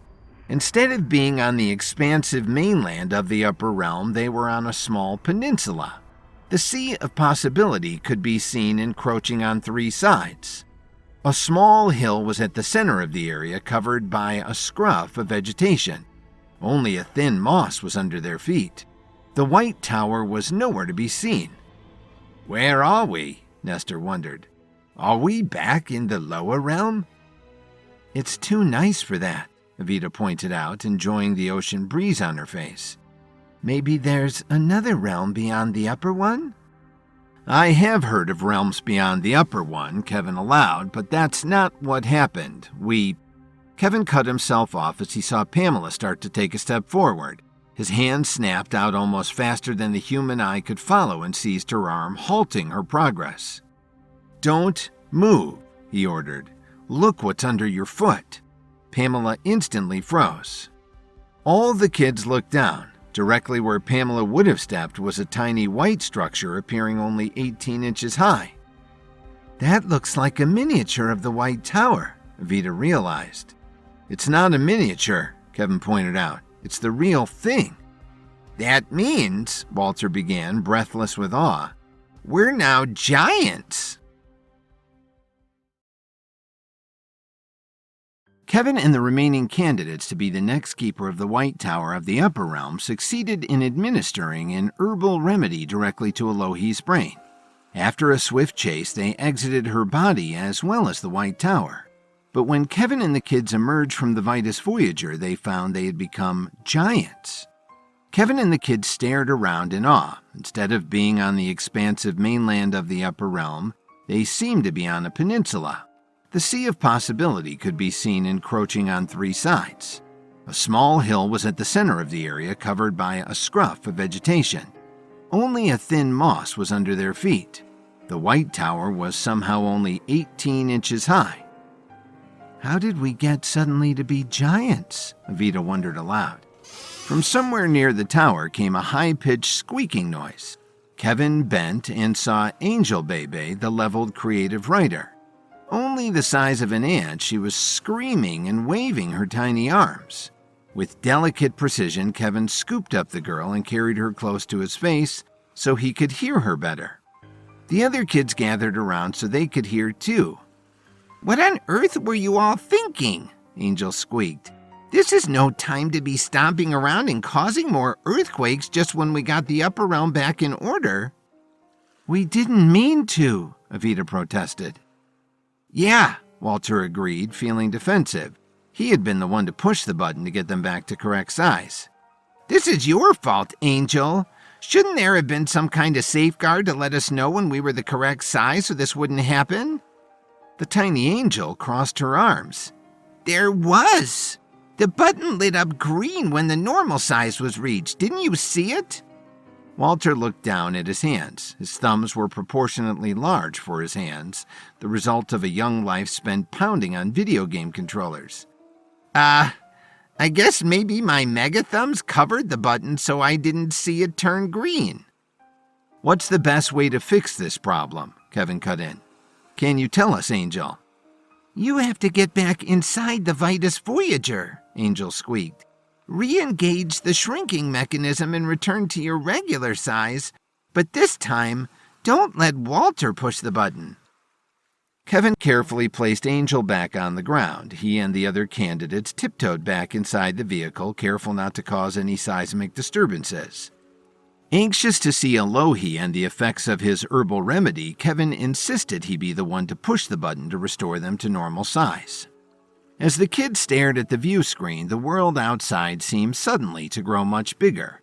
The hill at the center of the upper realm became a mountain, and the White Tower seemed to sprout like a beanstalk until it loomed over them. As soon as the button turned green, Kevin removed his thumb and they trooped back outside, looking around. That's so much better, Pamela exclaimed, happy to see the world back to where it should be. We're back to normal. I don't know, Walter grumbled, trying to measure his height against a hand held above his head. I thought I was taller. Sorry, kid. Teenage Majid ruffled the younger boy's hair.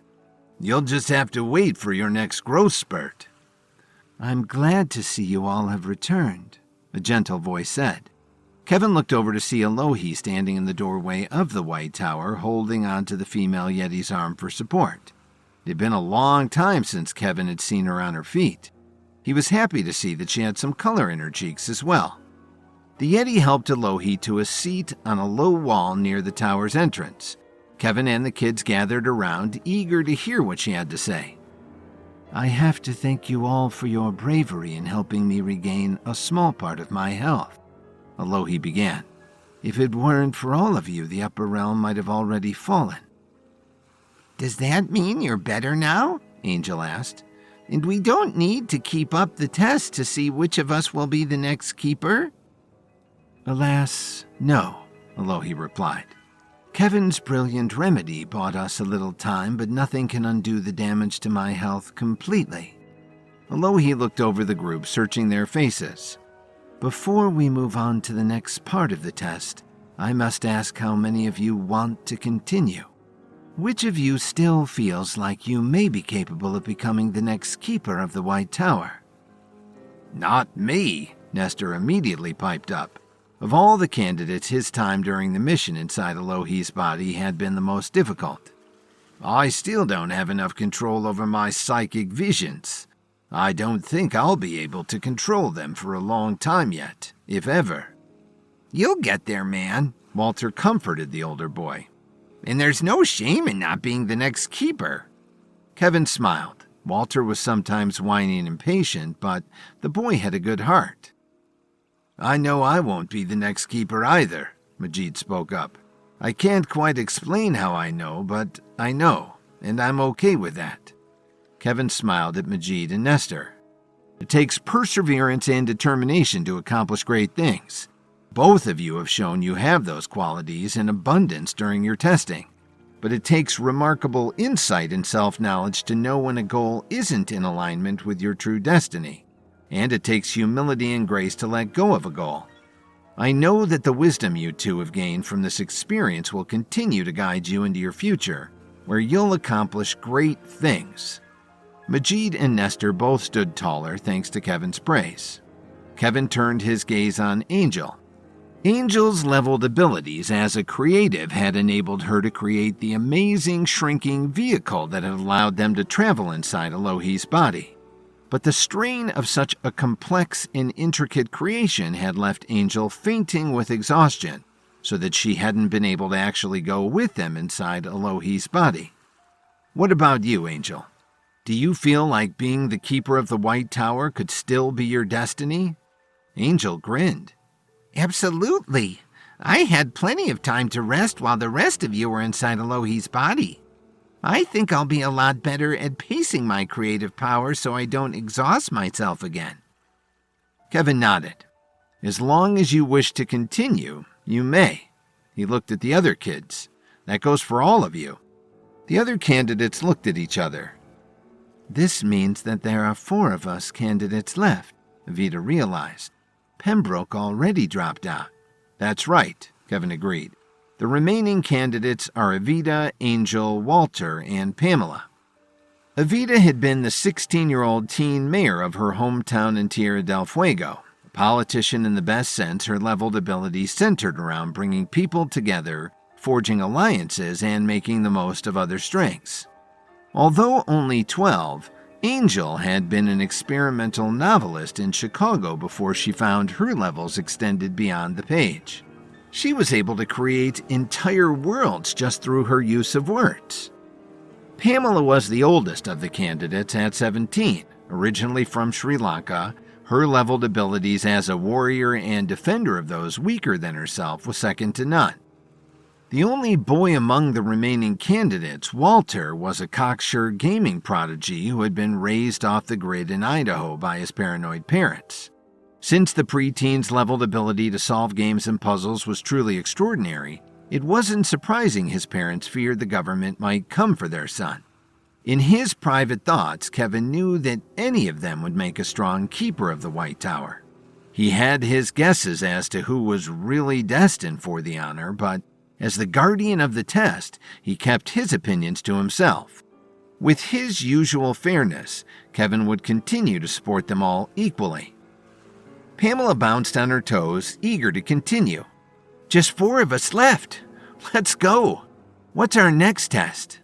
Kevin found himself at a loss. Although he was the guardian of the test and charged with guiding the candidates through their trials, he really had no more idea what to expect than any of the kids. "The last test will take place in the arena," Elohi told them. "The last one?" Evita echoed. "Then we're almost at the end of the testing already?" "Already?" Walter exclaimed. "It feels like we've been doing this for ages." "It's worse than those all-day standardized tests they gave us in school," Angel agreed. "The arena is the last test," Elohi reiterated. Kevin was alarmed that her voice was already fainter. Was his herbal remedy wearing off already? "In the arena, any surviving candidates will face their greatest opponent. You must overcome this opponent in order to become the next keeper," Elohi continued, swaying slightly. "Surviving? Does that mean some of us will die?" Pamela wondered. "Maybe it just means more of us will realize we're not destined to be the next keeper," Evita quickly countered. "I mean, none of us has died." "Yet. None of us has died yet," Walter stressed. Kevin was momentarily distracted by their bickering, but by the time he looked back to Elohi, he saw that she was fainting dead away. He leapt forward and caught her in his arms. "Elohi!" Alohi, answer me. He shook her gently, trying to rouse her. There was no response. The keeper of the White Tower was completely unconscious. Kevin and the kids emerged from the Vitus Voyager and found Alohi much restored. After Nestor and Majid dropped out of the running, only 4 candidates remained: Evita, Angel, Walter, and Pamela. Alohi informed them that their last test would occur in a place called the Arena, but before they could get more details, Alohi fainted again. Alohi's fainting caused new arguments to break out among the kids. Some were confused, some were angry. All of them had ideas on what to do next or what couldn't be done next. Kevin ignored all of them, lifting Alohi into his arms and carrying her back up the tower to her little room at the top. With the help of the female Yeti, Alohi was placed back into her bed and tucked in securely. Kevin was confused. He knew the herbal remedy he and the candidates had administered directly to Alohi's brain would not solve the underlying damage to Alohi's health.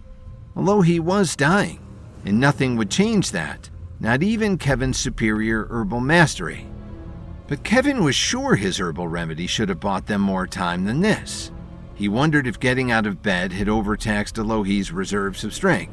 Kevin carefully observed the unconscious woman. Her breathing was slow and even. Her body was relaxed, and no crease of pain marred her features.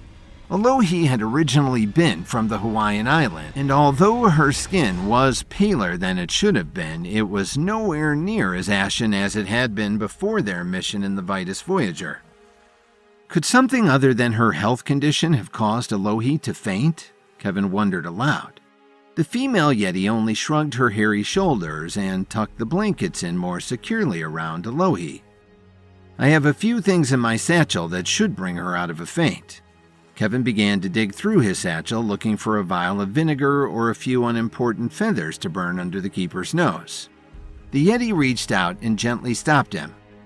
"All things serve the test," the female Yeti intoned mysteriously. Kevin sensed the underlying meaning of her words. He looked from the Yeti to Alohi. Was there a hint of a smile on Alohi's lips? Were her eyelids slightly cracked so she could watch Kevin from under her lashes? Kevin gave up on digging through the satchel. If Alohi really didn't want to be awakened, Kevin knew that nothing he could try would do the trick. "I will keep a watch over her," the Yeti assured Kevin. "You and the kids have to get back to the tests. Time does grow short even here in the upper realm, where time has its own meaning." Kevin nodded, thanked the Yeti, and left to return to the kids. By the time Kevin emerged from the White Tower, dusk had fallen in the upper realm. There was no sign of the kids on the lawn. Kevin went looking for them and found all 7 of them gathered on the beach of the Sea of Possibility. They had built a raging bonfire and were roasting marshmallows. Despite the festive elements, the kids all looked glum. Even Evita, who could usually rally even the most wary and morose into an optimistic mood, sat with shoulders slumped. When they saw Kevin approach, they all perked up. "How's Alohi?" "Alohi is," Kevin considered how to respond. He didn't want to lie to the kids, but he didn't want them to be discouraged either. He suddenly wondered what would happen if all of the candidates felt that being the next keeper of the White Tower wasn't their destiny. Would he have to start the search all over again with even less time than before? Would the upper realm fall immediately, allowing the pinnacle to take down the foundation right then and there? "Alohi is resting," Kevin finally finished. The kids gave him skeptical looks. Obviously, they knew there was more he wasn't telling them. "But she's supposed to be better now," Walter protested. "Why did we go through all that running around inside her body if she's not cured?" "Kevin never promised he could cure Alohi," Evita pointed out, trying to sound fair. "He only said that he could help her live a little longer so we can finish the tests." "So we should be getting on with the next test, not sitting around a fire making s'mores and singing Kumbaya," Pamela declared. She was always one to favor action when possible. "I agree," Angel said sensibly, although she kept her marshmallow roasting. Kevin wondered if she had spoken the sweet, sticky treats into being or if the kids had found the marshmallows washed up on the shore of the Sea of Possibility, in the same way the Yeti had found a case of soda pop. Kevin, where is this arena that Alohi was telling us about? Actually, Kevin admitted, Alohi didn't regain consciousness, so she couldn't tell me. The three candidates who had dropped out, Nestor, Majid, and little 9-year-old Pembroke, had formed their own little group to one side of the bonfire. Even they were looking at Kevin with some resentment. But aren't you supposed to know already? Pembroke asked. I mean, you are the guardian of the test. How do we know any of this testing is being done correctly? Majid added. So far, it seems like a pretty big mess to me. All the kids agreed. Kevin's heart sank further as he wondered if he really was failing the kids and the entire upper realm. He was doing his best as always, but it was just possible in this case that even Kevin Williams' best wasn't good enough. It's been a long day for all of us, Kevin finally said. What we all need is rest. Things will look better tomorrow, and we'll continue with the testing then. As to sleeping arrangements, I've already got that covered, Angel interrupted. She pointed up the beach to above the high tide line. 2 large tents were erected there. Through the open doors, Kevin could see sleeping bags already laid out. Angel made camp for us, literally, Avita added. I was careful not to exhaust myself, Angel said defensively, before Kevin could answer. I can tell you were. Kevin smiled gently. He realized the kids needed some time to themselves. I'll let you get back to your marshmallows and see you in the morning. The kids murmured their goodnights. Full darkness had fallen. Kevin picked a burning branch from the bonfire to light his way back up to the headland. Kevin had just reached the top when the flames of the burning branch suddenly glowed in eerie blue. Kevin knew what that meant. As he expected, a figure stepped from between 2 shadows as if forming itself from pure darkness. It was Kevin's own longtime mentor, the Night King. Hello, Kevin, the Night King intoned. I was wondering when you were going to show up again, Kevin replied. The Night King spread his hands. You haven't needed me before now. Kevin twisted his mouth in a wry smile. I'm not sure I agree with that. I'm not sure the kids would either. They're all pretty disappointed that my herbal remedy didn't work better on Alohi. I just can't figure out what went wrong. Kevin racked his brain for any hint as to why Alohi had again fainted. Although he couldn't restore her to full health, his concoction should have bought them more time. What if you consider the possibility nothing has gone wrong? The Night King offered in a philosophical tone. Kevin wanted to argue, but he remembered the Night King's advice was usually good even when it was cryptic. Since becoming guardian of the test, Kevin had a new understanding of why his mysterious mentor hadn't been able to just hand him answers or give him direct information. That didn't mean Kevin found it any less annoying, though. Kevin thought back over the Night King's advice. So if nothing has gone wrong, then this is all still part of the test. He looked to the Night King for confirmation but couldn't read his face. Kevin decided to continue anyway. And if this is part of the test and we don't know where the arena is, then finding the arena is part of the test too. In his heart, Kevin felt this was true. It created a new question, though. I understand why the kids need to figure out where the arena is, but why does it have to be so mysterious for me too? Why didn't Alohi just tell me the kids need to find the arena on their own? The candidates to be the next keeper of the White Tower of the Upper Realm are not the only ones being tested, Kevin. You mean me? Kevin blinked in confusion. Why do I need to be tested? I'm not a candidate. I already have my levels. I was a level 7 at a younger age than almost anyone else ever. And your challenges are also greater than anyone else's ever, the Night King intoned. The pinnacle grows ever stronger, and even if the upper realm is saved, the foundation will still be in jeopardy. You are progressing beyond your 7 levels, Kevin. You mean I'm almost an 8? Level 8s were almost unheard of in the modern world. The Night King gave a low chuckle. You are almost ready to make the quantum leap over 8, all the way to 9. Kevin stared. Achieving his level 7 had nearly wiped out several city blocks of Washington, D.C. What kind of epic destruction would achieving 2 levels at once cause? Kevin faced recriminations from the candidates both for the ineffectiveness of his cure and as a poor guardian of the test. Kevin was momentarily buoyed by a visit from his own mentor, the Night King. But the Night King had even more shocking news. Kevin was very close to achieving his next 2 levels, 8 and 9, all at once. The next morning, Kevin met the kids on the beach near the remains of their bonfire and amid the still fragrant scent of the previous evening's s'mores. 4 of the 7 candidates continued with the testing.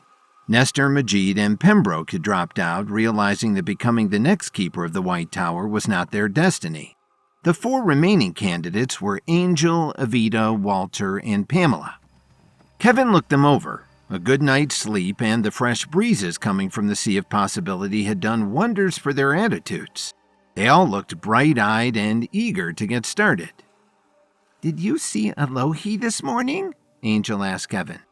"Did she tell you how we're supposed to find this arena place for the last test?" "Actually, finding the arena is part of your test," Kevin declared, deciding to skip the complicated explanation of how he arrived at this realization. "How are we supposed to do that?" wondered Walter. "We don't even have a game map to the upper realm. It could be anywhere up here." "Or it could be in the lower realm," Evita added. "Though I really hope it's not there," she added with a shudder. All of them had had a terrifying time in the lower realm while the candidates were being tested individually. "You don't have a map," Kevin agreed, "but you do have this." From his pocket, he produced a curious-looking compass. The kids gathered around, oohing and eyeing over it. The night before, Kevin had been stunned when the Night King informed him that Kevin was poised to make a sudden quantum leap in his levels. According to the Night King, it was possible that Kevin could jump over his 8th level and directly become a level 9. Kevin would be the youngest person ever to gain his 9th level, and he knew that the achievement would be earth-shattering, just as it had been when he broke through to his 7th level when he was in Washington, D.C. While his peers were amazed at his achievement, the ordinaries of the world, hearing the rumbling and shaking of the earth and skies, feared that the apocalypse had come. What they didn't realize was that Kevin's attainment of level 7 was perhaps their best hope of staving off an invasion and takeover by the evil Pinnacle. By the time Kevin had shaken off his shock, the Night King had disappeared. This was typical for Kevin's mysterious mentor, but what he had left behind wasn't. On the grass where the Night King had stood, Kevin had found this compass. Kevin had picked it up and puzzled over it briefly until, in his heart, he recognized it as the clue the kids would need to find the arena where their final test would take place. Walter took the compass from Kevin to look at it more closely. He gave it a sharp shake and shook his head. "Kevin, there's something wrong with this thing. It's spinning in every direction." Indeed, the compass needle swung wildly back and forth with no rhyme or reason. No matter how Walter turned it, the compass refused to settle in any particular direction. "Let me see," Angel asked. At the same time, Pamela scoffed. "Gee, Walter, did you break it already?" Evita said nothing, but they all reached for the compass at the same time. As soon as all 4 candidates were touching the compass, the needle instantly stopped, pointing them up to the headland of the upper realm. "Wow, did you see that?" Pamela exclaimed. "So we all need to be touching it to get an accurate reading of which way to go find the arena," Angel decided. Evita smiled. "That means we're all still in this together."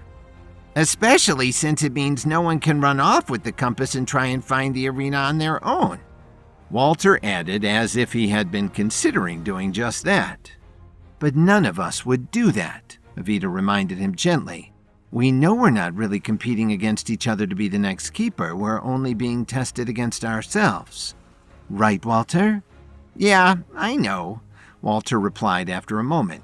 "It's just that sometimes I forget that winning this game isn't the same as succeeding at it." Pamela frowned. "What do you mean?" Well, if you think about it, Nestor, Majid, and Pembroke have already succeeded, Walter explained. If the game is really to figure out if you're the next keeper, they've already got their answer.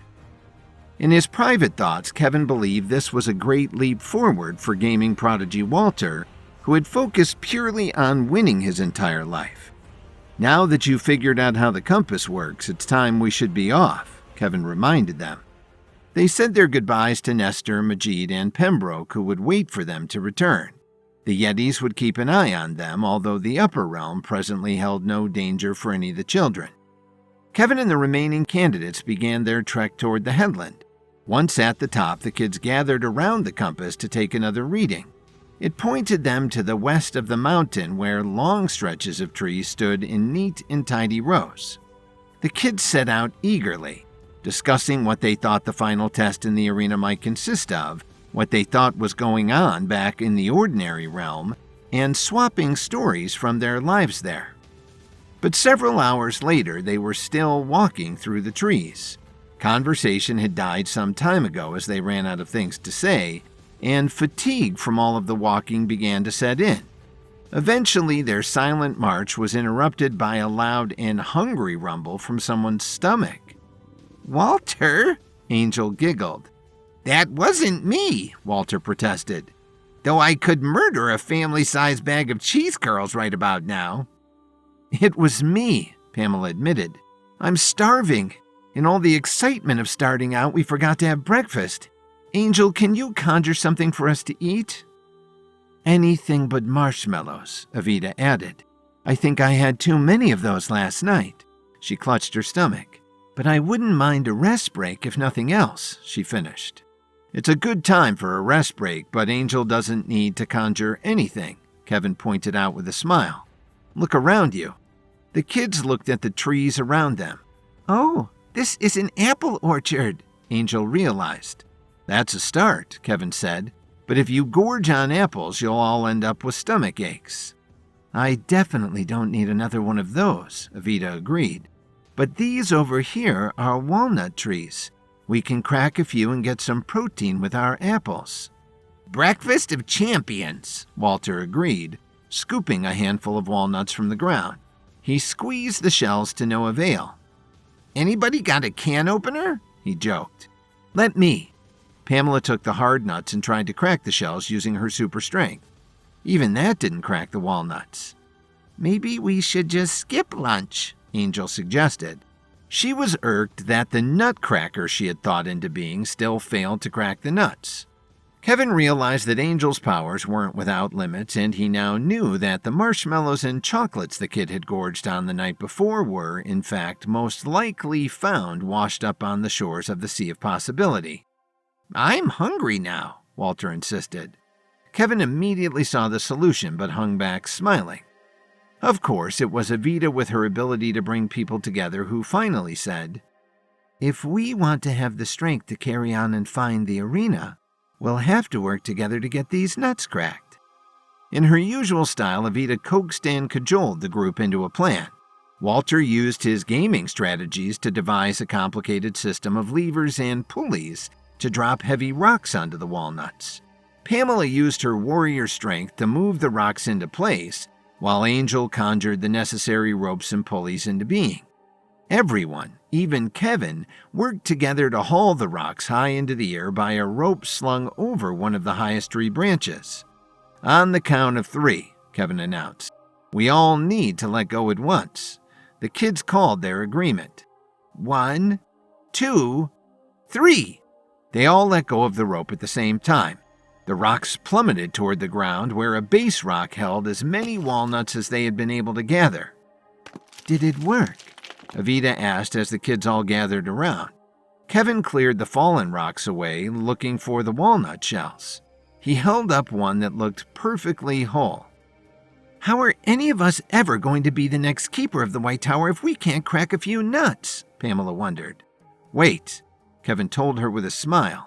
Then he separated the shell of the walnut, revealing the tasty nut meat inside. It had been cracked perfectly in two. "You did it!" Kevin congratulated the kids. Kevin's meetings with Ailing Alohi and his mentor, the Night King, have him realizing his roles as the guardian of the test and as a savior of the Foundation are being tested alongside the 4 remaining gatekeeper candidates. With a compass from the Night King and a budding sense of teamwork, the kids manage to crack open walnuts as food before pushing toward the arena where they will have their final test. Kevin and the kids had a filling lunch of apples and walnuts washed down with water from a nearby stream. Kevin was happy to see the kids working as a team once more. He knew how easy it was for cooperation and teamwork to break down under the stress of their tests. "We should check the compass heading before we begin again," Kevin told them.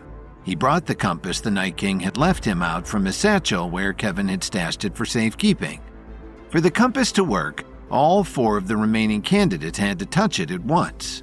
Evita held the compass while Walter stood on her left and Angel and Pamela crowded in on their right. They all laid a finger on the compass. Immediately, the compass's needle stopped spinning wildly and came to rest, pointing in the direction of the mysterious arena where the candidates would have their final test. "Wait, that's not right," Pamela said as soon as she saw which way the compass now pointed. "It was going to the west before, now it's pointing almost due north." "Are you sure?" Evita asked, squinting at the needle. "It can be easy to get turned around amongst all these trees." "She's right," Walter added. "I remember because the compass was pointing to the taller tree over there before." "What could this mean?" Angel huffed, sounding irritable. "A whole arena couldn't just move around, right?" "It could be if it's a floating arena on a boat," Walter offered. "Or maybe it's some kind of airship that moves around," Pamela theorized. "How are we ever supposed to find it if it keeps moving?" Angel wailed. "We've already come so far and done so much. Why can't this darn arena just stay in one place, Kevin?" "I don't have the answer to that," Kevin admitted in a soothing voice. "The tests of the upper realm are mysterious. I understand that you're getting frustrated, Angel, but all we can do is keep following the compass's directions and have faith that we'll find our destination in the end." Angel and the other candidates nodded together, seeing the sense in Kevin's words. They set off again in the direction that the compass pointed them. They soon came to the end of the orchards. Here the plant life changed significantly, becoming a dense maze of high flowering bushes that seemed to spread out in every direction. A few game trails snaked through the vegetation that was otherwise impenetrable. Pamela climbed the nearest tree at the edge of the orchard to try to see how far the maze of bushes went. She quickly climbed back down, frowning. "I can't see the end of it." Her eyes were wide. "It seems to go on forever. How is that even possible?" "This is what's known as a rhododendron hell," Kevin explained to the kids. "It happens when large numbers of rhododendron plants grow in the same place and choke out the rest of the plant life. There is an entire mountain in Tennessee covered with them, and they go on for hundreds of acres." "Why do they call them hells?" Angel asked uneasily. "They're very easy to get lost in," Kevin continued. "The bushes form large tangled masses far over a person's head. Their heavy canopies can hide steep terrain and cause hikers to lose their footing." "This is bad for us, very bad," Walter added. "We've been following the compass pretty much directly up until now, but once we enter, we'll have to stick to those game trails and follow wherever they go." "We'll have to be very careful and stay close together," Kevin agreed. "We'll take new compass sightings whenever we come to an intersection to try and stay as much on course as possible." The kids all nodded and followed Kevin single file into the rhododendron hell. As they walked along the game trail, the shrubs crowded in until they formed a complete tunnel over the trail in places. Kevin and the kids had to duck low-hanging branches flouting clusters of every color of rhododendron flower: white, pink, deep red, lavender, royal purple, and blue. Some of the flower clusters were more than a foot across. "If this wasn't so eerie, it would be really pretty," Evita observed as the trail snaked around several bushes that showed a rainbow of blooms. "No, it's just eerie," Angel countered from her place at the end of the line. "And what's that weird noise?" It's setting my teeth on edge. Kevin paused and they all stopped to listen. It's bees, Walter realized. If there are millions and millions of flowers here, there must also be millions of bees.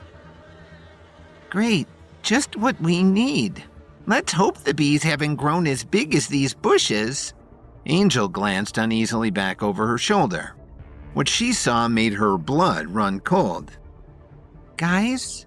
Hey, guys? Everyone turned to look back at Angel's scared tone. What happened to the trail? Sure enough, the trail had closed up behind them. There was only a solid wall of impenetrable bushes. Where did the trail go? Pamela wondered. There's no way even these bushes could grow fast enough to close in behind us. Unless it's part of the test, Walter added. Maybe all the trails are part of the test. Has that move around by themselves are creepy too, Angel complained. She was holding her arms around herself and looking more uncomfortable by the moment. She was sure the vegetation was growing thicker around them, closing in on them. It's possibly better than the alternative, Walter pointed out. What do you mean? Evita asked. Walter looked at each of them. Really?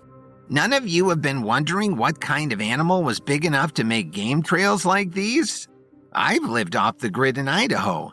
Nothing smaller than a bear made these trails. We're trapped in here with bears? Angel squeaked.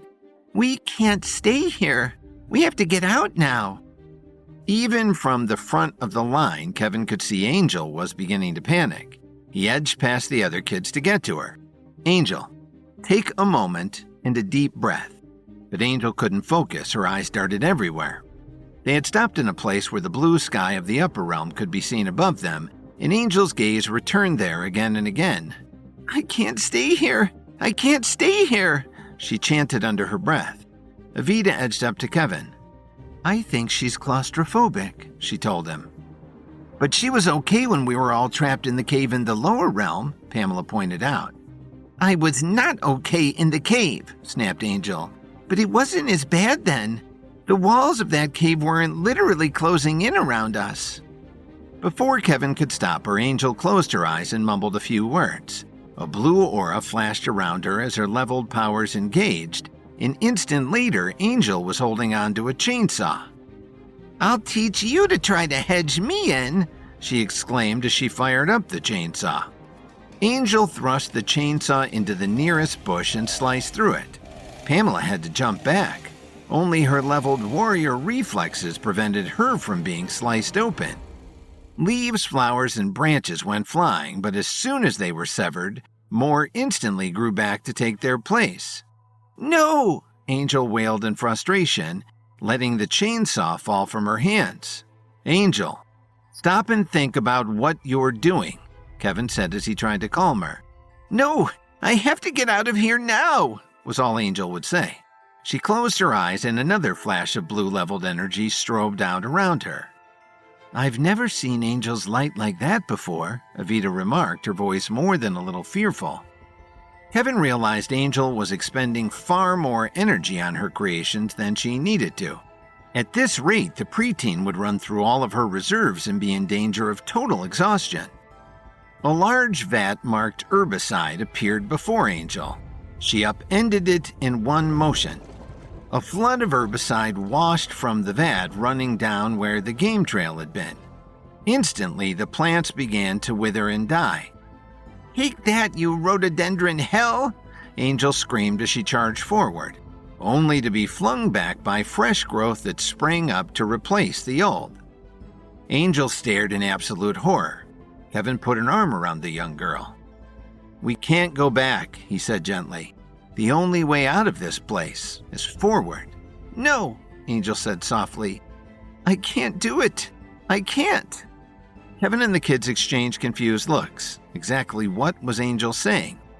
Before any of them could ask, there was a flash of blue light so bright they all recoiled. When they could see again, Angel was climbing up a long rope that dangled from somewhere above. Craning their necks, they saw a hot air balloon suspended over the rhododendron hill. Holy cow, Walter exclaimed. Did she just create that now?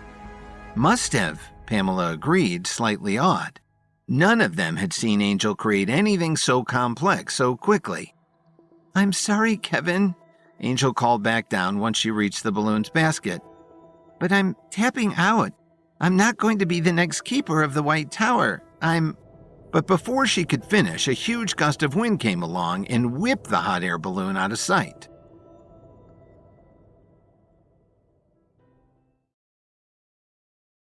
Kevin must help the candidates find the mysterious site of their final test, guided only by a compass. But a bad case of claustrophobia in a rhododendron hell caused Angel to quit. Now there are only 3 candidates left. Kevin and the 3 remaining candidates to be the next keeper of the White Tower, Pamela, Evita, and Walter, stared in horror as the hot air balloon Angel had just climbed into was whipped away in a sudden gale.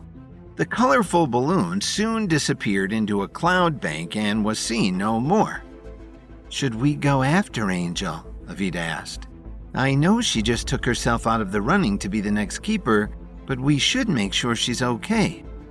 "But we need to find the arena and do the last test as soon as possible," Pamela pointed out. "Alohi's time is running out and the entire upper realm is at stake." In his private thoughts, Kevin added that the Foundation, including his darling wife Lily and their precious unborn babies, was also on the line.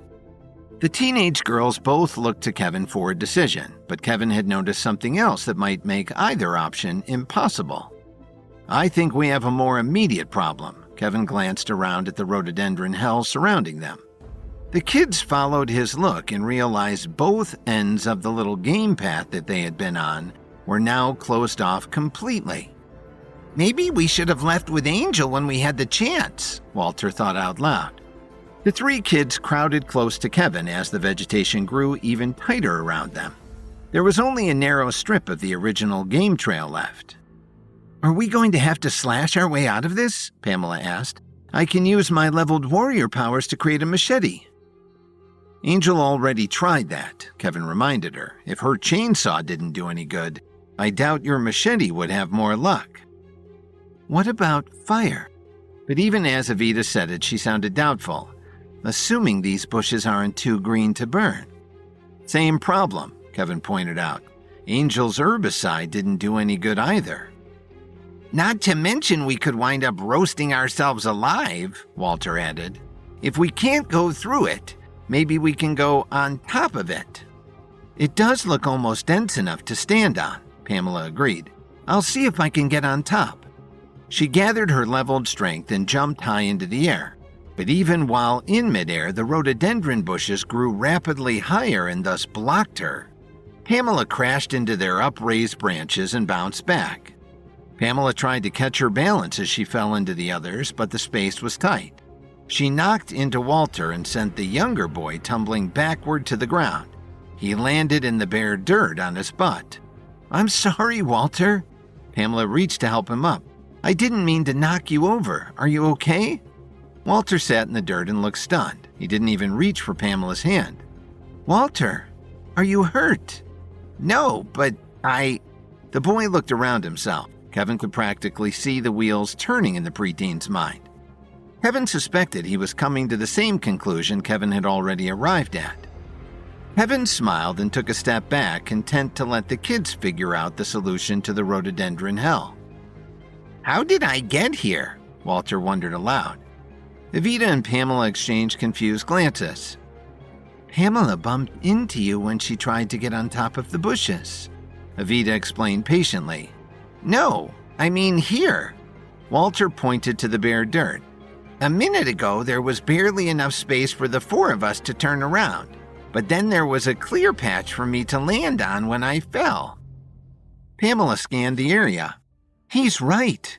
There were definitely bushes where he is now a moment ago." "So what changed?" Evita asked. "Why did the bushes part for Walter when they were closing up for the rest of us?" "Maybe I'm just special," the boy exclaimed. The girls looked skeptical, but Walter jumped to his feet and threw himself forward in the direction they had originally been heading. The bushes did not part for him, and he bounced back. This time, Pamela caught him before he could fall. "Okay, I guess I'm not that special," he admitted. At least not in that way, Evita added kindly. So what else was different? I was falling, Walter offered. This is going to be a rough journey if we have to fall down over and over for the next 30 miles or however far the arena is, Pamela pointed out.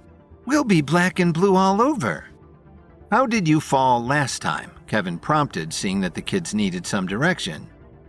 How? Walter blinked in puzzlement. I don't know. Backward? Suddenly his eyes went wide with realization.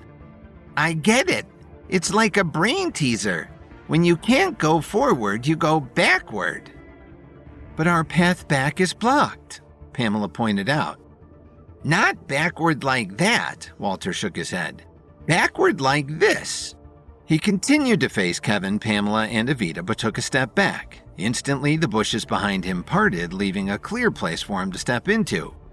Walter, you're brilliant, Evita cheered. I know. Walter tried to sound nonchalant, but Kevin could see his ears turning red from pleasure. The four of them set out in the direction that they had originally been heading. They quickly found that if only one of them walked backward, the bushes would close up around the leader, making progress difficult. They all had to walk backward, which made for a strange and tiring hike. However, since they were blazing their own trail, they were no longer constrained in the meandering game trails.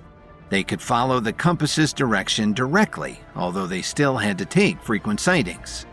Fortunately, since Angel had officially left the test, the compass only required the 3 remaining candidates to touch it for it to work. At last, Kevin, who was taking a turn leading them, took another step back and no longer felt any rhododendron bushes behind him. He glanced over his shoulder and saw that they had come to a clearing. It was only 10 feet across, but after the thick foliage of the bushes, the clearing felt as big as a cathedral. All the kids breathed a sigh of relief as they stepped into the clear space. The ground was so thickly carpeted with leaves and fallen branches that it was springy under their feet. At the center of the clearing, a small tree with a thick trunk sprouted up. That's a funny-looking tree, Evita observed. It looks like it's got a face. Indeed, the trunk's gnarled and knobby bark did seem to form a face with wide eyes and a gaping black hole for a mouth. Carved into the bark above the face were the words, Boca della Verità. It means the mouth of truth, Kevin told the kids. I've heard of these, Evita nodded. There's one in Rome. It's a huge stone mask. According to legend, if you put your hand in the mouth and speak a lie, it will bite you. Glad my mom didn't have one of those, Walter quipped. She would have made me stick my hand in it every time she asked if I cleaned my room. You don't have to be brilliant like Walter to realize this is part of our test to see which of us is the next keeper. Obviously, we'll need to take turns putting our hand in its mouth and answering a question truthfully. But what's the question? Pamela wondered. Kevin searched his innermost thoughts and realized he knew exactly what question to ask. It's the same question the 3 of you have been answering throughout the testing over and over again. Evita's eyes lit with understanding. You mean, does each of us believe we could be the next keeper of the White Tower of the Upper Realm? Exactly. Which of you will go first? I'll go. Pamela bravely stepped forward and placed her hand in the Boca della Verità. Pamela, do you still believe you could be the next keeper of the White Tower of the Upper Realm? Kevin asked. Pamela gave a shrug. I believe I could be. They waited. Nothing happened. Pamela withdrew her hand with a smile. I wasn't lying. Walter went next, grimacing in anticipation. Walter, do you still believe you could be the next keeper of the White Tower of the Upper Realm? Walter thought about it, his face screwing up with the effort. Yes? Nothing happened. Walter sighed and withdrew his hand. Ooh, I wasn't sure about that. Really? Evita was surprised. I mean, I thought I believed I could still be the next keeper, but sometimes I'm so brilliant I can even fool myself, he explained. Evita had no qualms about placing her hand in the mouth. Evita, do you still believe you could be the next keeper of the White Tower of the Upper Realm? Kevin asked. Yes, I do, she replied immediately. For the 3rd time nothing happened, she withdrew her hand. What now? Walter asked. We're all going to continue with the test, but where do we go from? All at once, the ground shook and trembled. Kevin and the kids grabbed onto the trunk to keep from falling over. Suddenly, they, the tree, and all of the bushes around them shot up into the sky. They soared hundreds of feet straight up. The bushes fell away, but the spot they stood on continued to climb until they came to a sudden stop and stayed there. Shaken, Kevin stared around. He realized they were now at the very top of an enormous tree that now seemed to take up the entire world.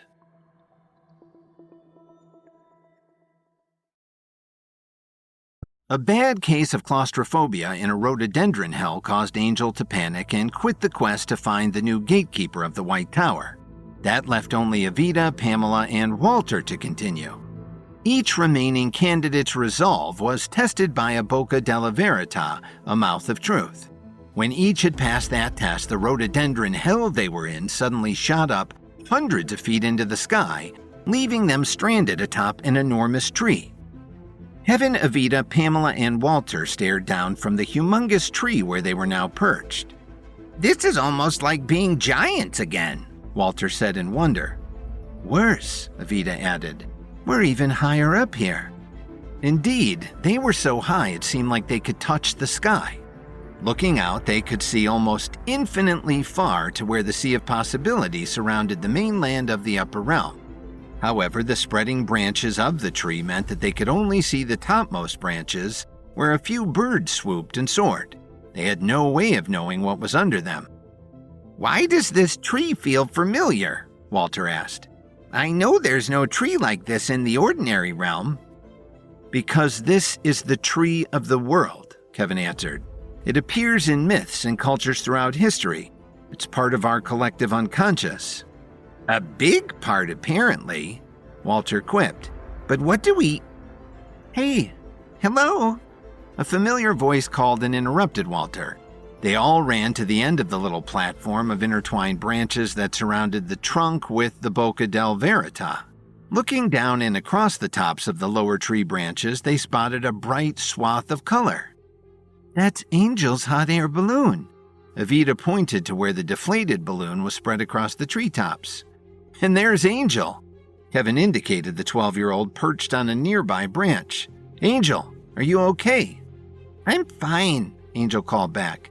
"My balloon was out of control from that gale, but suddenly this tree appeared and I got caught in the branches. I'm not hurt, but I'm not sure how to get down." "Make yourself another balloon," Walter suggested. "My leveled powers are still pretty exhausted." Even across the distance, they could hear the embarrassment in her voice. Evidently, Angel now regretted her panic in the rhododendron hell. "I don't think I could make a toy balloon, much less another hot air one." "Stay there," Kevin ordered. As guardian of the test, he was responsible for making sure none of the kids came to any real harm, even after they dropped out. "We'll come to you and then find a way down together." "Okay." "Kevin, you can still talk to animals, right?" Evita asked. "That's right." "Could you ask one of those birds what would be the best way to get to Angel from here? They should have a good view." Evita pointed to where the bird swooped and soared directly over the branch where Angel was perched. Kevin looked at the birds closer. They were strange birds with very long, sharp beaks, and somehow they didn't appear to have feathers. Kevin's eyes went wide. "Those aren't birds." "Then what are they?" Walter squinted and leaned out, trying to get a better look. Evita plucked him back by the collar before he could fall off the platform. "They're pterodactyls." As they watched, one of the pterodactyls suddenly closed its wings and went into a steep dive directly at Angel. "Watch out, Angel!" Kevin tried to warn the girl, but it was too late. The pterodactyl snatched Angel in its claws and soared back up. They could hear Angel screaming in terror. The pterodactyl flapped its wings, struggling with its heavy burden. Then it again folded its wings and dropped down into the canopy. It did not emerge. "What happened? Why did it take Angel? Is she going to be eaten?" The kids babbled questions and scrambled to find a way off the platform so they could rush to Angel's rescue. But Kevin didn't move. He stood still and reached out to the remaining pterodactyls with his mind. trying to make contact and to communicate with them. At last, Kevin succeeded. One of the pterodactyls left the group and flew over to the circle above their platform. Kevin communicated that Angel was one of their party and they were concerned for her. Kevin got back only a sense of confusion from the pterodactyl. Its ancient brain was very simple, and many of the human concepts Kevin was using were beyond its mental grasp. Kevin reduced his thoughts to the most basic. He indicated to the pterodactyl that Angel was one of his flaplings, the concept pterodactyls use for their young. He also communicated a parent's concern for his offspring. The pterodactyl flapped its wings in consternation and returned its thoughts in the same terms Kevin had used. "I know what happened," Kevin informed the other kids. They immediately stopped their search for a way off the platform and gave him their full attention. That pterodactyl mistook Angel for one of the group's babies. The pterodactyl thought Angel had somehow escaped the nest and returned her to it, Kevin explained. "Pretty dumb mistake," Walter scoffed. "Angel looks nothing like a pterodactyl." "They're not the smartest animal," Kevin agreed, "but they were just trying to do what they thought was best. They'll take us to Angel so we can all continue together." "Take us how?" Pamela sounded more uncertain than Kevin had ever heard her. "They'll fly us there." "On their backs, right? Like we're riding horses. We'll have some control over where they go and—" "Sorry, Pamela, there's only one way they can take us." Kevin waved to the pterodactyls that were now circling above them. Before even Pamela could react, the pterodactyls dove at the kids. Each one snatched a kid up in their claws and flew off with them. Kevin was lifted up last by the pterodactyl he had been communicating with. It was a jerky, uncomfortable trip. The pterodactyl's claws dug into their flesh, and their flapping created an up and down motion that threatened to nauseate them all. The best thing to say about it was that it was a short flight. As the pterodactyls reached the nesting branches, they each dropped down through the canopy in a controlled dive. One by one, Kevin and the kids were deposited on a wide tree branch above the nests. "Let's not do that again," Pamela suggested. "Where's Angel?" Evita immediately wanted to know. They looked over the branches and into the nest below. "There she is," Walter yelled and pointed. "Angel, up here!"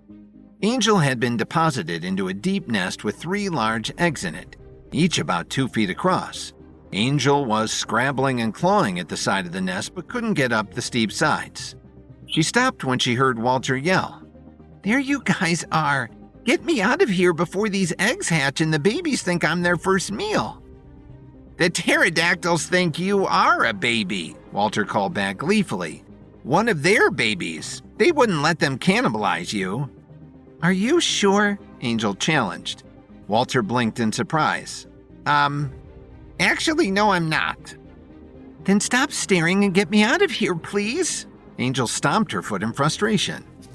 To her surprise, the twigs making up the nest under her snapped, and her foot almost dropped through the bottom of the nest. The entire construction swayed and bent. The pterodactyls let out caws of alarm. "That nest wasn't built for a human's weight," Evita realized. "Angel could send it crashing to the ground any second." "Angel, stay completely still. We don't want the nest to fall with you in it." Angel immediately froze. She didn't even risk nodding her head to show she had heard Evita. Kevin and the kids carefully made their way down until they were on the branch that hung just above the nest. Meanwhile, the twigs that made up the nest continued to snap and crack. The pterodactyls began to swoop around and caw out warnings, but there was little they could do. They couldn't hold their eggs in their small, sharp claws without puncturing them, and there wasn't room for them to grab the nest and flap their wings at the same time. Pamela laid down on the branch and reached a hand down to Angel. "Angel, grab my hand, and I'll pull you up." Angel looked around the nest. The 3 eggs rocked every time another twig snapped. The hole Angel had made by stomping her foot was growing wider as more twigs fell away. It wouldn't be long before the innocent eggs would roll right out of the nest and tumble to break on the ground hundreds of feet below. Angel looked up into the faces of Kevin and the remaining candidates. "I'm not leaving," she said. "Angel, come on," Walter yelled. "I can't." Angel looked scared but determined. "Kevin, please, we have to save the eggs first."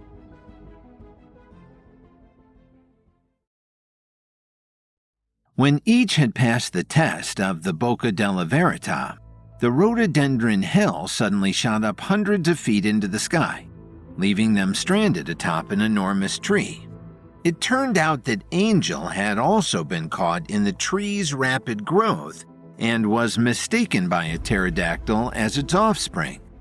Kevin and the kids found her in a disintegrating pterodactyl nest, but Angel refused to leave until they had saved the eggs in the nest as well. Angel looked up at Kevin, Evita, Pamela, and Walter, who were perched on the branch just above the nest she stood in. It's my fault these eggs are in danger. I can't leave until they're safe. Technically, it's the fault of the stupid pterodactyl who thought you were its baby and put you in that nest, Walter pointed out. It's not your fault you're so heavy that the nest is collapsing. Pamela gave Walter a shove. You're not helping. The nest suddenly dropped a few inches and more twigs and branches broke away from it. The eggs clacked together but remained intact for the time being. Okay, Kevin agreed. We'll save the eggs and you, Angel. He looked at the remaining candidates. Here's another chance to prove your worthiness to be the next keeper of the White Tower.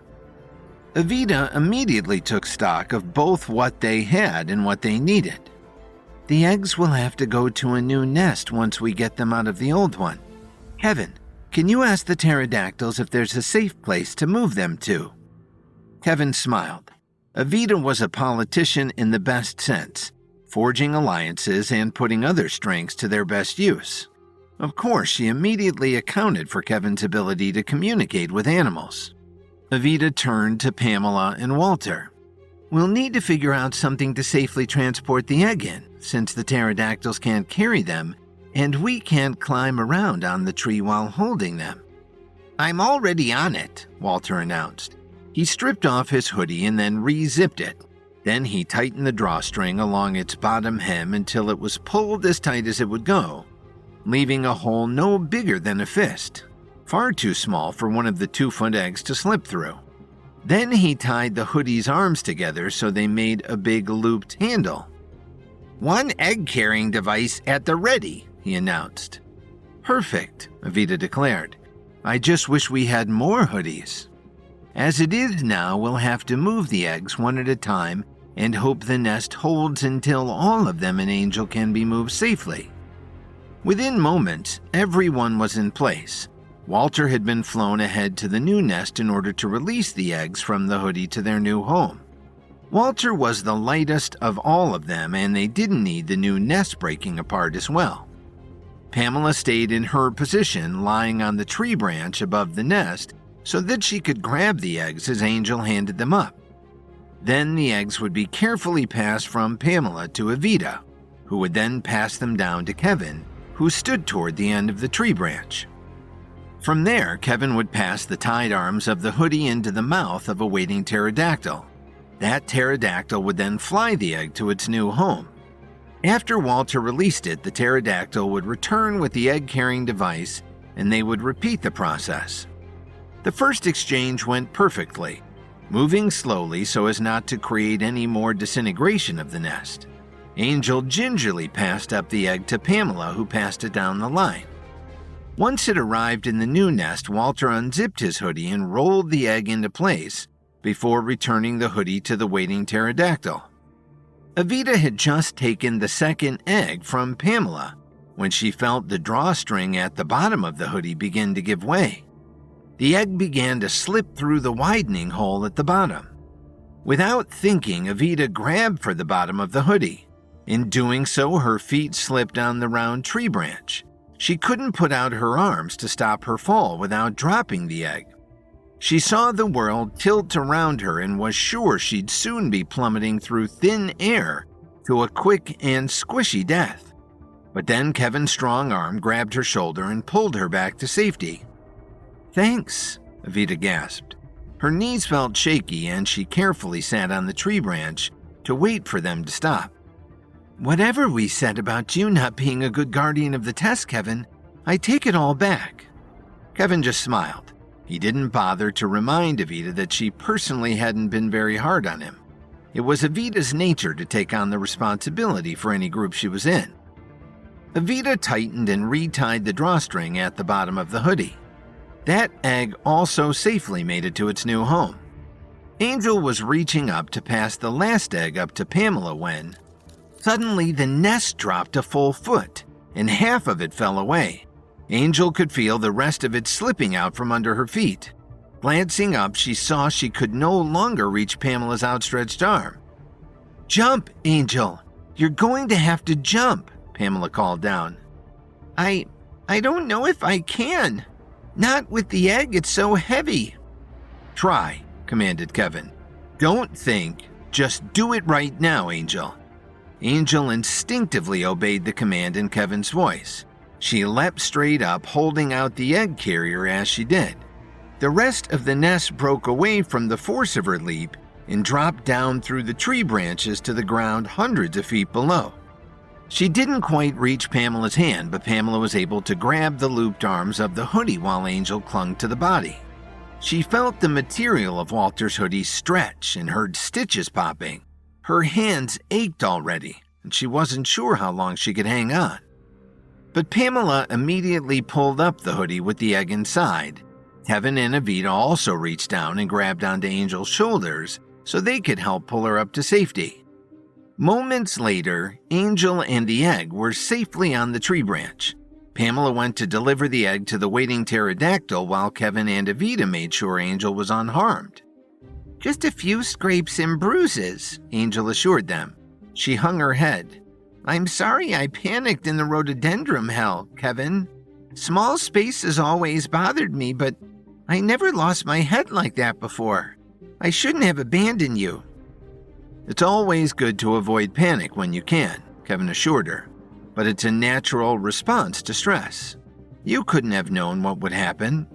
"Do you still want to leave the test?" Evita asked, although Kevin suspected in his private thoughts that Angel wouldn't be allowed to rejoin after withdrawing.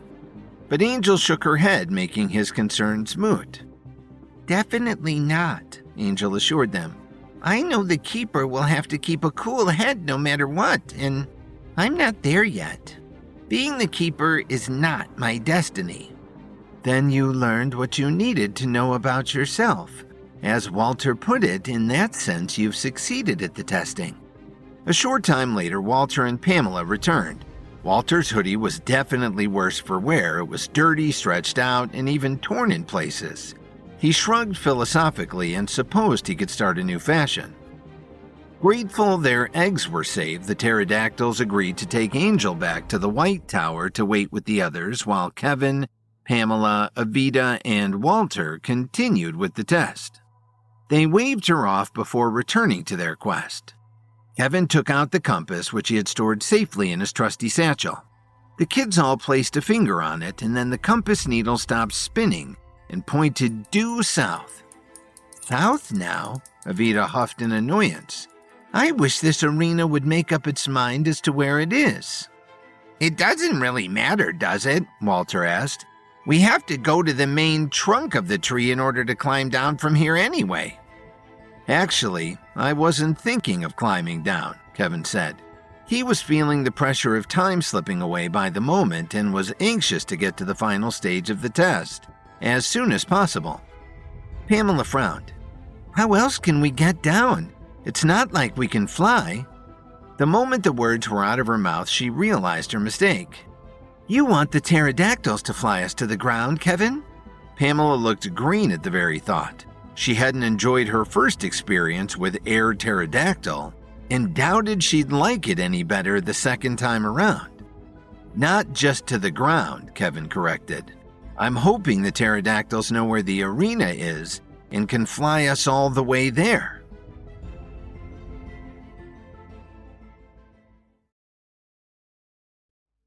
Kevin and the 4 remaining candidates went in search of an arena for the final test to see which of them would be the next keeper of the White Tower. A bad case of claustrophobia in a rhododendron hell caused Angel to quit, leaving only Evita, Pamela, and Walter to continue. A test by a Bocca della Verita, a mouth of truth, ended with all of the candidates stranded in the Tree of the World, hundreds of feet in the air. But Kevin hoped that a flock of pterodactyls would be able to take them directly to their goal, assuming the pterodactyls knew of Alohi's mysterious arena.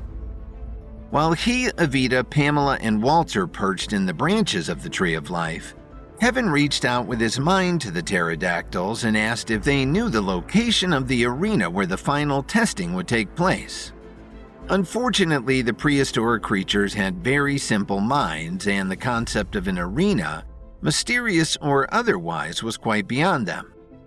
Kevin changed his focus, sending them mental images of arenas, large bowl-shaped structures with a sense of trial or competition. He then asked if the pterodactyls knew of such a place to the south, which was the direction their compass indicated the arena was located. This time, the pterodactyls knew exactly what Kevin was talking about.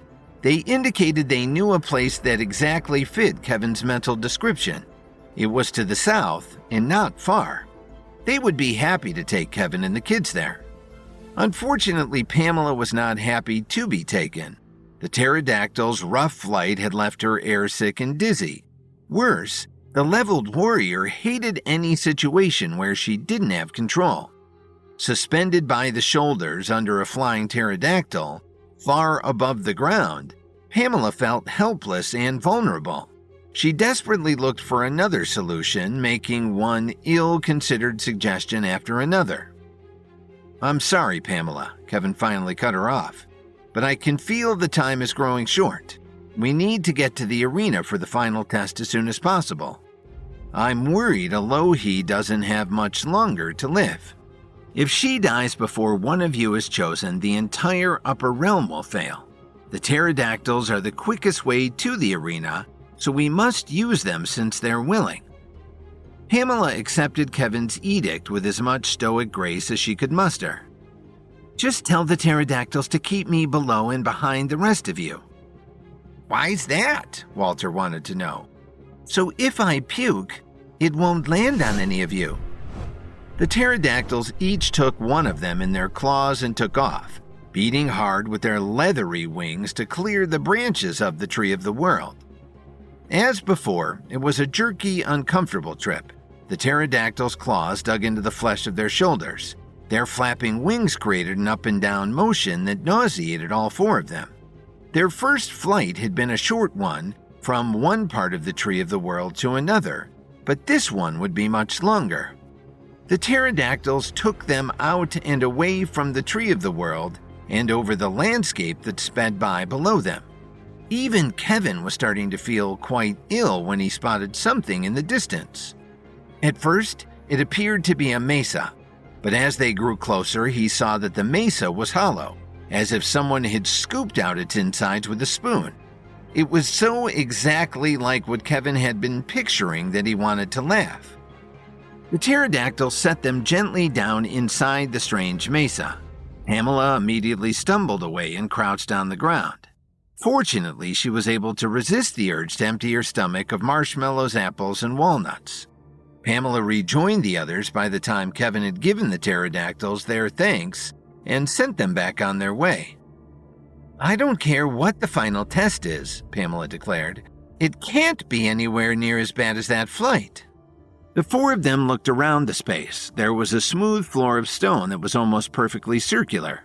Walls rose up in every direction. There were no seats like in a regular stadium, but the general shape fit the bill.